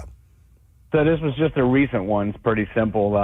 My wife always has superstitions when you walk through the parking lot or going into a store and somebody's on one side and the other person's on the other side. She's like, oh, you got to go around. Well, now I know to say bread and butter. There you Bread go. and butter. Yes. Bread and butter will fix the curse. There is a classic. Looking forward to using it. So you just learned that. All right. Thank you, Eric. Appreciate it, buddy. You got it. There's a classic Looney Tunes cartoon, and I forget what character is doing it, but it's walking between things and it's going bread and butter, bread and butter, bread and butter. Yeah. Let me go to Mel's on the line. Hey, Mel. Good morning. Hi, guys. How are y'all? Great. What's up? Not much.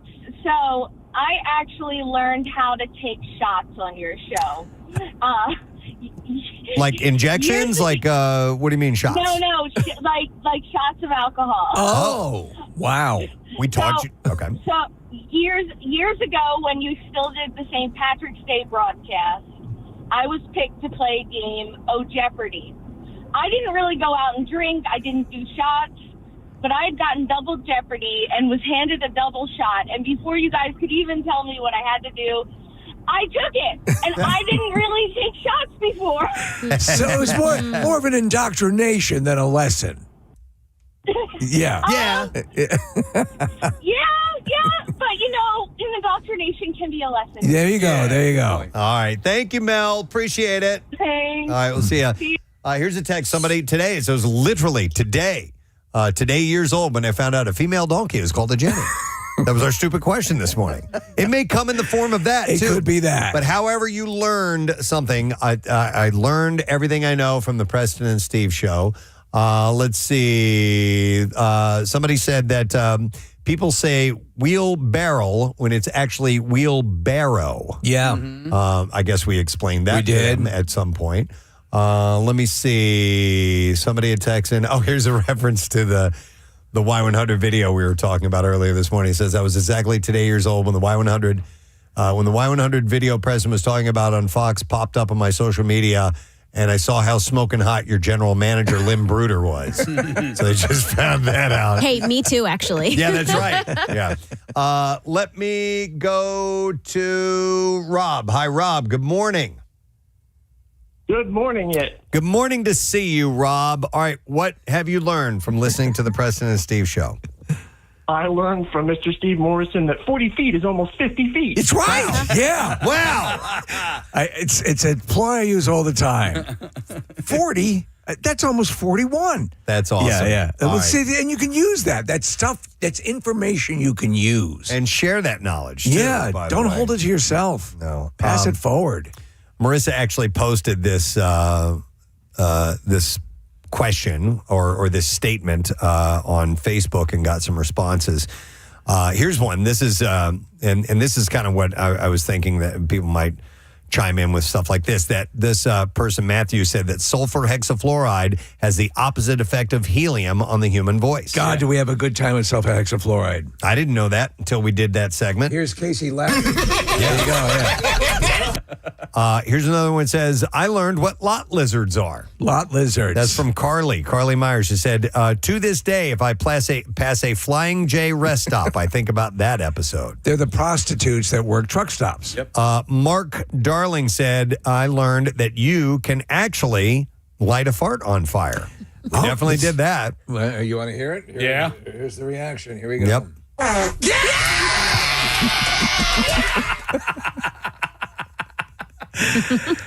We tried so many times. We cut into a commercial break. That's right. It was like we're waiting for like a NASA launch.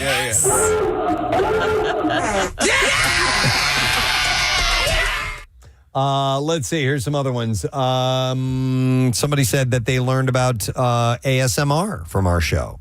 It says like 10 years ago, learned that from Preston. I don't even know what ASMR stands. What does that Autonomous stand Sensory Meridian Response. There you go. I'll and I forget only know that because I have that condition. Yeah. Do you know, I never knew of the shocker until our show. Okay. I was not familiar with the shocker. I don't think I was either. Okay, yeah. Yeah.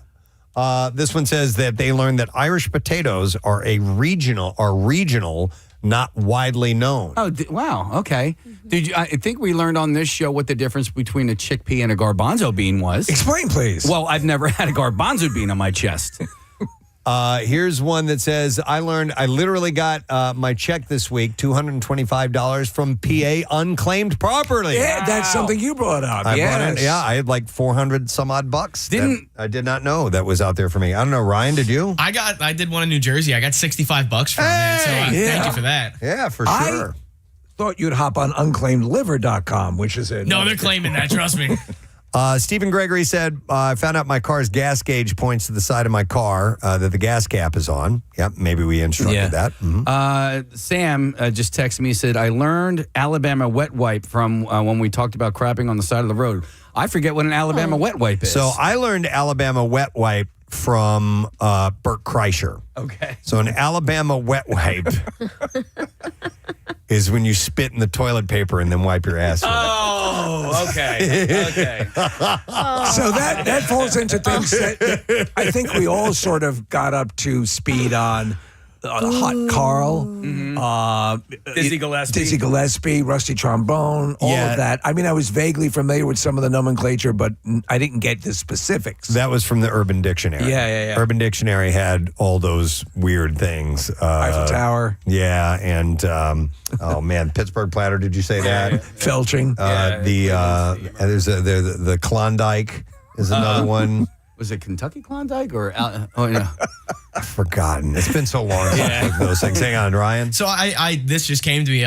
Packing a flounder. I learned from you. Yes. Packing a flounder we brought up. And that is where you take toilet paper if you have if you got swamp ass. Yep. You take toilet paper and you flatten it out a couple of squares and you just shove it in your butt and you leave it. It's like my buddies just called the butt tampon. I learned from Casey lily padding. Yes, I learned. Oh no, we all learned together. Because I shared on the air how I had to unfortunately go big potties in a porta pot. Yeah. And I had splashback, and it scarred me till this day. Explain how you lily pad. Well, so what these construction workers told us on the air was that if you do unfortunately have to go number 2 in a porta pot, you lay down a ton of toilet paper before you do that. Stops the splash. And it gives it a nice soft landing. That'll work in a regular toilet in your home too. Yeah. All right, here's a bunch of really good ones, guys. Okay, so here's really good ones. Jim Henry said, I learned that you can mail things without putting them in a package. I did not know that either. I didn't always either. thought it had to be in some sort of receptacle. We had done this thing several years ago, and we told people to try just slap postage and an address onto something and throw it in the mail and see if we get it. You don't put it in a box or anything. And we got things like coconuts and bricks. Your museum. It's not part of the Shards and Crafts. All right, but we did have but a we collection. used to have a full collection. We finally got rid of it. There was tons of odd items that people sent to us through the mail. Right. This person, Crystal Wank, said, I learned the correct way to pronounce macabre. Yes. Oh. Which is spelled M-A-C-A-B-R-E. I need to hear Jackie Bam Bam say that word. Dude, because macabre is right in his wheelhouse in the things that he likes. He was doing commercials, and I want to say it was for the Oddities Festival where he says macabre. And he even gives it like good inflection, too. Okay. Corey Leeper said, I learned that Bajmir is rim job spelled backwards. We learned that on the Preston and Steve show. Diane Abbott Hemmer said they learned to never pick up a random dollar bill on the ground. Poo dollar. Poo dollar. We did Poo dollar for years. Yeah. It was a crowd favorite. Casey would rub a dollar in between his butt cheeks and set it on the ground, then sit and wait for somebody to pick up. And then he would jump out with a bullhorn and scream Poo dollar. And then Bravo Channel bought that from us and created a whole Preston, show. You pick a dollar up, then you put it back down. Poo dollar. Poo dollar. Dude, and you were dancing when you were doing that. All right, Debbie Carling Agostino said, I learned if your nose runs when you are eating, that is called gustatory rhinitis. Okay. Oh, okay. I remember talking about that, but I don't remember saying that. I remember you had a different scenario that had your nose. Mine is when I drink something hot. Okay. Oh, okay. Kim Boy said, I learned the lyrics of Foo Fighters' Monkey Wrench. I remember the discussion, what Dave was saying during a really long-winded vocal section of the song, and Marisa saying the lyrics. On MMR, we're all alive on this wonderful Tuesday morning. Beautiful weather and all that good stuff. And you can help someone out who may be on the brink of not being live. I'm talking about the I Bleed for Preston and Steve blood drive. That's exactly, I hate to get grim with it, but there are some people that need, or they will die, your blood, whoever shares their blood, and we would love for you to be a part of it. It's a feel-good event. We have a great time. You save lives. You're doing a wonderful thing. You're so right. You see people, the smiles on their faces, especially newbies, first-timers. They're just blown away by the feeling, the rush they get. Yep, and it's easy to get signed up and be a part of it, and it's not just us. It's not just the Preston and Steve show. It's a full-throated effort from the staff at WMMR. Jackie Bam Bam is excited. He's broadcasting live. He's filling in for Matt. Yes, so excited. So it's a week from this Friday, and then Brent Porsche does his show live as well. So you can come by and see everybody, and it's at the Greater Philadelphia Expo Center Oaks, and it's one location this year, so we're kind of putting the hard push because we know that might limit things a little bit because it was more convenient having the two locations. Yes. But this all just, sometimes it's schedule-wise that we have this situation. It happens to be this year. So it's one location, and we'd love for you to be a part of it. So get signed up, and if you do, you'll end up getting the new Preston and Steve T-shirt for the blood drive and a pair of sunglasses from our friends at Window Nation, a complimentary points card for some free play at Arnold's Family Fun Center. And then there's an after party that Brent is going to be hosting at Arnold's, and there's going to be live music, too. There's a few bands that are playing that start at 8. Doors are at 7. Music starts at 8 with Big Green Limousine, Hot Dad Calendar, and Muddy Ruckus. Nice. And $3 Sly Fox beer specials and all that good stuff. So, PrestonandSteve.com is your hub for all the information. Sign up. Join us, please. We'd love to have you. And I want to nudge the people who are just on the edge or maybe have never done it before. Go for it. Go for it. You'll be hanging with us. Yeah. It's all good. All right, lesson question time. We're going to give away a 4-pack of tickets to the advanced screening of Toy Story 5 this Saturday. It'll be at the AMC Cherry Hill. It's 11 a.m. Just heads up on that. But what exotic animal should you keep in your home to prevent squatters? This was just a little while ago. Yeah, true. All right. About an hour ago. 610-660-9333. Let's see if you know the answer to that. What exotic animal should you keep in your home to prevent squatters? If you heard that and you know, you should give us a call right now. The trash business is a gold mine. 93.3 WMMR with Preston and Steve's Hollywood Trash.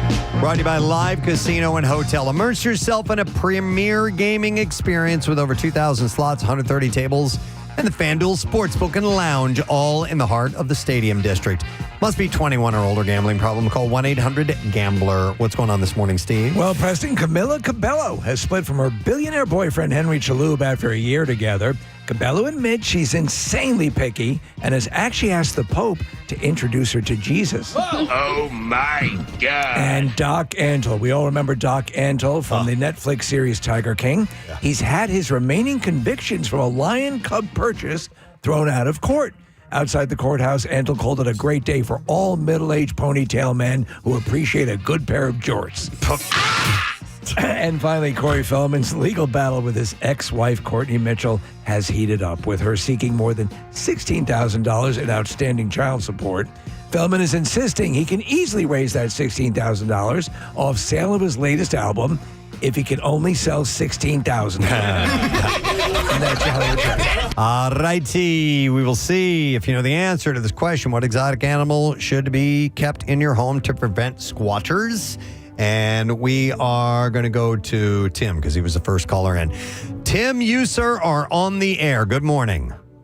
Hi, Grandma. All right, Grandma, do me a favor and tell me what exotic animal you should keep in your home to prevent squatters?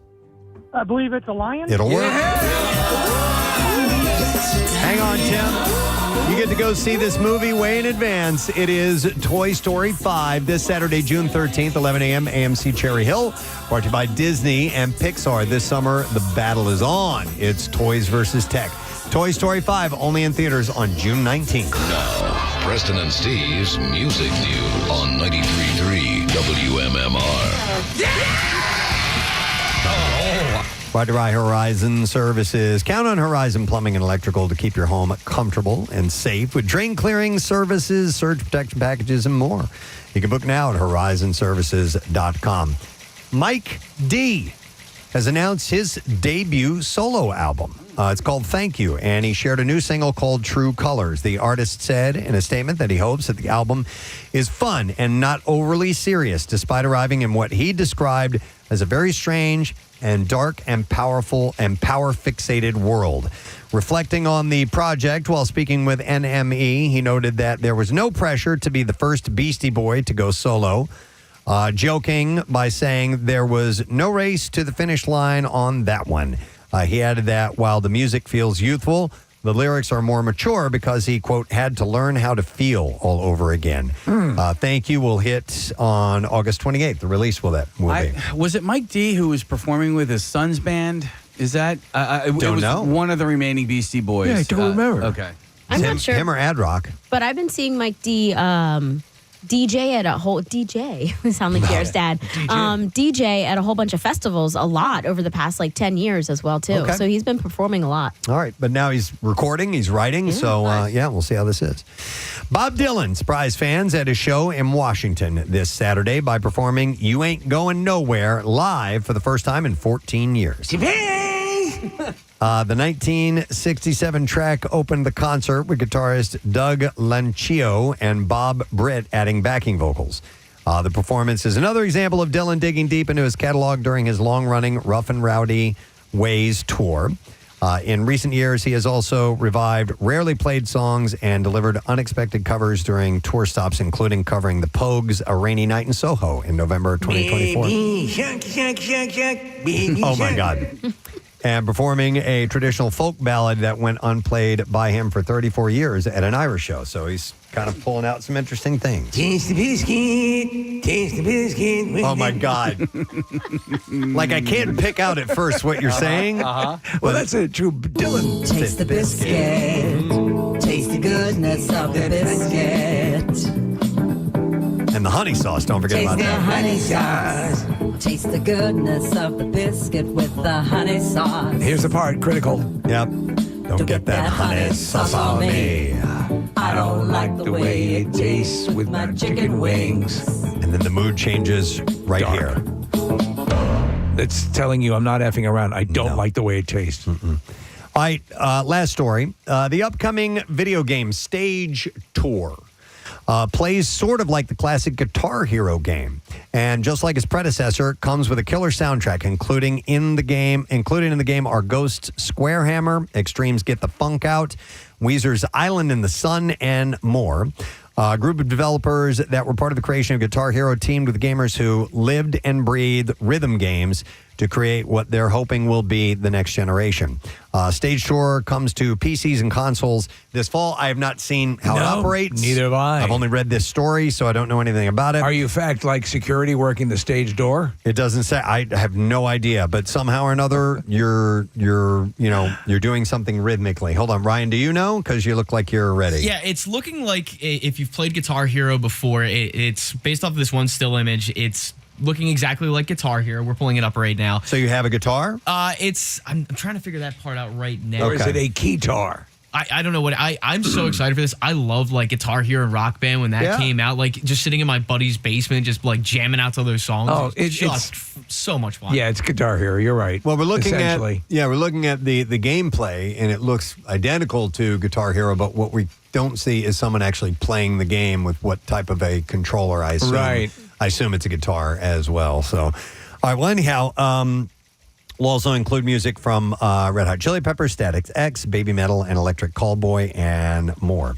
And that is the last time I have a music news for you. All right, we're going to take a quick break. When we return, we wrap up the show. Letter of the day for the word of the week, and Matt Cord in for day 2 back in the studio.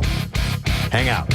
Forget that, as I'm a lyric person and wanted to know too many moments to list. Thanks, crew. Don't know what I do without you all. Let me see. And I haven't read through these. I'm just reading this as I go along. Let me see here. Shelley Wise said, question of the day, summer back in the early 2000s and Y100. The English word with the most definitions is the word set. Set. So she learned that. Ah. Kevin Jones said that they use day-old donuts and honey to catch bears hanging out in people's neighborhoods. Yeah, they do. Andrew Millichap said he learned the part of the body that people forget to clean the most is behind the ears. Guess we passed that along, too. I mean, I wash my head, but I don't specifically target the backs of the ears. You know what I do now, and I've been doing for a little while now, is, and I never used to do this, I wash my entire legs, like behind my knees, like. Do you shave? No. I mean, not often. Sometimes. Yeah. Do you do it every time, or if you're a little short on time, you'll skip it? Every time. Okay. Every time. Yeah, because I'm a loofah guy, and everything's all set up anyway, so it doesn't take a whole lot. Okay. You know?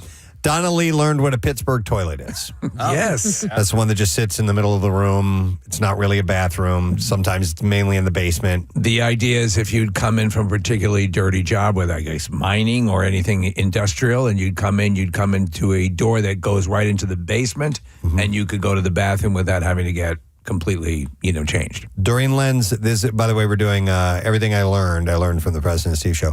Dorian Lenz said, I learned what an upside down pineapple means. Yes, you're down for swinging. Yeah. I just got rid of a hat that I had that had a pineapple on it. Was it like, upside down or right side up?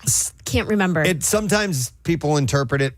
Yeah. Even if it's not upside down. Exactly. Have you ever seen anybody do that in a supermarket? No, but we do have some listeners. They were at our Christmas Miracle broadcast. And I can't remember if it was the husband or the wife, but they had a necklace with an upside down pineapple on it. And I was like, hang on a second. And they were like, yes, we are. What I did not know is that it is in that community, it is fairly common to put an upside down pineapple plate on your front door. That's what I've been seeing. Oh, yeah. Yes, okay, yeah. I've been seeing that more and more, noticing it more and more. On somebody's front door? Yes. Basically say, and we swing. On your front door, it was like if your house was like a safe haven for people. Do you guys know? I remember there was a sticker for like the fire department, like a child lives in this room, or I remember those. Yeah. Which can also be bad. Yeah. For your local. So you were advertising? Your local predator. Yeah. Let me go to a couple of calls real quick, and then I got a bunch more of these to read. I have Doug, who is joining us on the phone side. Doug, you're on the air. Good morning, bud. Gadzooks. Gadzooks, sir. What's up? That tells you how old I am. So I don't remember who it was, but it was Casey Boy or somebody was talking about for all intensive purposes. And I found out it's intense and purposes. Intents and purposes. Yes, it's one that people regularly get wrong. And from time to time, we'll try to reveal what they're really like all of a sudden. What in the hell is, what's an intensive purpose? I am so intensive in my purpose. I mean, that's... You're very committed. You can have a purpose. They have a very intensive, very intensive purpose. Let's go to Kim. Hi, Kim. Good morning. Hey, good morning, guys. Hey, Kim. So my husband is very grateful that probably 10 years ago I learned about Steak and BJ Day. Steak and BJ Day. We used to have Steak and BJ Day dinners. We may need to stir that back up again. People really responded well to that. Routinely, it would take place 1 month after Valentine's Day. Right. That's March right. 14th. Yeah. Do you still celebrate, Kim? Yes, we do. Sometimes it's not on that specific day if we have something going on, but I don't think my husband lets me forget. Good. Which is okay. Of course. All right. Thank you, Kim. Appreciate it. And then we'll go to Max here. Hi, Max. Good morning, buddy. Good morning, it's. Good morning to see you. All right, so everything I learned for the Preston and Steve Show. What did you learn? When I was 15, I learned what X-Hamster was. Oh, my God. Oh, my God. And on that day, that was a glorious day. Oh, that's so funny. A friend of mine was just on it the other day. Happy we could help, Max. Thanks, buddy. What were they? So there's X-Hamster, Lobster Tube, which is what I think Bert Kreischer introduced us to. Yeah. No, it was Big J. Was it Big J? Yeah. Okay, Yeah. Lobster Tube. And Pornhub. Corn Hub, which is an offshoot. Yeah, that's it's a food truck. Yeah, those are the ones that come to mind. All right, so here are a few other ones. Tom Masella Jr. said, I learned frying leftover pizza in the skillet is the best way to reheat it. And I stand by that. It really is, especially if you're just doing a couple of slices. Let's see. This is Kurt Malawi said, I learned that David Spade was actually the person doing the female cleaning lady voice that woke up Chris Farley's character in Tommy Boy. Yeah. That's at the beginning of our show every morning. In case you aren't up that early, our show has started for 28 years with that Tommy voicing. Yeah. How many times do you hear from people who will hear a clip that we play on the show and finally see it in the movie that we got it from? Dude, okay, so just so randomly, I heard something on my TV go, yeah, where are the strippers? Yeah. And it was like, it's Hungry Time or whatever that, oh God. What's Hungry the, Time. Oh, Is it a cartoon? It's a cartoon, and it's got like a milkshake that talks. Oh, Bob's Burgers? I don't know. No. I don't know that. Wait. Not that. Blow the lid off the joint. Yeah. Hold on. Go back to that other clip, the one that you hit. You remember that one? I do. And the reason I wanted to hear is I had somebody email me not that long ago looking for that woman. Oh my God. They wanted that whole, it was a woman who called up, she needed help with her computer, and she was leaving a voicemail for her son, and it starts off very calm. She's like, she starts off very calm, and then by the end of it, she's screaming her head off. It was so funny. I used to love playing that. Casey, I have no idea where to find it. Aqua Teen Hunger Force. Aqua Teen Hunger Force, yeah. Where are the strippers? So that's from Aqua Teen Hunger Force. Never knew that. All right, so here's one that says, Brian Butch Cole said, I think I learned that ranch dressing is good on pizza. Maybe they really like it on there. I don't even like it like that anymore. I don't even know what you're talking about. Jessica Leet Schneck said, I learned to create shortcuts in my phone keyboard app for stuff like my address. Thank you, Casey Boy. You're welcome. Lauren Peltzer learned the word taint from us. In fact, Casey has a tattoo on his taint. Yeah. So does Joe. Me and Joe. Yep. In fact, we have audio of Joe getting said tattoo, which is... At the very moment the needle touched his taint. You can hear the tattoo gun in the background. Yeah, listen closely. What I learned is when you're super hard on somebody for tapping out on something like that, maybe you should just go easy on them because it actually does hurt quite a bit. I've never heard a shriek. It's just the best. No. That is a 100%. Apparently, there is a nerve nexus in the taint area, and that's what he had hit. It is sensitive down there.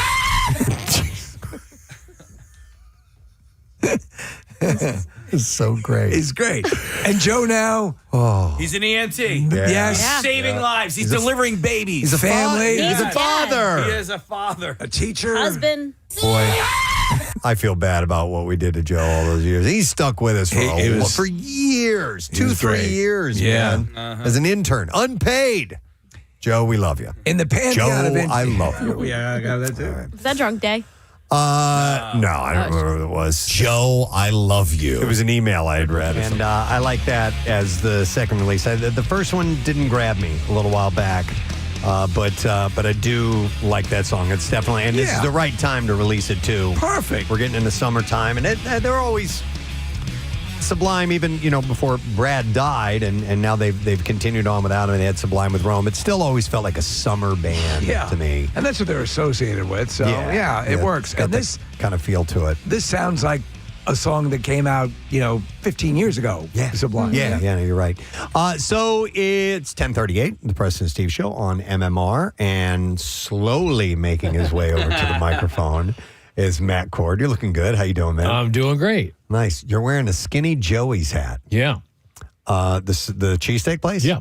It's got the Sixers and Flyers logo on it. Mm-hmm. I wonder if he asked for permission for that or not. Probably not. Probably not. Yeah. He's got one in Wildwood now. Yeah. On the I hear the boardwalk. cheesesteaks are great. Yeah. They are good. I hear they're fantastic. I don't know. Didn't open yet.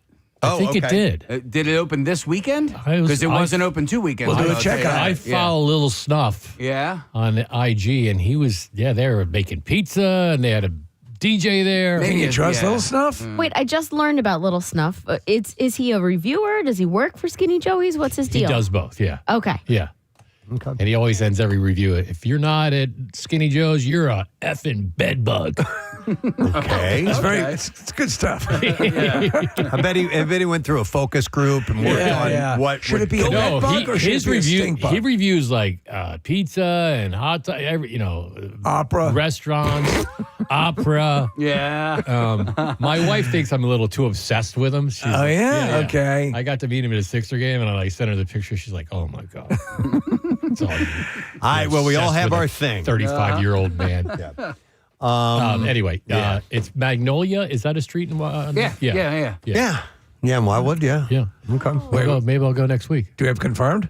Well, okay, so I haven't confirmed. I'm doing some digging, but then I just learned that Snuff or Little Snuff is the host of the Joey Marlino podcast. There you so go. he's the guy. Okay. He's the band leader.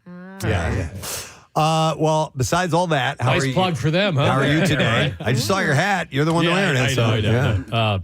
I'm doing better. Yeah. All right. Good. Yesterday was a little, You look like I don't want to complain. No, you look like an astronaut. The way you were seated back with your legs up on the console, trying to keep everything. right. Yeah, it looked pretty wild. Yeah, I've taken off my shoes just because it's a lot easier. Yeah, Sure. yeah. Yeah, most stuff. Get comfortable, my man. slip-in Skechers. They're great, aren't they? They're the best. They're awesome. Yeah. Do you have a pair? I'm wearing them right now. Oh, yeah, see? Yeah, it's all I wear. I'm an exclusive Skechers guy. Yeah. And the slip-ins are fantastic. They're so My good. golf shoes, I even ordered those. Oh, Skechers slip-in golf golf? shoes, and they're Wow. slip-ins too, yeah. All right. Yeah, definitely. Well, enjoy your quality footwear today, sir. And let's get the letter of the day. Yes. Preston and Steve on 93.3 WMMR. Now, the Daily Letter. And the Preston and Steve show is brought to you today by The Letter. A as in Afrojack. All right, Afrojack. Because I got hot. All right, no, it's Afro Man. Oh, Afroman. Afro-Man. What is yeah. There is an Afrojack. There is an band. Afrojack, but Afro-Man did Right. because I got high. All right, so we're going to give away on Friday a 4-pack of tickets for the Black Crows and Whiskey Myers show. It's this Friday, June 12th at Freedom Mortgage Pavilion, and tickets are on sale now via Ticketmaster, so getting closer to giving it away. What's happening on the show today? Well, we're about an hour away from Lame Ass Trivia. More tickets to see Evanescence at the Freedom Mortgage Pavilion. We will have blocks today of the band Cake. Oh, wow. Someone's anniversary. You know who's a big Cake fan? Pat Couch. yeah. It's true. And Dr. Mike. Oh, Dr. Mike. He used to call Pat me at Couch night. was Pat Couch was the guy that worked in our IT department. Yeah. here. Oh, right. And I he remember that guy. He had cake CDs all over his wall all the time. I'm sorry. All right, so Dr. Mike's a big cake fan. He used to call me when I would do nights here. Hey, can you play some cake? Like the band? Yeah, Never There or When Sheeps Go to Heaven. Yeah, he's a fan. So That's anyway, great, man. So this is for someone's anniversary. We're doing a block of Fuel, and Matt Bellamy, the lead singer and guitar player of Muse. It's his birthday, so a block of Muse today. All right. Thank you, Matt. And thank you to our sponsors. Preston and Steve Show has been brought to you today by Dunkin'. And the Preston and Steve Show runs on Dunkin', also brought to you by Fan Fest at Lemon Hill. You can join fans from around and join fans, not enjoy fans, but you can do that too. From around the world at the free 39-day FIFA Fan Festival. That's fun to say. FIFA Fan Festival. FIFA Fan Festival. Enjoy live match broadcasts, entertainment, and more. And also brought to you by Sequoia Outback, the ultimate experience in outdoor living at Sequoia Outback, Route 309 in Hatfield or decksupplies.com. Tomorrow on our program, Jared Freed will be in the studio, comedian. And we also will be chatting with Melissa Etheridge tomorrow. How about that? Phenomenal musician. And we'll check in with our friends at Fox 29 and do whatever else we feel like doing. That is it. We are done. Rage on. Have a great day in the morning. We shall see you tomorrow, friend.